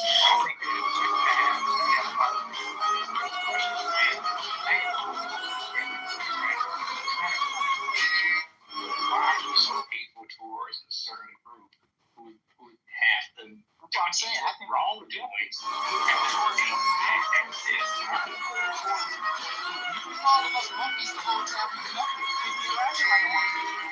You're acting like a monkey. So again, if you're throwing bananas and performing like you're at the zoo, I'm gonna call you a monkey. There's a difference between a black person and a monkey. Okay? There is a difference. There is a difference. A monkey is a black person that doesn't agree with what you say. That means you're projecting. Like the guy Matt say, you came on and said they're narcissists and they really hate. All I've heard from you is hate. I've done nothing but state facts. I don't hate you. Monkeys are my favorite animal. If I could own a monkey. Man, don't you know that Dr. Adams was a comedy show? This is a comedy show. You falling prey to his comedy routine. He's a fisherman and you just a fish. He's a spider and you just a fly in his web of despair and projection. Antarctica is one of the 50 states. The white man took your land. No, it's not. It is. Antarctica is not even. Wait, is it one of the 50 states? I thought Hawaii and Antarctica were part of 50 states. Alaska. Excuse me, I'm saying that wrong. That's right, and that's why I called you a monkey. Yeah. That's why I called you a monkey. Just to be clear. That is why I called you a monkey. Wait a minute. Because I had a memory lapse. You call me a monkey, sir? What the fuck are you talking about? Okay? Like I said, you should be memory care. You should be in old folks' home and memory care. I'm looking at Antarctica in my map, but I was thinking about Alaska. Listen, your state, Alaska, which you come from, is part of the 50, what we call that's the law for you. You're part of the. No, I said that I'm indigenous to Antarctica. You're the one who's talking about Alaska. Antarctica. There you go. People in Antarctica. I didn't know that. Yes. No, he's lying. He's lying. I mean, listen, I don't know if he is or he isn't. I don't know.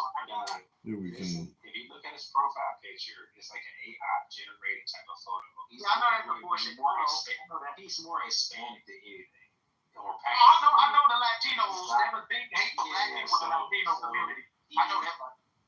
Yeah, so he don't want to admit where he's from, to showcase where he's from, right? But let me ask you this: did you think Jim Crow was wrong? The Jim Crow laws that we had in this country was wrong? This is yes or no? Now over by Arabian side. It's okay. Adams, answer the question. I'm sorry. Do I think that Jim Crow was wrong? Yeah, the laws that was implemented by the government was wrong. I mean, I think that some of the laws are wrong. Were they harmful? No. So it didn't stop financial progress for a certain group and block certain financial progress. No, because again, Black Wall Street existed during Jim Crow. Okay. Hold on, no, don't speak past that. There you go. What happened to it? Hold on, I got this. So Black Wall Street. We was kings. And Black Wall Street did exist, but compared to the rest of America, it still didn't really make a big dent in wealth. Total overall, it wasn't like it was like an oil field in Texas, right? It wasn't like a big state, but we had all this oil and diamonds and mining. Come on, bro. Like, let's be for real. I mean, I don't know. My great grandparents on my black side, they were all in college around that time. So, how am I lying? You're lying. How am I lying?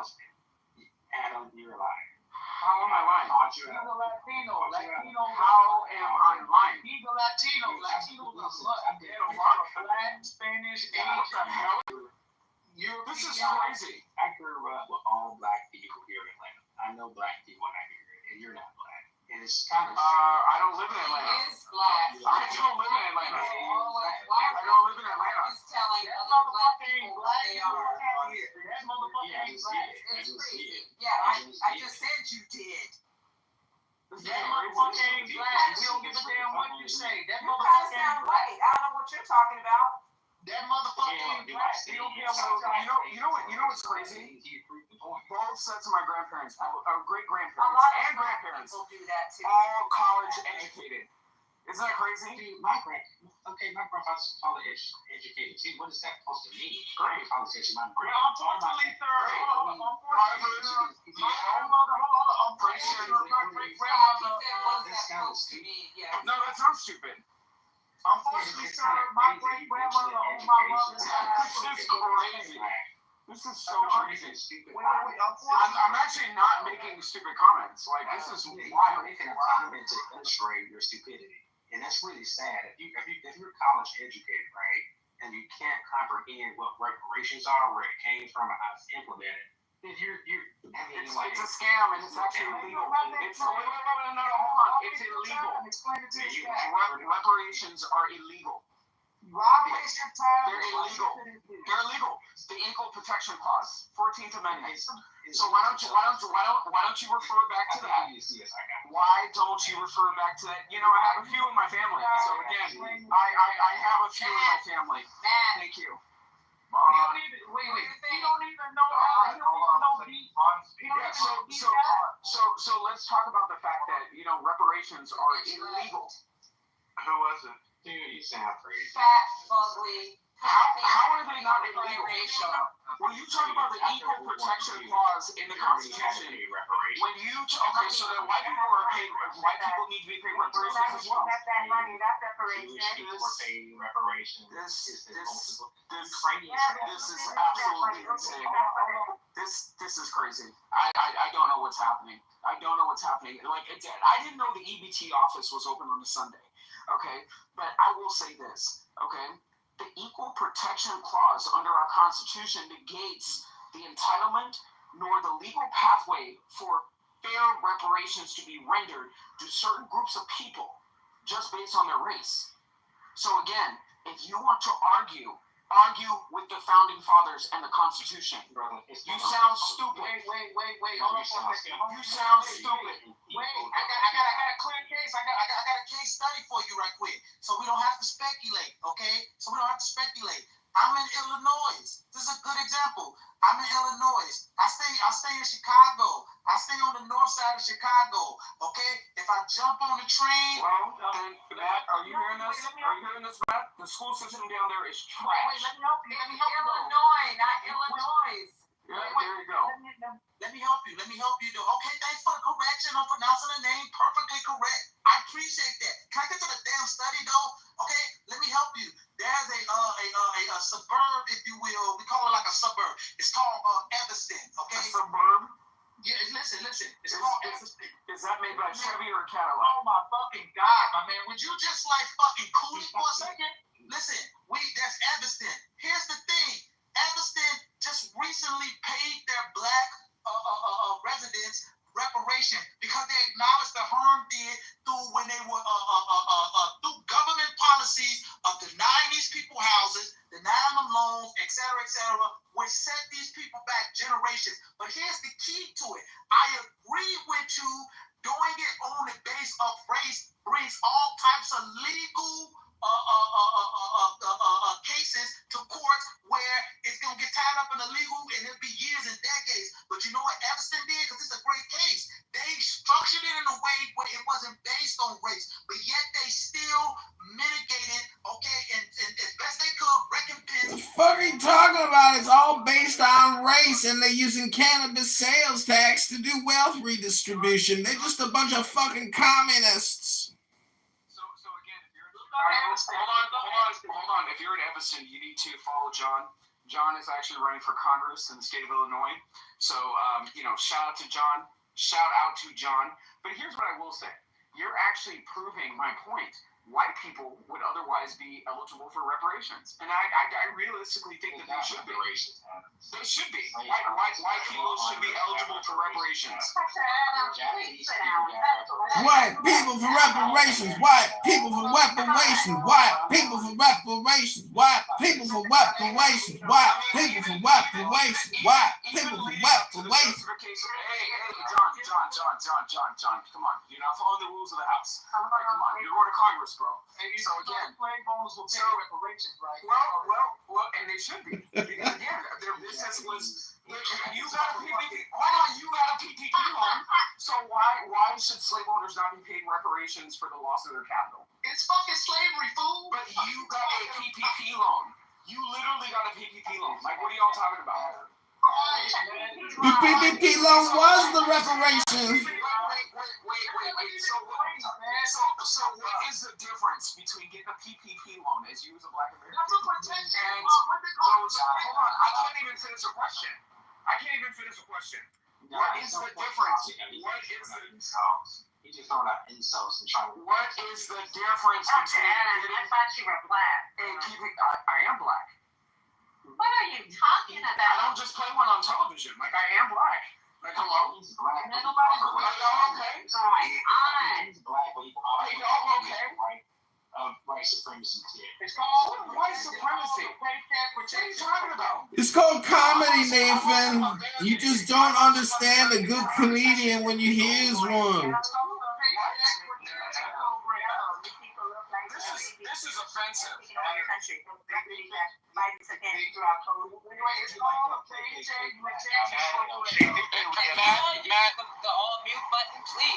Matt, you have one non-black parent, and this is what they do. This is what these monkeys do. If you want to talk about racism that I've experienced in my life, it's been mainly towards black people. Mainly from black people. Mainly from black people. Okay, it's crazy. It's absolutely crazy. You're not be mad at us for not trusting biracial. I will never forget the day. I will never forget the day when my mother, okay, could not pick me up from school. Okay, because a black woman wanted to sit there and argue whether that was her child or not. Like, are you fucking kidding me?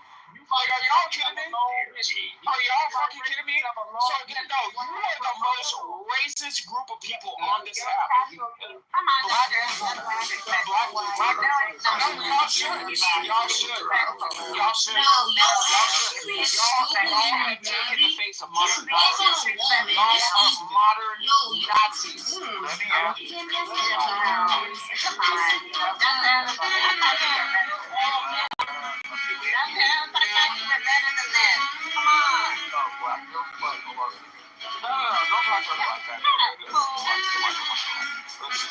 Let's chill out.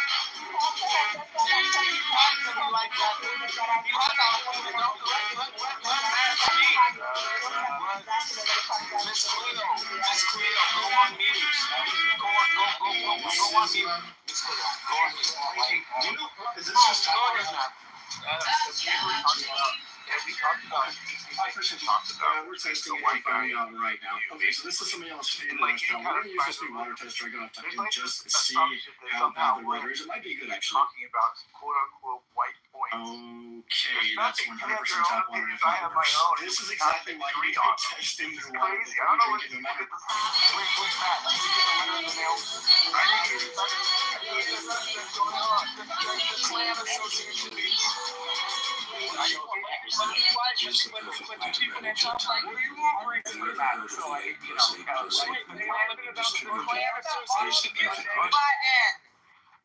But it's not our problem that y'all all had the same talking points, though. So you can try to act like, oh no, we have independent minds and think differently. But all of y'all talking points are the same. Tell me what's wrong with that. We agree on what we're saying. Exactly. Okay, well, don't tell me that you have an independent mind. We are both tired of black bullshit. We're tired of it. You can have independent. Oh, wow. Okay, so that's really how you feel. All right. I'm out of here. No, you don't want to listen. You don't want to listen to what I'm specifically talking about. In your room, who called me a nigga? You understand me? Who called you that? Why were you here? Nobody called you that. Who called you that? Who called you that? Oh my God. Why would he call you that? Pepe. Yes. Why? What do you ask me? Why would he call me that? That's crazy to even ask that question.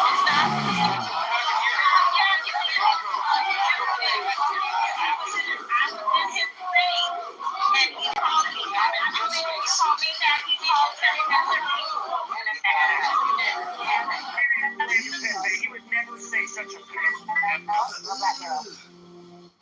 That's disgusting. Good upstanding citizen and a good white man. That's white.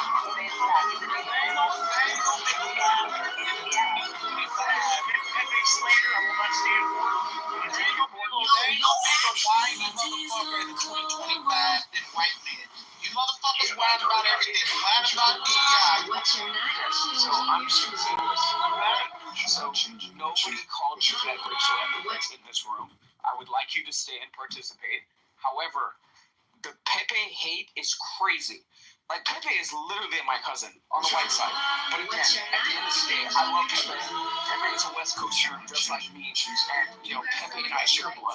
So at the end of the day, y'all are not going to sit here and continue to attack us. All right, let's move on. Do you kiss dogs? First of all, hold up here. Hold on, let me say something. Dr. Adams, I never said he called me that in this space. You gotta listen. I just wanted to be sure. No, There was a lot of people interrupting you. Space. There was a lot of people interrupting you. So again, I did not hear the full extent of what you were saying. No, he did not call me that in this space. He called me that in another space, his own house. So, yes. Why bring it up in here? And he's on mute. Yeah, Like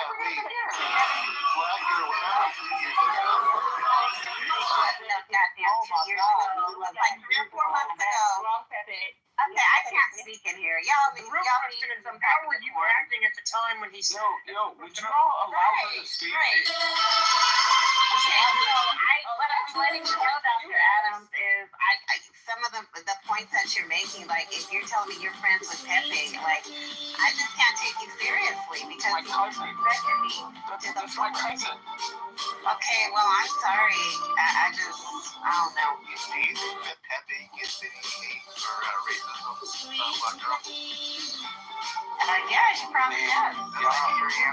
He gets hate. If you press that button, Y'all are giving hate. And it's bad when you get it back and you get back I'm not gonna stop that. I'm not gonna do that because I've heard this man come in multiple spaces. I've heard this man come into multiple spaces. Disrespecting people, kicking around power people, I could care less about getting removed by the fucking room. Man, and you ought to know me, bro. Then I ain't finna I can be. Rob, ain't nobody gonna know I ain't about to. Ain't nobody gonna do that's what I'm saying. I don't get Pepe's a fucking racist though. Like this is nothing new. And so are all of you. Pepe is not racist. Stop trying to be black supremacists. Saying people are racist. You know what? I've sat in so many rooms where black people were just chilling and talking shit about white people, referring to. So what? We got a right to. Okay, and white people have a right to talk about you too. And white people have the right to give you the same energy back. So, and so it's okay for the white people to do it too. It's okay.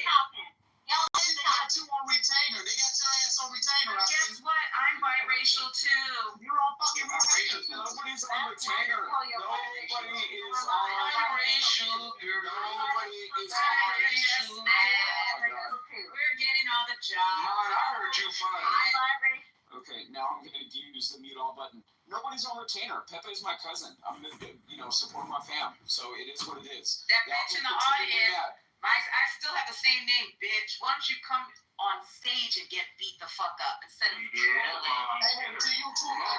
Let's get back on topic. Illegal aliens and due process. Let's discuss it.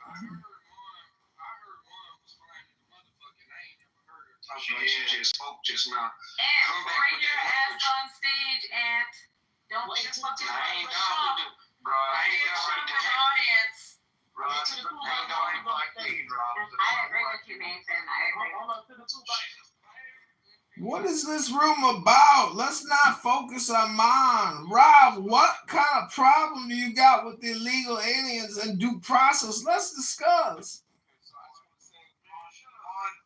Mon was finer than Cassie back in the day. I'm just gonna say that. Throw it out. I heard she's still shout out to Mon. Yeah, Mon is still fine. Yeah, Mon, I've been trying to get Mon to go on the Beverly Hills Housewives, but she won't do it.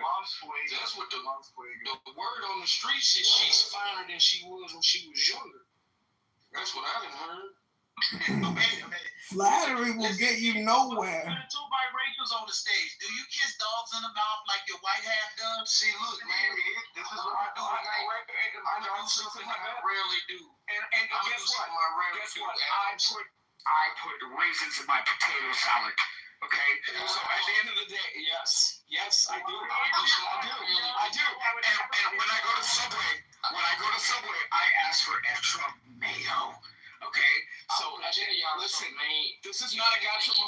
salad from somebody that made it in East Texas. I'm talking about Northeast Texas.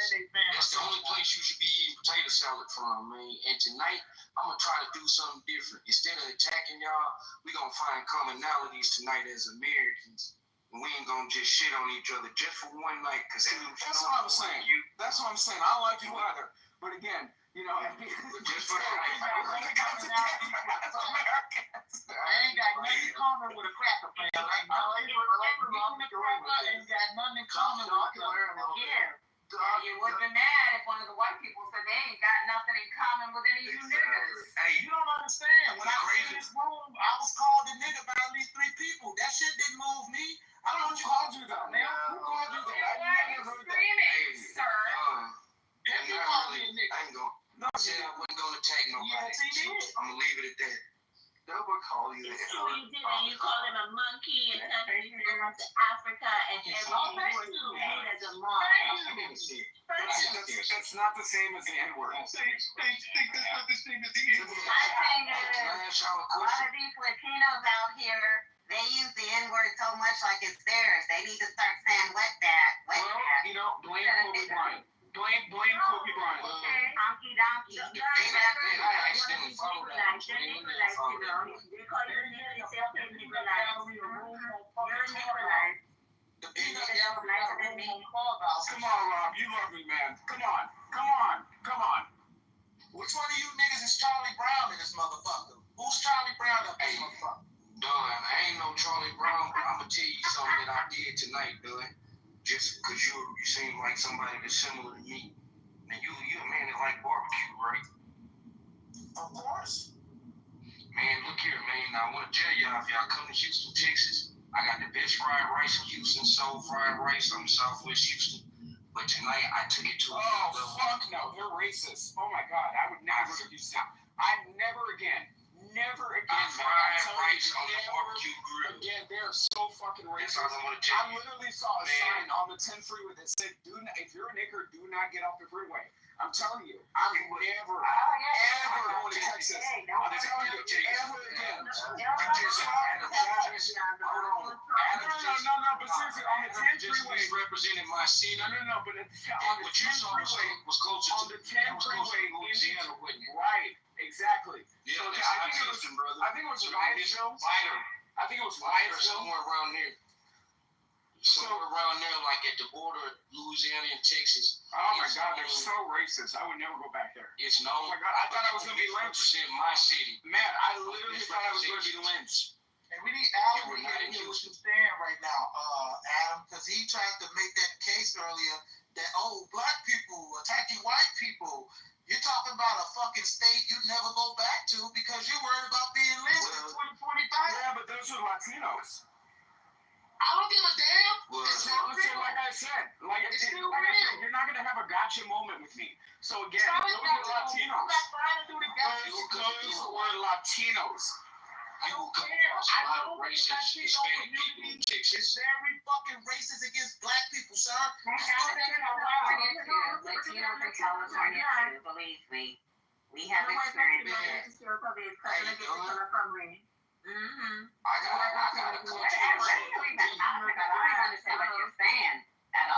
got a controversial.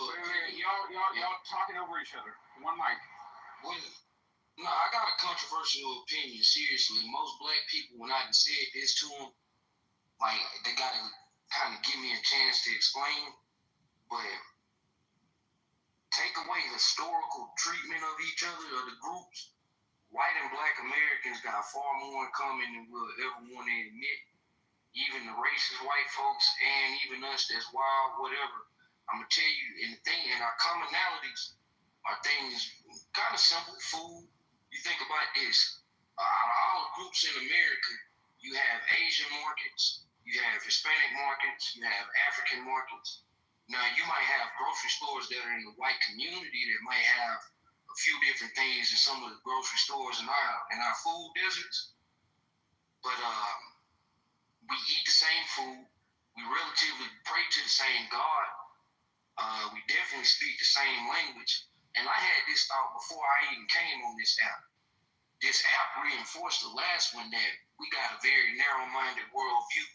and I'm saying this at black and white folks because we have a few of American exceptionalism, and we tend to think that we better than everybody else. Like, that might be true, it might not. We are better than everybody else. There's no thinking. I wouldn't say that we're better than anybody else. I would say that our country, the idea of our country, I would say that that's what I was about to get to. The idea of our Constitution, the idea of what America could be, yeah, it's great. You see it in the fact that people is dying to get over here. But the realities of America is not the same for everybody. And it would be unfortunate is that, and I land on this, and a lot of people in this room, you guys, I've heard you, and again, I'm not attacking people at this stage, but I've heard y'all discredit plenty of black people's legitimate concerns about being an American and being black and an American. And it's unfair to discount these things, and it's actually un-American. I'll land on that. Well, you know, I have wait.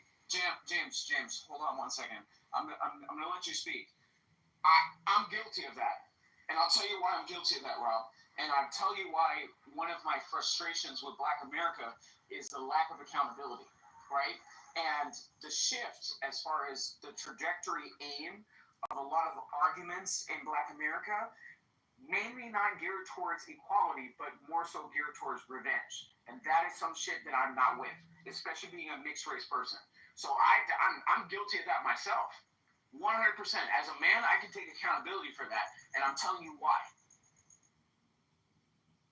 Hold on,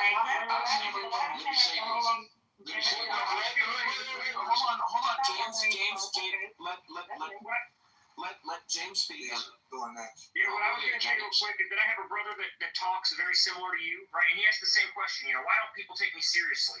And the answer is you cannot expect old white ladies and old white men or just regular white people or regular people at all in general to accept the way that you speak and act culturally as something that it has nothing to do with you being black as the reason why you were down or et cetera, et cetera. It has to do with the way that you present yourself to the world around you. Look at me, for example. I could talk like you, and it wouldn't do fucking shit for me. But instead I talk like this, I wear a suit, and I display myself with intention, with purpose. And that gives me success in life. If you do the same, you will also have that success. So are you saying because of my accent? Hold on. Are you saying because of my accent that I don't speak correctly or something? Well, I have a question. Do you think with your accent that you should be hired inside, like, let's say, the governor's mansion? That when we pull up, hey, what's going on? No! This retarded shit he's talking about. Now, see, this. Let me say something. Are you serious? Let me say something real quick. First off, the fact that you guys have decided to weaponize language and weaponize somebody's accent. No, don't pretend all white people talk like you. They do not. I just told you I have a white brother who sounds just like you. And he's in the same disadvantage as you with his. Okay, so again, we're not going to sit here. I didn't say I was disagreeing. Hold on, okay? We're not going to sit here. We're not going to sit here and pretend like people that carry their words do not have a different position in their outcome in employment. Okay, we're not going to pretend that that's not the case. Let me say this: I ain't never had a problem getting a job. And to be quite honest, none of you are paying me. Neither have I. To quote unquote change how I need to speak. So I'm not going to change how I speak, especially in this. Rob, he's talking about in general. We're not making. No, because I think. No. Rob comes into every space and always got an opinion.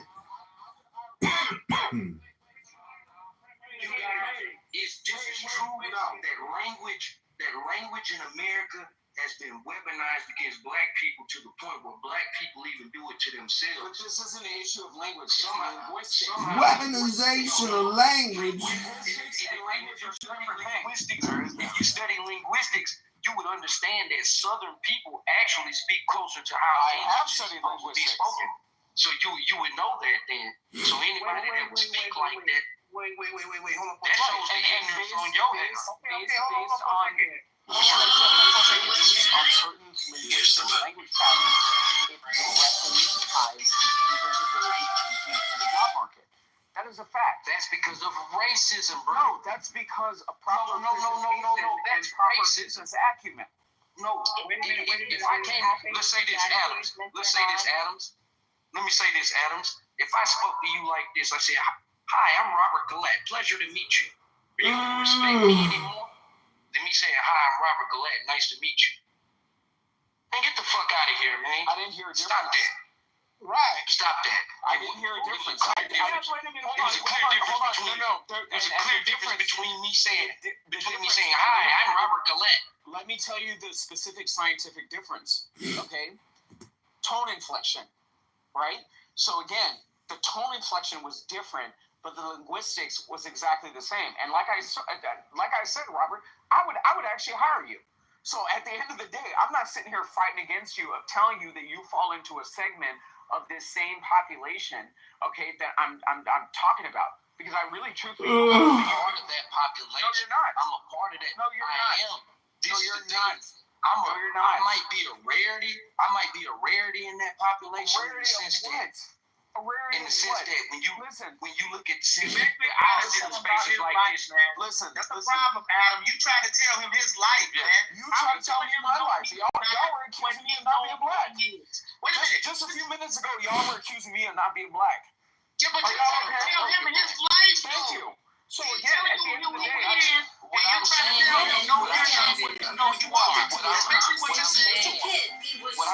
is, in rarity, in the sense that, man, I'm really a street nigga, man. Like, my friends ain't talking about No, you're not.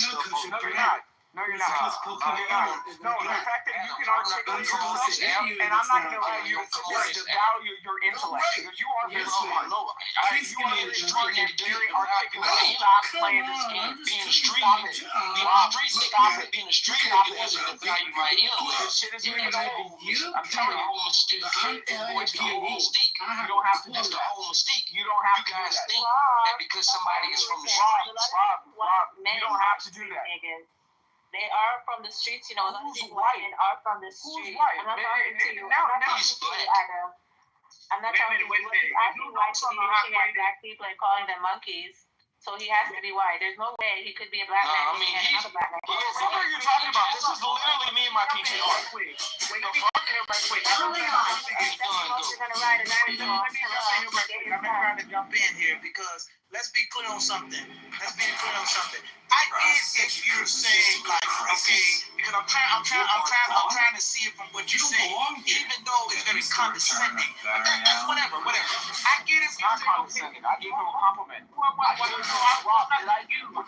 being condescending? No, I literally gave you a compliment. I told you that you're not that street nigga. You don't have to have that be your reality, bro.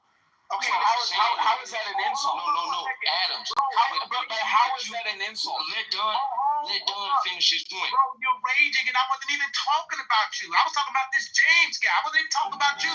I thought the way he said what he said was a bit condescending. That's just my opinion. Like, you don't have to agree with it, but I wasn't even talking about you. What I'm saying, though, is that I get if you say, like, every other word the individual uses is a curse word, and the blatant ignorant misusage of words, mispronunciation of words. I get that to a large degree what you're saying, but technically nobody owns the right to English. Like, this is how you pronounce it correctly, and if you don't, you're not speaking properly. Yada yada yada. That's just like such a thing as proper English. Let me finish. I'm just gonna try to be quick.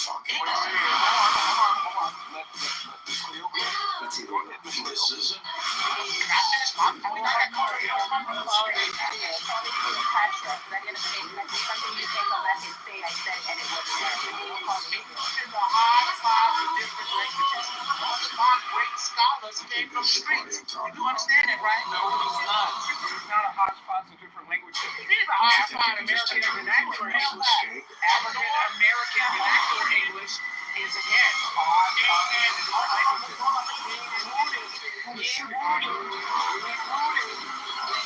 A certain language family.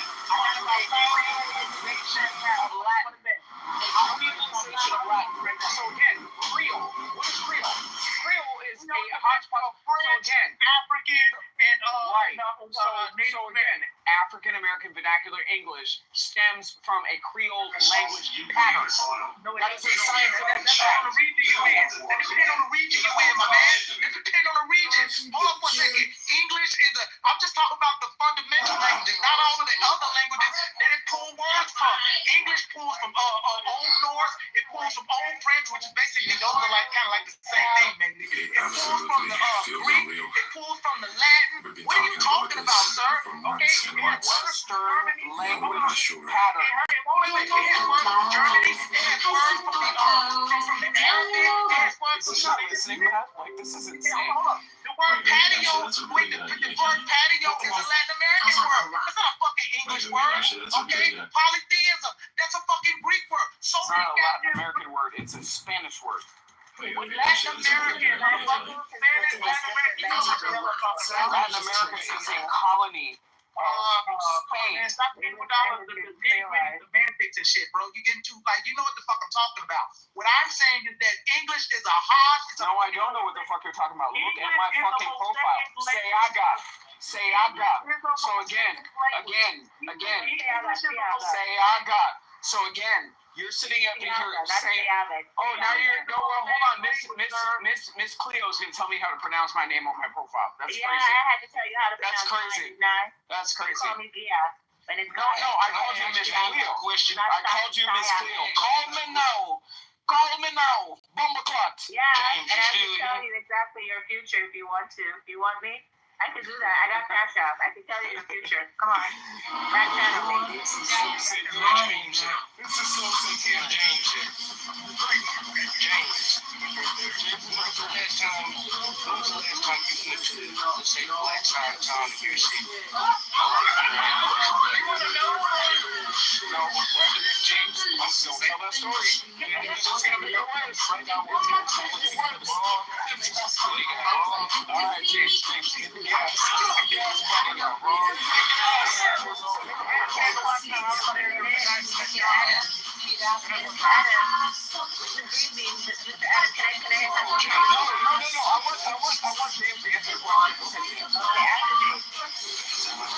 One time I was over there, a guy decided he wanted to car over there, and he got crazy.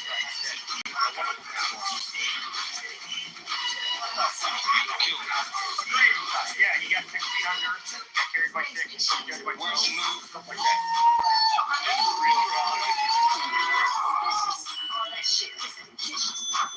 Oh, James is a gangster, man. I'll walk around and find out.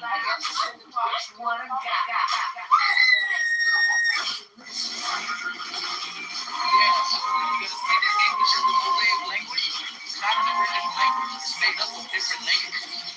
Nobody owns it before that change. So many words in English come from other languages. Literally come from other languages. Just post a like. What's his name? For his name, James Minor Missouri, you'll find all his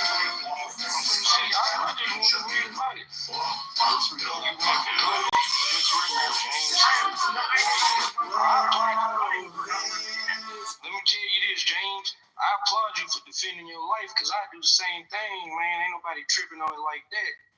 And you don't seem like you running around here bragging about that shit. I'm just listening to some of the things you said, man. It's kind of suspect. Most people who have Make America Great again, I try to stop you from going down that road, so I protect my friends. I try to stop you from going down that road. Make America Great Again had a suspect. Like literally, they the most suspect of the modern era. Those Make America Great Again hat wearing motherfuckers. What the fuck are you talking about? Listen, mute him up. Like, this is crazy. I'm gonna tell you something, Matt. Matt. Shut up the fuck up. It's crazy. When my grandparents passed away, and they lived in Central Florida, coastal Central Florida, not the ghetto. All their neighbors with freaking Confederate flags. Those were the first people to come over to the house and say the most wonderful things about my grandparents, right? Those are the people that came over to the house and brought a fucking casserole. So at the end of the day, like, people need to stop this racial bullshit. Like, it's getting old. This is why people have the hashtag Black Fatigue. But that flag represents America. American history. It represents American history. It represents American history. Wait a minute. That flag represents treason, and it also represents a group. It represents treason. No, that's one thing. But what it mostly represents is a group of people who, now listen, black folk, we kind of like wondering. Matt knows my position on this. Wait a minute. Hold on, wait a minute. When I buy my house, I am going to hang the biggest fucking Confederate flag. Okay, don't tell black people to belong here. Adams versus the Bel Air Crest Neighborhood Association. Loading. Fuck around and find out. We need to bring back American history and American values. Nobody is saying to fly the battle flag. What I'm saying is stop removing it from places where people don't recognize the history of this fucking country. Let me speak, because this is where when people make this argument, I'm like, it's still bullshit.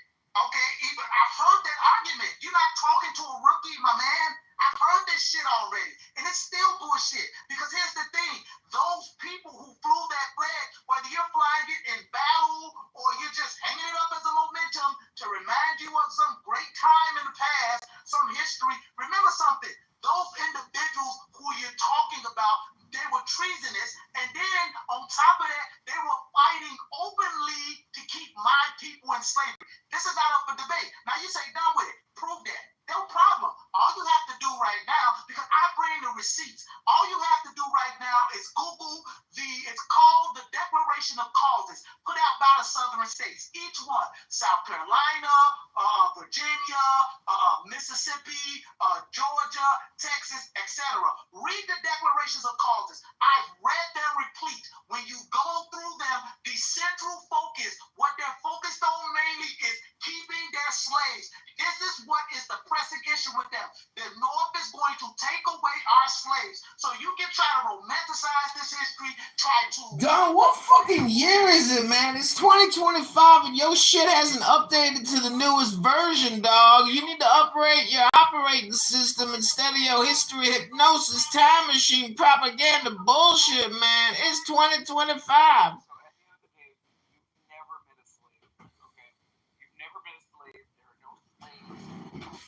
African-American slave trade still existing today. So again, we need to move on from this shit. Like, this shit is nonsensical. We need to just forget, right? No, we need to forget. That's crazy. Can I say something? So with Dr. Adams, you're saying that we need... I didn't say forget. Hold on. Let me be very specific. Just forget. Who said anything about forgetting? Well, you're saying we need to move on. Right, so moving on. That's not forgetting. Yeah. You're just moving on. But you're hanging the flag of my people's oppression on your fucking front lawn. Get the fuck out of here. This is fucking crazy. Like, y'all just love to hold on to trauma. Y'all love holding on to trauma. Here's one for you. Here's one for you. Do you think a German colonizer too? Hold on. Do you think a German man is going to hang the Nazi flag? Okay, so again, here the black obsession with Nazis again. It's very weird. It's very weird. It's very weird. It's very weird. Jews did not throw Bill Cosby in jail. Okay, let's stop this. So at the end of the day, okay, black people in America, as black Americans, are just as much of fucking colonizers by not returning back to Africa, okay, and being in the same colonized region. In the same colonized region. Y'all are just as much fucking colonizers as the next white person. I get that you got some. Hold on, let me say something. Because me and you, we ain't disrespecting each other tonight. I get that you have different views of the current state. Right. And I also hold on.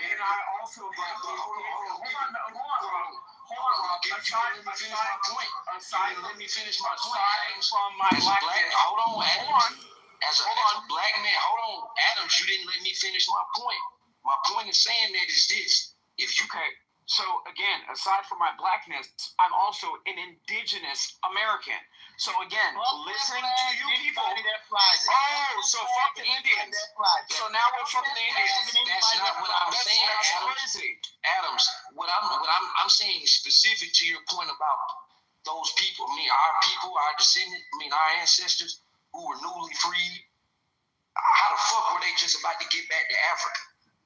Who were they going to know? You do realize that by 1865, less than 2% of the actual slaves who were still slaves were actually born in Africa because of the system of chattel slavery in America. So how would those people were just as American as me and you are. Those people were just as American as Robert E. Lee, just as American as Jefferson Davis. Any motherfucking abolitionist at that time. But to suggest, and that's fine. And I'm with you on that. Because I didn't take black Virginians. My people look at you and the rest of, my DNA as well. No, they don't look at us. They don't look at us as colonizers because they know we didn't do this shit. Yes, we do. Yes, absolutely we do. 100%.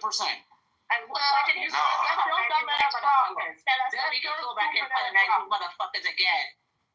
That's your stupid ass when we used to enslave you white motherfuckers so we could enslave you again. Tell us that history. You keep on holding on to the history.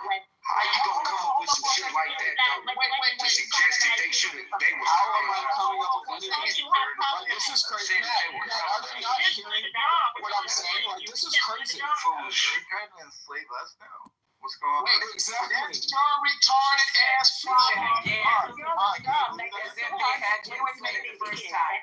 your retarded ass problem if you're looking at black as colonizers. That's your retarded ass problem if you're looking at black people as equal colonizers. Yeah, that's your retarded problem. You're the retard doing that. Okay, so none of y'all were fucking slaves. Okay, I don't know if y'all have been watching reruns of The Color Purple or fucking like reruns of Roots. Like, are they making a new Roots? I think that Roots should actually have like DEI. I think that Sydney Sweeney should actually play Whoopi Goldberg's character. Just because again, we want diversity, equity, and inclusion. I feel like Sydney Sweeney should play Whoopi Goldberg's character. Thank you. I feel like Sydney Sweeney should play Whoopi Goldberg's character in fucking The Color Purple remake. Fuck that flag and fuck any of you motherfuckers that fly that flag. How about that shit?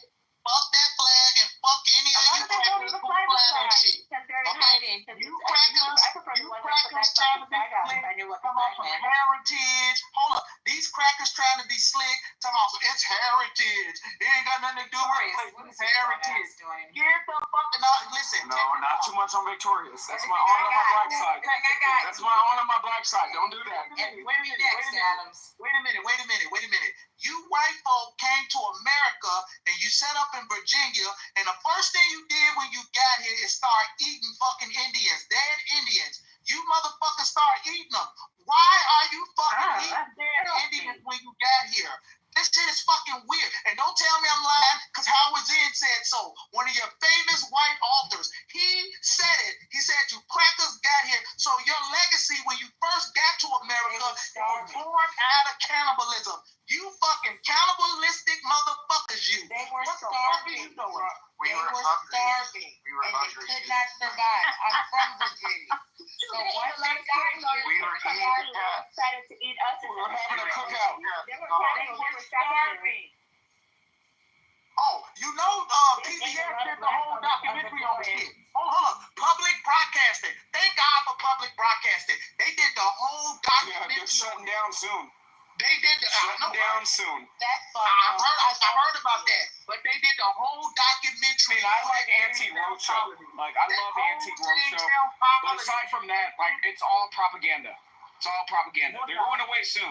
Yeah, it is. Black people during the slave trade, when food ran out and stuff like that, because sometimes you pass your navigation course and you miss land, and you guys were hungry, you did not eat each other. You looked to the black man and you ate them. It's not a lie. It's the history. You guys were cannibals. Yes, you guys didn't eat flesh. Who is y'all? It's sad, but it's true. There was a boat full of white people over here. What the hell? One dude was so hungry. There's a boat full of white folk coming to America. Of course, popcorn towers in.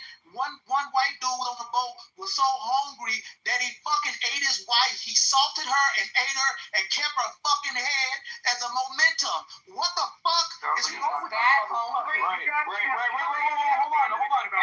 Hold on. So let's talk about the black man in Northern California that sexually assaulted all of his daughters, right, and was trying to repopulate the black race from underneath his roof. Let's talk about that. Let's talk about that for a second. Do you want to talk about that for a second? I'm from the area. The other guys. What case is this? You remember those stories? Like just guys eating faces? No, I'm talking about Northern California. Yeah, bath salts. I heard about that shit on the Kardashians. What's the name? Northern California. You're talking about that guy. What's his name? What do you mean? You said he raped all his daughters. I believe it was Wasson or Wesson or something of that. Like I have like a memory of a fucking elephant, but lately things are getting a little bit fuzzy, especially during holiday weekends. I mean, can we think about barbecue in Haiti? I mean, we can do. We're this learning what we're learning. I think it was California v. Wasson. What we're learning is how dysfunctional and toxic and unhealthy the African American community is. What we're learning is there's a spirit of perversion that's running through the African American community. They've been raping and pillaging, eat their children for centuries, and it was accepted. So, Auntie, let me ask you a question. Hold on. I want to ask. Damn, Auntie. No, I have a few family members up there. Penny's my cousin. Like, what are you talking about? We're not related to you. Yes. We got the evidence. So, Victoria, let me ask you a question. Why are you chattering like this? Like, this is crazy. Like, chill out. Let me ask a question. So, if you look at certain cases and certain defenses of people, like, for example, Diddy or R. Kelly, and you hear a slew of black men, running up into spaces saying, R. Kelly is innocent. He didn't pee on that 14-year-old that we all saw on fucking tape before we had, we had fucking child pornography laws that were, not in effect at that point. We all saw that shit. And anybody sitting there, beating their beat to that R. Kelly tape, you could be nailed for fucking child pornography having that shit on your fucking hard drive today. So again, That's child molestation to me. You grooming a child and then when white men have been raping black women for centuries. White men have been raping black women for centuries. Hold on. Are y'all okay? So he is dead. Elvis Presley is dead. Here's the thing that we should fucking flag off and take off that star. The man is dead. He's thinking of Elvis Presley's dead. The man is dead. The only person. The only king of pop. Get the fuck out of here with your excuses. Hold on. So the only king of pop that is still alive is Michael Jackson. He is posing as LaToya Jackson. He went on The Apprentice. We all know this. Okay? We all know this. Y'all need to stop. Okay? Y'all need to stop. Elvis is dead. He may be a sexual deviant, but he damn sure ain't no cannibal. He may be a sexual deviant. I'm not saying he's not a sexual deviant somewhat, but he's not a cannibal. Your founding fathers, your founding colonies was cannibals. Your country was born out of cannibalism.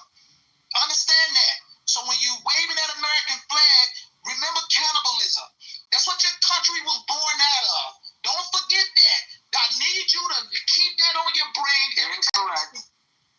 No, it's not incorrect. James Brown, that cannibalistic death camp where you were eating Indian. The cannibalism was a learned behavior by white people brought over from Africa during slavery. Excuse me. Those Indians wasn't even in the ground 3 days yet, and your fucking people were so fucking stupid when it came to 200 years. 200 years. I said 3 days. They wasn't even in the ground 3 days yet. When was the Mexican-American War? Can you maybe walk us through the this? harvest thing? They came over here as a fellow Catholic. And another when was the Mexican-American War? Hold up. I know when the Mexican-American War was. Don't fucking play with me. Hold up. And another thing, they only had like 2 pair of drawers when they came over here. The Indians even said it. Say you can smell them fucking crackers from 2 miles away. That's how stinking they ass was. And all the animals in the forest would take off running because they knew this parasite. Carly, was it Fruit of the Loom? You were those Fruit of the Loom underwear? You answer my question. Locust parasite? You a fucking parasite. A locust? You go, and you see something there. This is a new one, Matt. Now I'm a locust. Kill it. Hold on. Why do Europeans want to kill everything they come across? When they come to new lands, the first thing they do is want to kill it. Okay, y'all the only people that get on the boat. What are you talking about? Hold on. I'm not telling you African people don't have their problems. Yes, there's a white genocide going on in South Africa today. There is a genocide going on in South Africa right now. I'm not saying what are you talking about?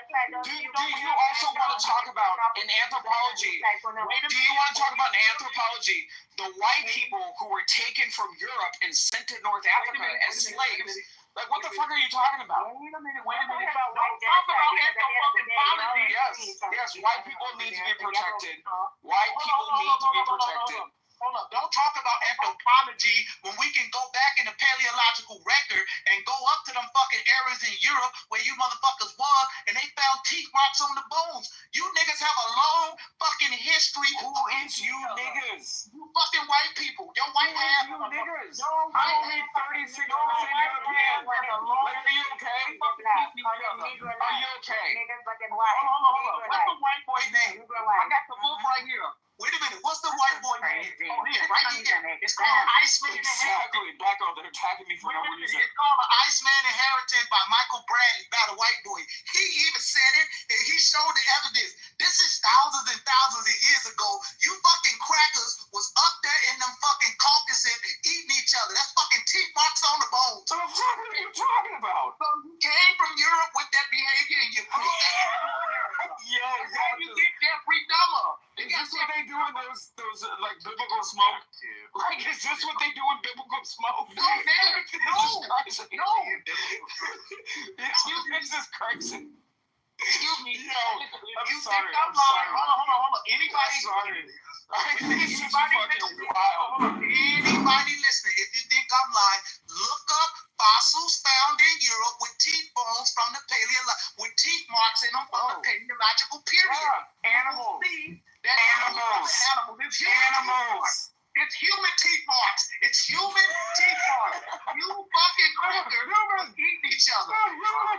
You've been doing this shit since time immemorial. It's a fucking habit, goddammit. It's in you, motherfucker. It's a habit. Stop lying. Can't no miracle with that shit.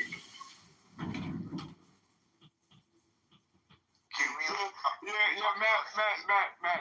White people were, our ancestors were sitting around, eating souffle of Negro. Like, this is crazy. Wait. Negro.